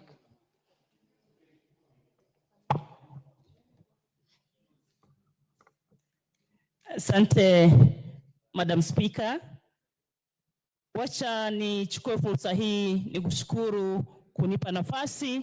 Nishukuru kamati ambayo imeweza kuongoza kukaguliwa kwa hawa wawili chini ya uongozi wa mwenyekiti Mheshimiwa Alice Ng'ang'a. Nimshukuru zaidi kwa sababu ya kuweza kunakili kwa taratibu uzoefu na kuweza kujieleza vizuri hawa wateule wawili, na hasa nizungumzie mimi kutoka Kilifi kuhusu kijana Fikirini Jacobs Katoi Kahindi ambaye ni kijana wa kutoka kule Ganze. Mheshimiwa Spika, Ganze ni ile reserve ya Kilifi kabisa. Ukitajiwa Ganze ndani ya Kenya hii unafikiri ni pahali hakuna maji, hakuna chakula. Wakipata chakula, Mheshimiwa Spika, huwa tunaita nchamsolo kule. Ile relief food ndio inapelekwa kule. Lakini hapa ndo tumepata kijana Fikirini Jacobs. Amesoma kwa kujibidisha, kwa michango. Ni kijana ambaye ameweza kuongoza vijana, mwenye sauti kubwa ndani ya Kilifi. Mheshimiwa Spika, kijana huyu kwa uweledi wa kupenda masomo ameweza kutoka katika chuo chetu cha Pwani University, ambao ni mwelekeo mzuri. Vijana wengi hutaka waje Nairobi, waweze kupata degree zao, lakini huyu alianza huko bara na mwisho amepata degree yake pale Pwani University. Hapa nataka kupongeza wahadhiri wote wa Pwani University kuweza kushikilia huyu kijana mkakamavu. Honorable member from Bayu, due to some, please take your seat for a minute. Your time is still there. I'll hold it. I'll hold your time. But we'll interrupt you because of our standing orders and give Honorable Wako for 1 minute to move a procedural motion. Thank you, Honorable Speaker. I move the procedural motion on extension of sitting time until conclusion of business appearing on the order paper, and that pursuant to the provision of Standing Order 33A, this House orders that should the time appointed for adjournment of the House be reached before conclusion of business appearing as order number 15 on today's order paper, the sitting of the House shall stand extended until the conclusion of the said business. Thank you, Honorable Speaker, and I move. Who is the seconder? And I request Honorable Mutuse to second. Mutuse. Madam Speaker, I rise to second the motion as moved by the Honorable Naomi Wako. As you notice in the order paper, there are very important issues that this Parliament needs to look at this evening, and therefore it is justified to extend time, and therefore I second the motion. Honorable members, being a procedural motion, allow me to put the question that pursuant to the provisions of Standing Order 33A, this House orders that should the time appointed for adjournment of the House be reached before conclusion of business appearing as order number 15 on today's order paper, the sitting of the House shall stand extended until the conclusion of the said business. As many as are of that opinion say aye. As many as are of a contrary opinion say nay. The ayes have it. Honorable Bayu.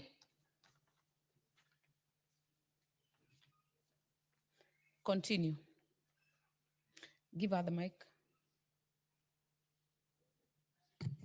Asante, Madam Speaker. Nilikuwa nikiendelea kuhusu kijana Fikirini Jacobs Katoi Kahindi kutoka Kilifi, kutoka kule Ganze. Niweze kumshukuru Mheshimiwa Rais William Samoei Ruto kwa kuweza kupeana jina hili kwa uteuzi katika wizara hii ya masuala ya vijana na masuala ya uchumi wa ubunifu katika nchi yetu. Kijana huyu katika nguvu zake, katika umri wake wa miaka 30, ni kielelezo kizuri sana kwa vijana, kwa ule mfumo wamekuwa nao, kusukuma kutaka kazi. Nataka kumshukuru Rais, ameweza kutupa kijana kutoka Kilifi, ambaye atapeana mwelekeo vijana wa Kilifi. Umeona maswali ya kuhusiana na mihadarati, si Kenya nzima na hata pale Kilifi. Ni kijana mwenye mvuto mzuri kwa vijana, ambaye najua akiita vijana mkutano wazungumzie maswala na hasa ya mihadarati Pwani na Kenya nzima, ni vijana wataweza kufuatilizia. Kijana huyu amekuwa mzuri sana katika ofisi ya gavana wetu wa Kilifi, Mheshimiwa Gideon Maitha Mung'aro. Amekaa katika kitengo pale cha huduma, kupeana huduma, utoaji wa huduma kwa kazi zake Mheshimiwa gavana.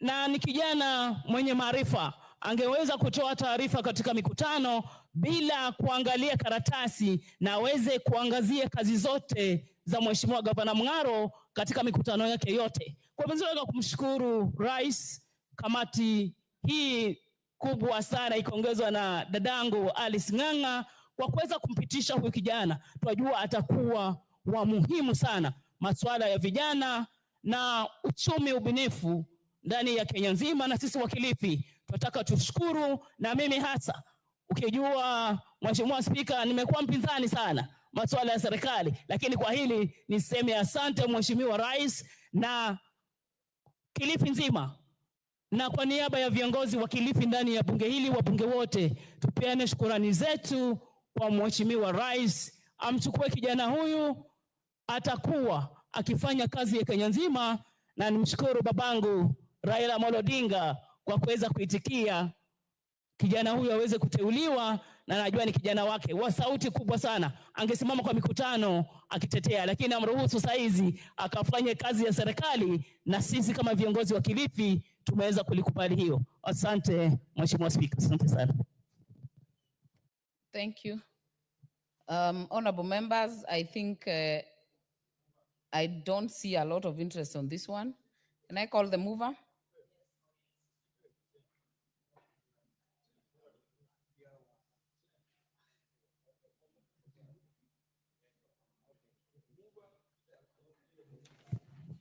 Honorable members, you have the final say. May I then put the question that the mover be called to reply? As many as are of that opinion say aye. As many as are of a contrary opinion say nay. The ayes have it. Mover. Thank you, Honorable Speaker. Let me take this opportunity to thank His Excellency the President for giving us these very important people to serve in this government, CPA Karen, as well as Mr. Fikirini Jacobs.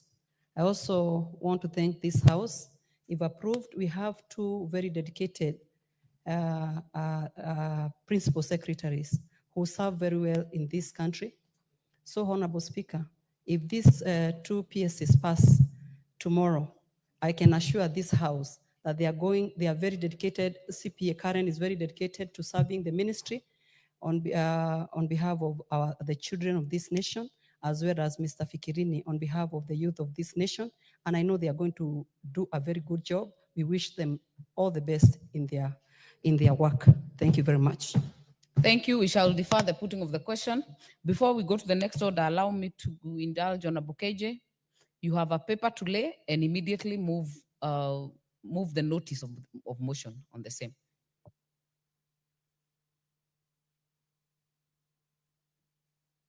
KJ, the mic. Honorable Speaker, I thank you.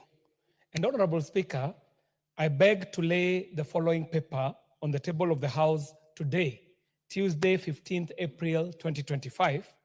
This paper is a report of the Departmental Committee on Communication, Information and Innovation on the approval hearing of Mr. Stephen Motari Isaboke for appointment as Principal Secretary in the State Department for Broadcasting and Telecommunication. Honorable Speaker, I further seek to put a notice of motion, and this is a notice of motion on the appointment of Principal Secretary, State Department for Broadcasting and Telecommunication. Taking into consideration the findings of the Departmental Committee on Communication, Information and Innovation in its report on the approval hearing of a nominee for appointment as Principal Secretary laid on the table of the House on Tuesday, 15th April 2025, and pursuant to the provisions of Article 155(3)(b) of the Constitution and Sections 3 and 8 of the Public Appointments Parliamentary Approval Act, CAP 7F, that this House approves the appointment of Mr. Stephen Motari Isaboke as Principal Secretary in the State Department for Broadcasting and Telecommunication, and subject to the following condition: that in order to avert any potential conflict of interest with respect to the claims made relating to part ownership of GoTV Kenya Limited, the appointing authority reassigns the nominee a different state department upon taking oath of office. Madam Speaker, I thank you. Very well. Next order. Order number 15, Committee of the Whole House.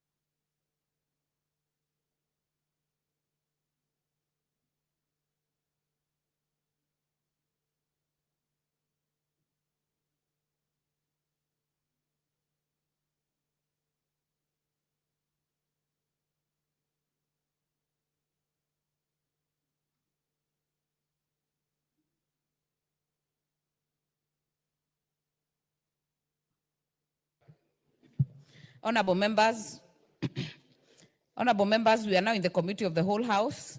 Consideration of the Anti-Money Laundering and Combating of Terrorism Financing Laws Amendment Bill, National Assembly Bill number 5 of 2025. Provisions relating to the Proceeds of Crime and Anti-Money Laundering Act, Cap 59A. I propose the question that the provision relating to the Proceeds of Crime and Anti-Money Laundering Act, Cap 59A, be amended as proposed in the bill. Section 2.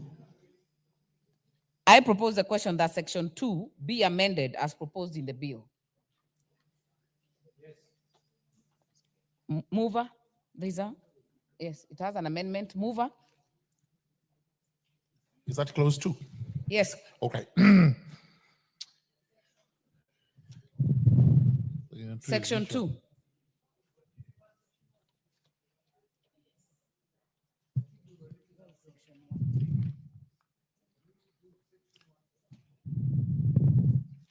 Section 2 is which one?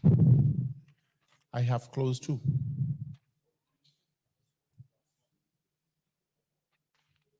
Let's get it right.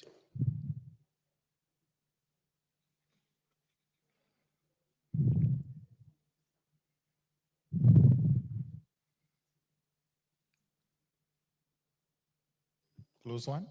No, Section 2, because Honorable Shakil, I hear you.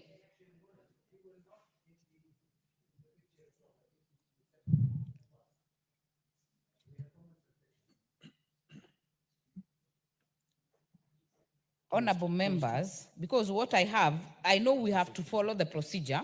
Section 1 will be at the end, if I'm not wrong. Yeah, we start with Section 2. Yes. And the mover is to move. All right, thank you. Thank you, Madam Chairperson. I beg to move that Section 2 of the Proceeds of Crime and Anti-Money Laundering Act, Chapter 59A, be amended as shown on the order paper. And the proposed amendments are: 1, deleting paragraph A in the proposed section of the definition of the term dealer in precious stones or metals, and substituting therefore the following new subparagraph: A, mining operations, and B, deleting the proposed section insertion of the definition of the term public benefit organizations regulatory authority. The justification is that the term mining operations, as used in the Mining Act, covers extraction or production of precious metals and stones. Number 2, the amendments to the Proceeds of Crime and Anti-Money Laundering Act seeks to remove the non-governmental organizations, now referred to as public benefit organizations, from the ambit of regulations and supervision for anti-money laundering and the combating of terrorism. Therefore, there is no need to define the term. Thank you. Thank you, Madam Chairperson.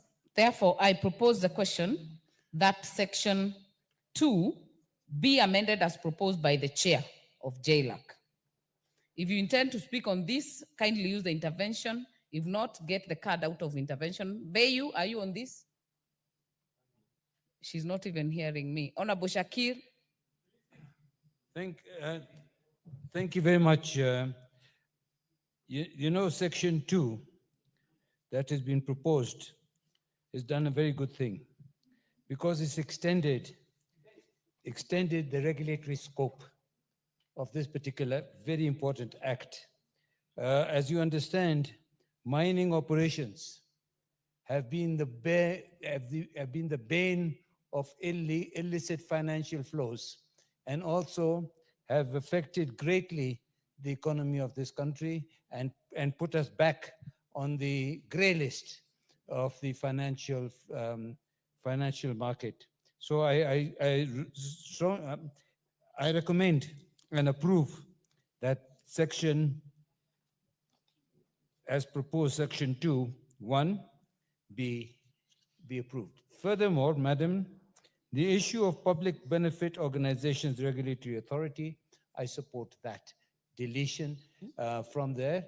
And Madam Chair, it is the view of the APNAC, the African Parliamentarians Against Corruption, that this particular amendment is going to strengthen the anti-money laundering and combating of terrorism financing laws and take us off that gray list that we are presently in. Thank you. Thank you, Honorable Shakil. I know you have also spoken to some other that we'll get to. We are not there yet. But I will therefore put the question that section 2 be amended as proposed by the mover. As many as are of that opinion say aye. As many as are of a contrary opinion say nay. The ayes have it. I now put the question that the provisions relating to the Proceeds of Crime and Anti-Money Laundering Act, Cap 59A, as amended, be part of the bill. Will as many as are of that opinion say aye? Will as many as are of a contrary opinion say nay? The ayes have it. Section 11, Section 12.6, Section 24B1, Section 36CF, Section 36D, Section 36.2C, Section 36D, Section 48, Section 53, and Section 53.2. I propose the question that the sections as read out be amended as proposed in the bill. I put the question that the sections as read out be amended as proposed in the bill.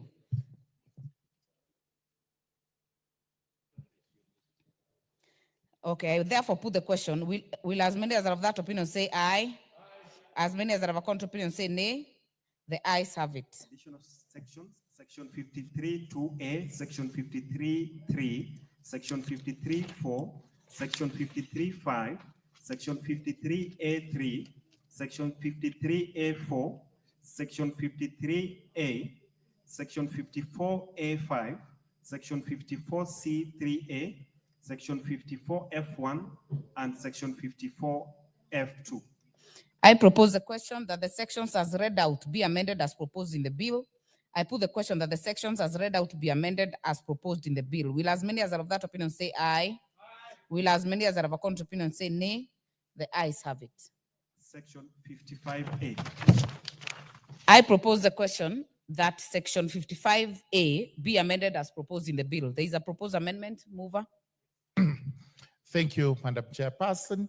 I beg to move that Section 55A of the Proceeds of Crime and Anti-Money Laundering Act, Cap 59A, be amended as shown on the order paper, which is that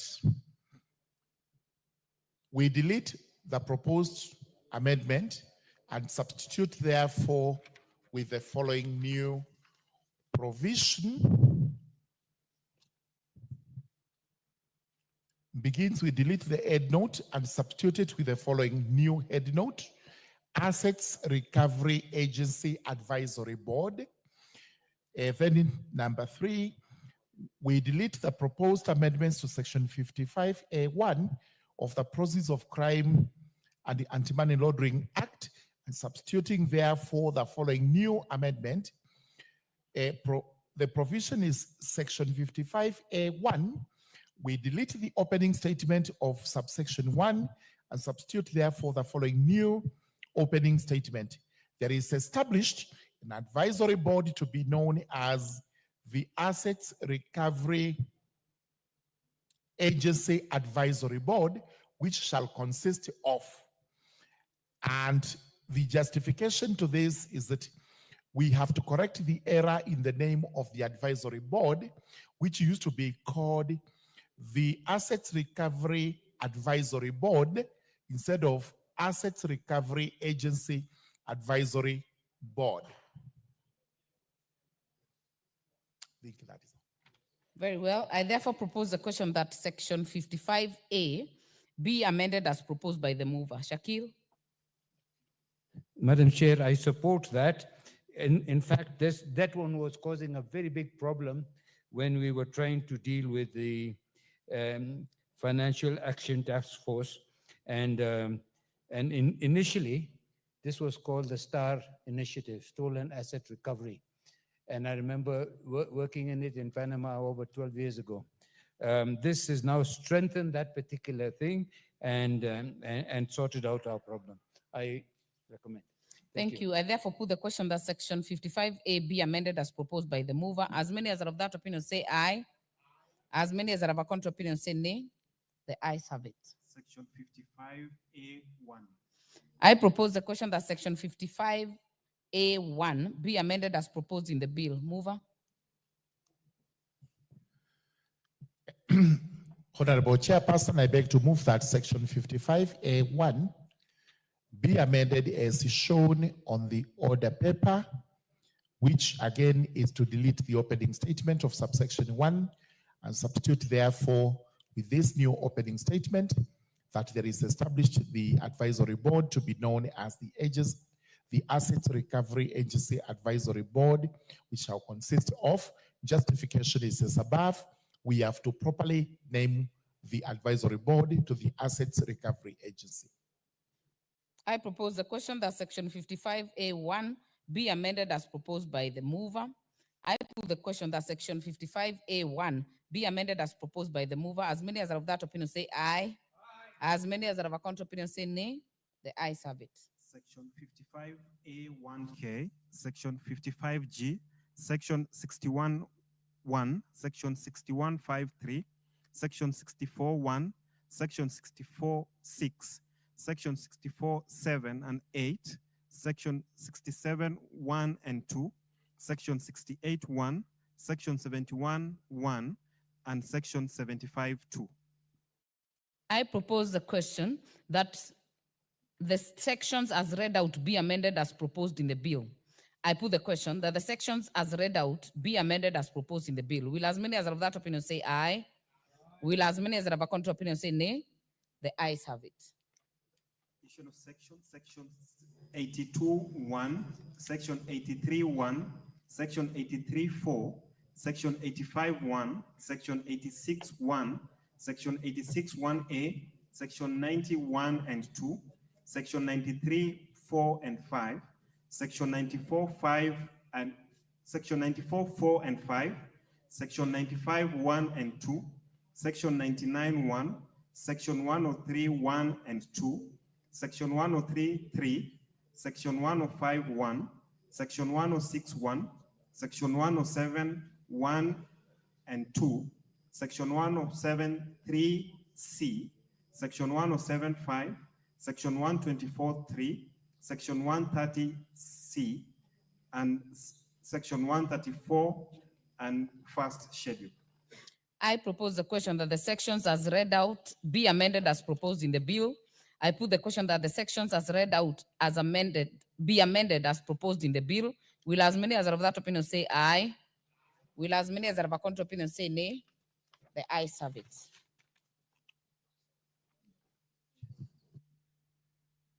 New section 25(5). Honorable Chair, you move second reading for the new section.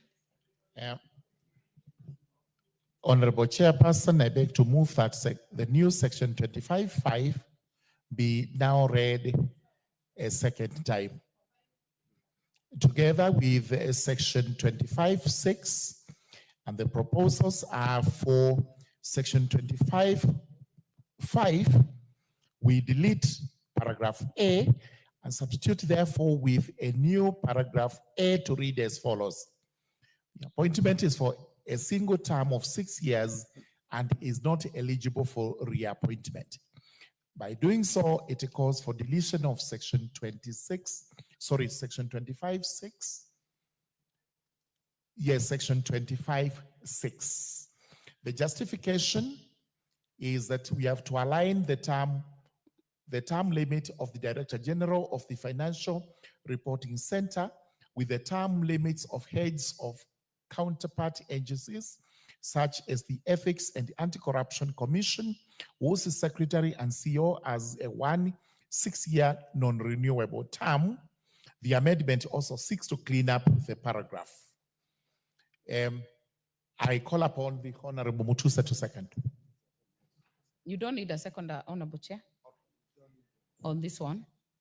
Honorable members, I therefore propose the question that section 25(5) be read a second time. I put the question that the new section 25(5) be now read a second time. As many as are of that opinion say aye. As many as are of a contrary opinion say nay. The ayes have it. I know you have dealt with 25(6), but yeah, go to 25(6).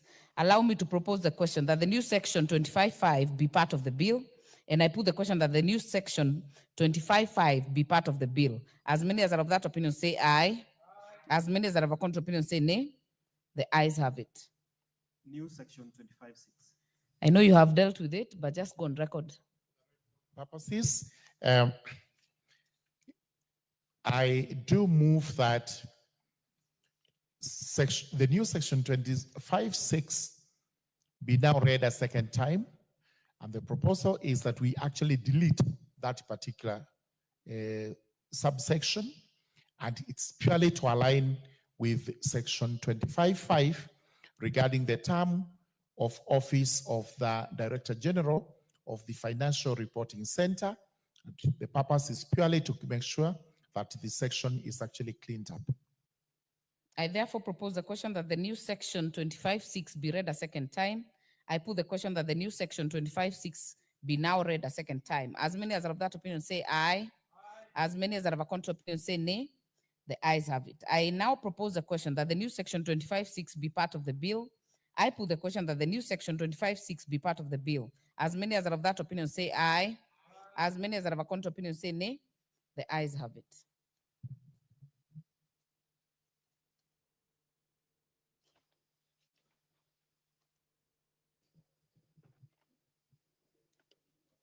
We will now then go back to the global question, honorable members. I now put the question that the provisions relating to the proceeds.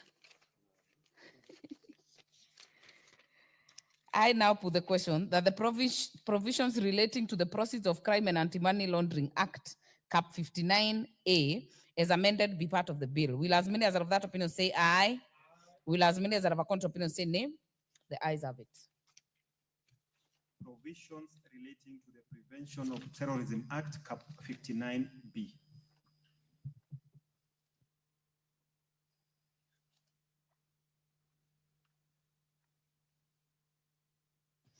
I propose the question that the provisions relating to the Prevention of Terrorism Act, Cap 59B, be amended as proposed in the bill. Sections, Section 2, Section 5A, Section 29, Section 30, Section 30H1, Section 36, 1 and 3, Section 40E2, Section 42A, and Section 50. I propose the question that the sections as read out be amended as proposed in the bill. I put the question that the sections as read out be amended as proposed in the bill. Will as many as are of that opinion say aye? Will as many as are of a contrary opinion say nay? The ayes have it. We will then put the global question on that because we are done.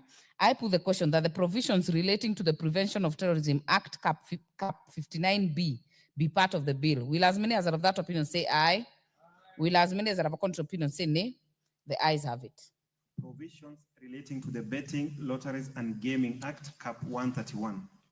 I propose the question that the provisions relating to the Betting, Lotteries, and Gaming Act, Cap 131, be amended as proposed in the bill. Sections, Section 2, new Section 29A, and new Section 29B. I propose the question that the sections as read out be amended as proposed in the bill. I put the question that the sections as read out be amended as proposed in the bill. Will as many as are of that opinion say aye? Will as many as are of a contrary opinion say nay? The ayes have it. I now put the question that the provisions relating to the Betting, Lotteries, and Gaming Act, Cap 131, be part of the bill. Will as many as are of that opinion say aye? Will as many as are of a contrary opinion say nay? The ayes have it. Provisions relating to the Retirement Benefits Act, Cap 197. I propose the question that the provisions relating to the Retirement Benefits Act, Cap 197, be amended as proposed in the bill. Sections. Section 2, new section 7A and new section 7B. I propose the question that the sections as read out to be amended as proposed in the bill. I put the question that the sections as read out to be amended as proposed in the bill. Will as many as are of that opinion say aye? Will as many as are of a contrary opinion say nay? The ayes have it. I now put the question that the provisions relating to the Retirement Benefits Act, Cap 197, be part of the bill. Will as many as are of that opinion say aye? Will as many as are of a contrary opinion say nay? The ayes have it. Provisions relating to the Mining Act, Cap 306. I propose the question that the provisions relating to the Mining Act, Cap 306, be amended as proposed in the bill. Sections. Section 4. I propose the question that Section 4 be amended as proposed in the bill. I put the question that Section 4 be amended as proposed in the bill. Will as many as are of that opinion say aye? Will as many as are of a contrary opinion say nay? The ayes have it. New section 16A. Mover, there is a proposed amendment. Thank you. Hold on. I propose the question that Section 16A be amended as proposed in the bill. Mover. Thank you, Madam Chairperson. I propose that section 16A2, I propose that section 16 be amended as shown on the order paper by introducing section 16A to G. And what we propose to do is to delete the word regulations appearing immediately after the word issue in the proposed new section.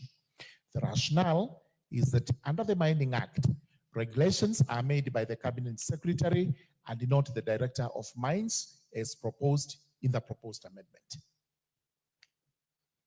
I propose the question that Section 16A be amended as proposed by the mover. I put the question that Section 16A be amended as proposed by the mover. As many as are of that opinion say aye. As many as are of a contrary opinion say nay. The ayes have it. New section 16B. As no amendment, I propose the question that Section 16B be amended as proposed in the bill. I put the question that Section 16B be amended as proposed in the bill. Will as many as are of that opinion say aye? Will as many as are of a contrary opinion say nay? The ayes have it. We'll do the global question. I now put the question that the provisions relating to the Mining Act, Cap 306 as amended, be part of the bill. Will as many as are of that opinion say aye? Will as many as are of a contrary opinion say nay? The ayes have it. Provisions relating to the Circle Societies Act, Cap 493. I propose the question that provisions relating to the Circle Societies Act, Cap 490B, be amended as proposed in the bill. Sections. Section 2, new section 7A and new section 7B. I propose the question that the sections as read out be amended as proposed in the bill. I put the question that the sections as read out be amended as proposed in the bill. Will as many as are of that opinion say aye? Will as many as are of a contrary opinion say nay? The ayes have it. I now put the question that the provisions relating to the Circle Societies Act, Cap 490B, be part of the bill. Will as many as are of that opinion say aye? Will as many as are of a contrary opinion say nay? The ayes have it. Provisions relating to the Accountants Act, Cap 531. I propose the question that provision relating to the Accountants Act, Cap 531, be amended as proposed in the bill. Sections.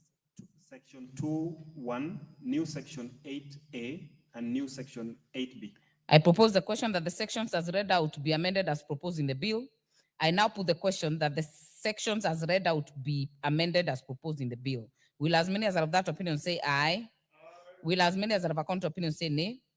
The ayes have it. I now put the question that the provisions relating to the Accountants Act, Cap 531, be part of the bill. Will as many as are of that opinion say aye? Will as many as are of a contrary opinion say nay? The ayes have it. Provisions relating to the Estate Agents Registration Act, Cap 533. I propose the question that the provisions relating to the Estate Agents Registration Act, Cap 533, be amended as proposed in the bill. Sections. Section 2(1), new section 28 and new section 29. I propose question that the sections as read out be amended as proposed in the bill. I put the question that the sections as read out be amended as proposed in the bill. Will as many as are of that opinion say aye? Will as many as are of a contrary opinion say nay? The ayes have it. New section 18.2. I propose the question that section, oh, it's a new section. Sorry, it's a new question. I will call the mover to move second reading of the new section. Thank you. Thank you, Madam Chairperson. I beg to move that the provisions of section 18.2, the new provisions of section 18.2 of the Estate Agents Act Cap 533 be now read a second time. And what we propose to do is to delete and substitute therefore the following subsection. A new subsection 2, a person who contravenes the provisions of this section shall be liable upon conviction to A, in the case of a legal person, to a fine not exceeding 5 million shillings, and in case of a natural person, to a fine not exceeding 1 million shillings. The justification and rationale is we have to enhance the penalties applicable to unregistered persons who act as estate agents so as to curb the menace from this profession where quacks actually do pose as estate agents with a view to making money where they are not qualified to actually do such work. Very well. I therefore propose a question that the new section 18.2 be read a second time. Shakil? Thank you, Madam Chair. This omnibus proposal overlooks the fact that the Estate Agents Act has been used many times for money laundering and even for combating of terrorism finance. It was used heavily in Mombasa during the time of the piracy, and you know the effects that that had. So as much as I agree that this should be upgraded, I do not agree that the fines should be, as stated, of not less than 5 million shillings for a legal and not less than 1 million for a natural person. Sorry, not exceeding, I'm sorry. My proposal is that it should read not less than 5 million for the legal and not less than 1 million for a natural person. Madam and Bwana Chair, I again bring you to this fact that the estate agents and others were the ones that fueled the market for especially illicit funding and financial laundering, any laundering at the coast. They would take the money from piracy and come and buy property at even 10 times the value. So I think if we make the conviction strong enough, not less than, yeah, thank you. Yes. Majority Leader? Honorable Speaker, Honorable Chair, I agree with Honorable Shakir, but in legislative business, or in legislation making, if we say not, we usually say not more than a certain amount in terms of fines and penalties. Because if you say not less than 1 million shillings, it means you could even be fined 1 trillion shillings. And you never know which judge or which magistrate one may appear before. And therefore, it is only right that we put the upper limit because it is to prohibit people. But there are also other penalties in the statute that if you're involved in money laundering, that you'll be subjected to. But it's just as a deterrent. And I think the chair was right in putting it not more than. If you say not less than, then it means that is the floor. And it can be misused. Anyone, you can be fined 100 million, 200 well. million, 1 billion. You've made your point. Allow me to put the question. Allow me to. Shakil, please make it 1 minute. Thank you. As I said, we have been grey listed by the Financial Task Force and the international community. And if they see any lack of commitment to this by putting not exceeding 5 million, these are people who have been money laundering for hundreds and thousands, hundreds of billions of shillings. 5 million is just a drop in the ocean. And you know, we're trying, this bill that has been proposed by JLAC is trying to put us back out of the gray list. And we don't want little items like this to stop our gray listing. So I agree with the majority leader that we should not say not less than, but I do because we can then also put a top limit of not less than 5 million, but not more than 10 million. And I think these are the points that, Madam Chair, are very, very important, not here, but in the international community, where even APNAC represents Kenya. We listen to all these criticisms that we are not doing the right thing. And Uganda is doing it, Tanzania is doing it, and in the African scene, we seem to be the ones that have sort of been being very lenient on that. You've made your point. Thank you, ma'am. Chair. Thank you very much, Madam Chairperson. Really, in legislation as said by the lead of majority, we have to leave room for what is known as judicial discretion. And we cannot tie a judge to not less minimums. Usually we give that discretion up to a maximum so that from case to case, the exercise is made in accordance with the facts of each peculiar case. Allow me to put the question, honorable member, so that we make progress, that the new section 18.2 be now read a second time. As many as are of that opinion say aye. As many as are of a contrary opinion say nay. The ayes have it. I propose the question that the new section 18.2 be part of the bill. I put the question that the new section 18.2 be part of the bill. As many as are of that opinion say aye. As many as are of a contrary opinion say nay. The ayes have it. I will therefore put the global question that the provisions relating to Estate Agent Registration Act Cap 533 be part of the bill. Will as many as are of that opinion say aye? Will as many as are of a contrary opinion say nay? The ayes have it. Provisions relating to the Certified Public Secretaries of Kenya Act Cap 534. I propose the question that the provisions relating to the Certified Public Secretaries of Kenya Act Cap 534 be amended as proposed in the bill. Sections, Section 2, new Section 7A, and new Section 7B. I propose the question that the sections as read out be amended as proposed in the bill. I put the question that the sections as read out be amended as proposed in the bill. Will as many as are of that opinion say aye? Will as many as are of a contrary opinion say nay? The ayes have it. I now put the question that the provisions relating to the Certified Public Secretaries of Kenya Act Cap 534 be part of the bill. Will as many as are of that opinion say aye? Will as many as are of a contrary opinion say nay? The ayes have it. Provisions relating to the Public Benefits Organizations Act 2013, number 18 of 2013.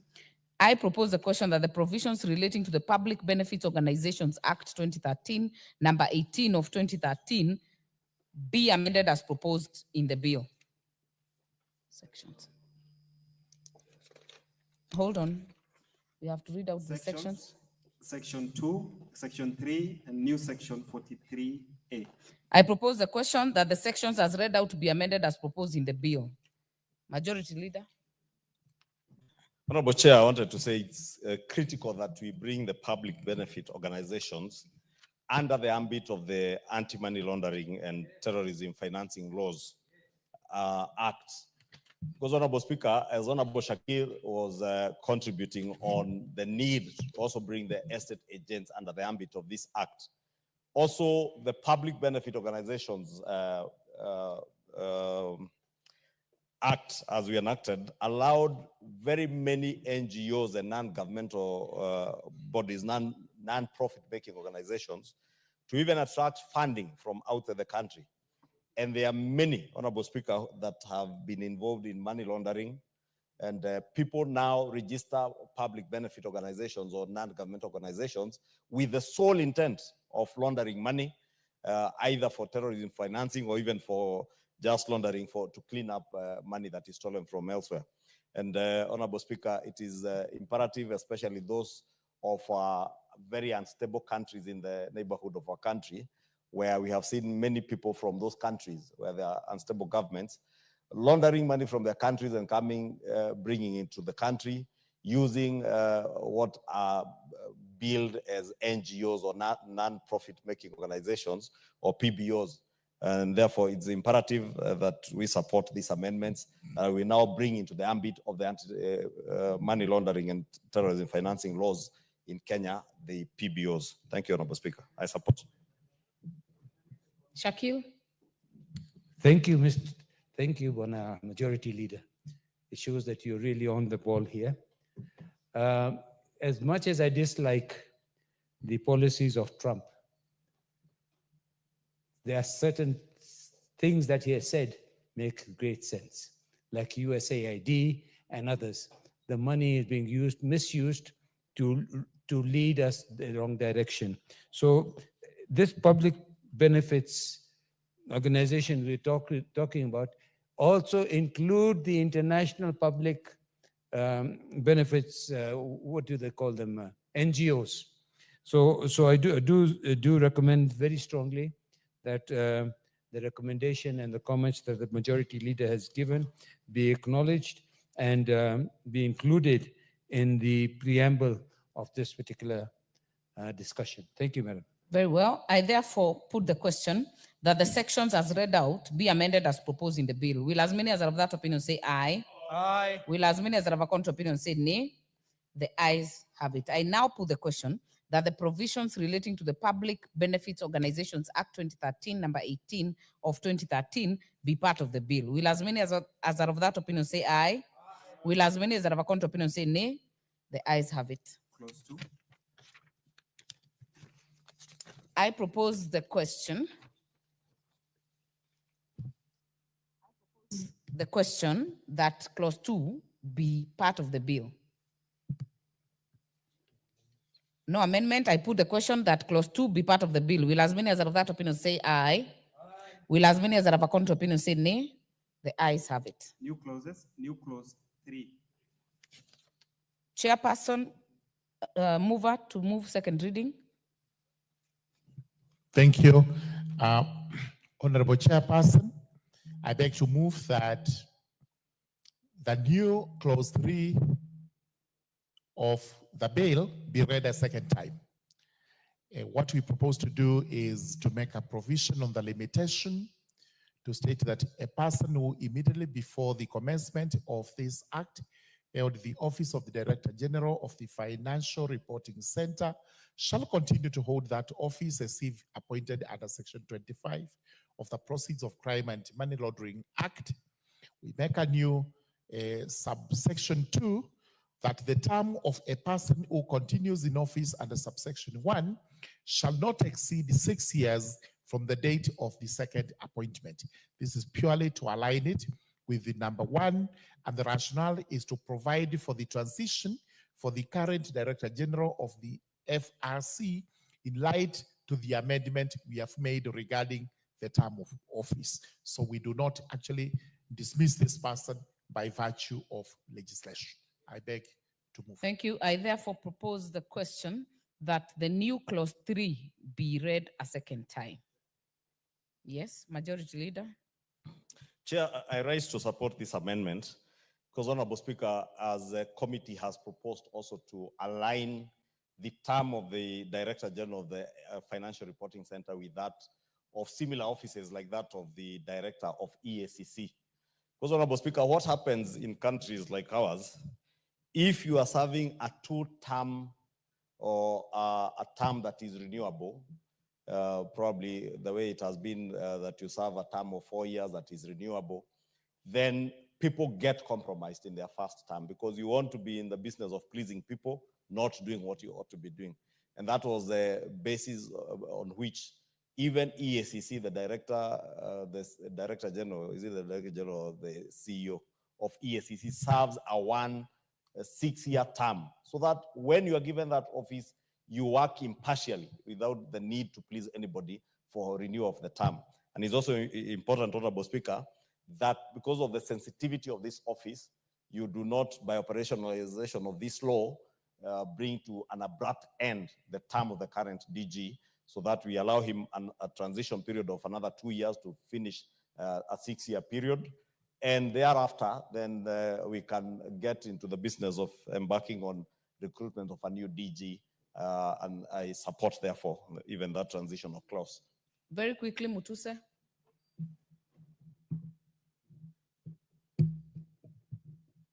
Where is your card, Honorable Mutuse?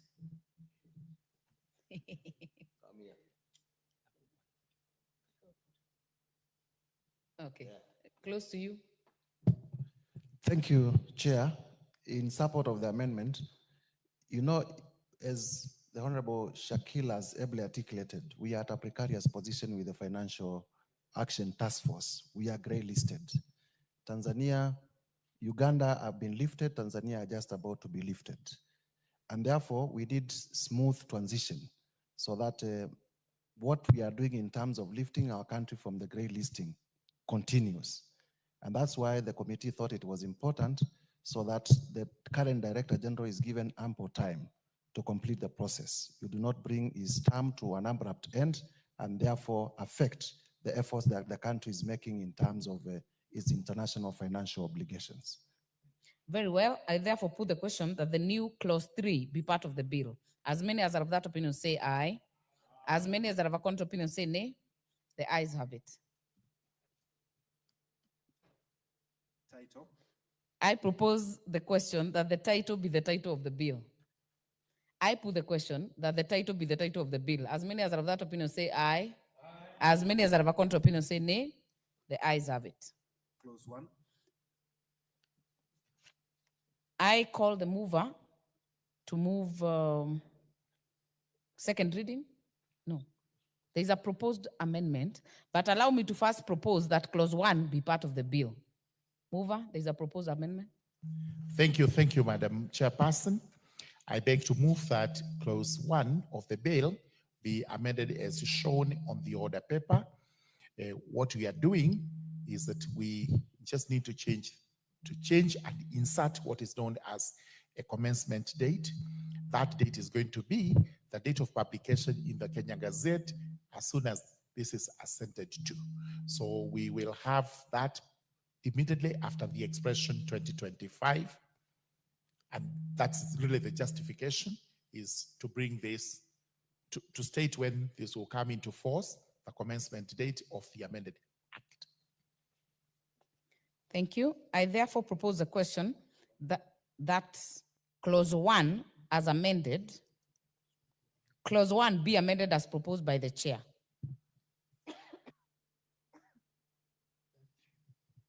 Honorable Shakil. Thank you very much. I do recommend, they agree with most of the amendment. It says, and the chair has made it very clear, that it shall commence upon the publication in the Gazette. And then he's added on upon assent. Now, Madam Chair, the biggest problem that we have had is implementation. And then if you are not very clear, these people who understand English only in their own terms, not in the terms that we have understood it, will now start making mountains out of molehills. They say that you put it in the Kenya, it shall commence upon publication in the Kenya Gazette.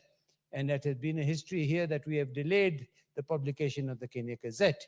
So I was hoping and praying that the chairman could add the other additional word, immediately upon assent by the president, so that we are very clear. You are the legal mind, you'll tell me. If we can put a date within 2 months or 3 months, it would be really beneficial, Madam Chair. It has, I want to I want to bring to your attention that we have had a very tough time with the financial regulatory authorities in the other country. And you know what this money laundering bill is doing is a positive step in this particular thing, a very positive step. And what we need to do, every time I listen to this fact, oh, you do not have a strong political will to combat financial crime, or you don't have adequate resources, or you don't have clear guidelines. Those are the things we hear in all these international conferences, and we cannot say much. And I was pleading to the chair, if you could improve this so that we know exactly when this thing is going to be gazetted and go into and to be implemented. Thank you, Madam Chair. Thank you, Honorable I Chair. understand after sent, yes.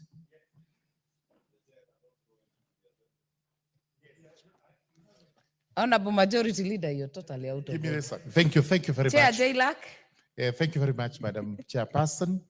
There is always uncertainty when it comes to dates on when acts of parliament will commence. And where we have actually sometimes put dates, those dates have been overtaken by when the acts are assented to. But we know for sure once it is assented to, there will be no delay in gazetting it. And once it's gazetted, it becomes a part of our laws. So because that is how the public is notified that an act has been assented to and it has come into force. Usually there is no delay. Let's not speculate.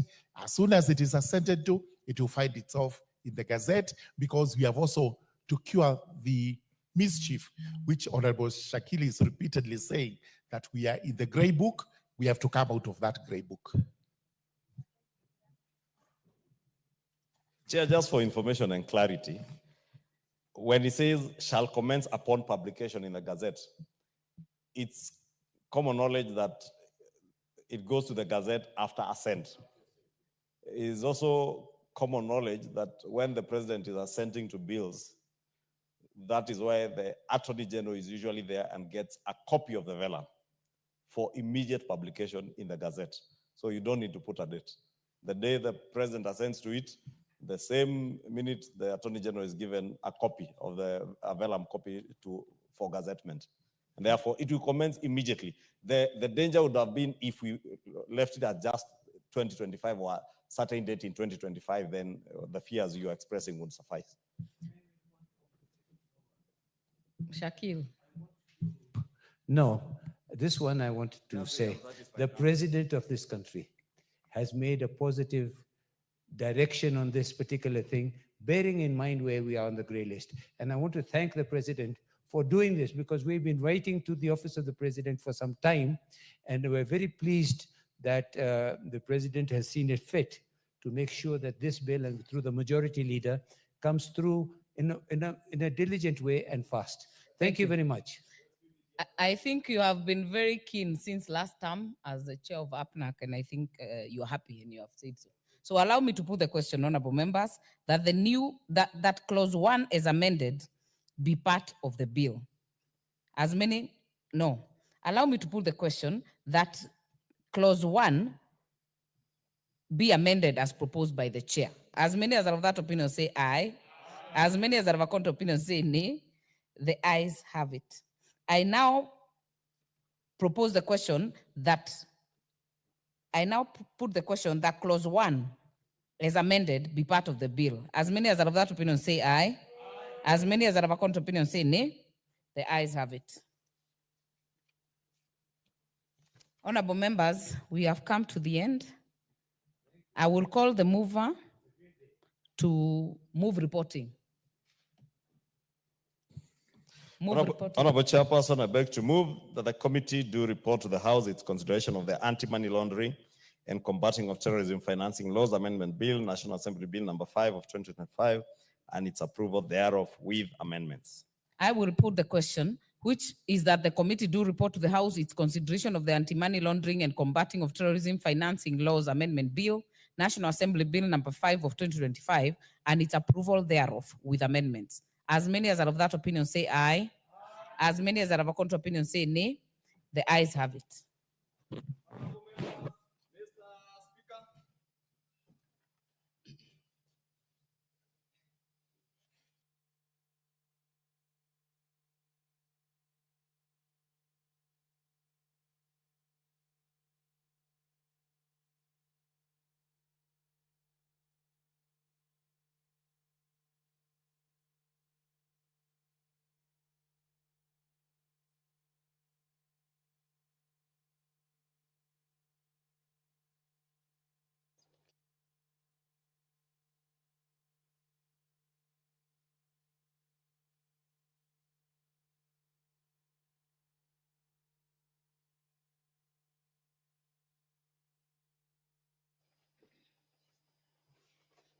You're the chairperson to report to the House. Honorable Speaker, I beg to report that the Committee of the Whole House has considered the Anti-Money Laundering and Combating of Terrorism Financing Laws Amendment Bill, National Assembly Bill number 5 of 2025, and approved the same with amendments. The mover to move agreement with the report. Honorable Speaker, I beg to move that the House do agree with the committee in the said report, and I also request the Honorable Rindikiri, member for Bori, to second the motion for agreement with the report of the Committee of the Whole House. Seconding. Sorry. Proceed, Honorable Rindikiri. Thank you, Mr. Speaker. I second this, but before I sit down, Mr. Speaker, this is a very important bill in the fact that it is not only going to combat money laundering, terrorism, but also aimed at combating corruption. Mr. Speaker, we have seen many governors putting up very big buildings, mansions, and buying flights, driving top-of-the-range vehicles. And in the recent history, one governor was caught and arrested with 12 million shillings in cash and some dollars, all totaling to 14 million. This is the governor of Kiambu. Mr. Speaker, if this sample is to be taken, it means we have a very rotten system in terms of some of these people holding serious offices. Mr. Speaker, this bill will now teach and educate people on the best way of combating money laundering. Terrorism is a disease. Mr. Speaker, corruption is a disease. Mr. Speaker, anybody calling money without any justification. We have seen many people doing extortions. Mr. Speaker, I think this bill has come the right time. And we want to call upon the responsible institutions of government to stand tall and continuously monitor the implementation word by word of this bill. Mr. Speaker, we have seen and heard many Kenyans suffering because they can't see where their money is going. Mr. Speaker, salaries are not being paid. Yet we are seeing Governor calling 12 million shillings in cash. Mr. Speaker, we are seeing hospitals with no drug, but we are seeing a governor with 12 million shillings. Mr. Speaker, we are seeing doctors not being paid their salaries, but we are seeing a governor with 12 million shillings in cash. Mr. Speaker, we are seeing a lot of pending bills not paid, yet we can see a governor calling 12 million shillings. Mr. Speaker, there is no other one that we can use but to tell these kind of people, Kenya now is under able leadership where we are going to fight corruption head on. I don't want to thank His Excellency the President and the movers of this bill, because this is what has led Kenya to be where it is. I'm more confident because I know His Excellency the President, who has given the green light to implement this amendment to the bill to take place. I'm sure we are moving in the right direction. I second. Honorable members, I now propose the question, which is that the House do agree with the committee in the said report.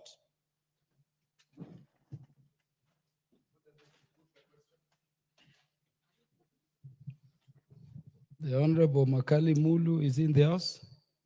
The Honorable Ikomas Mutuse, you have something to say? Can see your request. The Honorable Nabin Abuera And the Honorable Gertrude Bayu has stepped out on other state duties. Honorable members, there being no more interests, the putting of the question for the adoption of the bill shall be done the next time this particular matter will be scheduled to be transacted by the House Business Committee.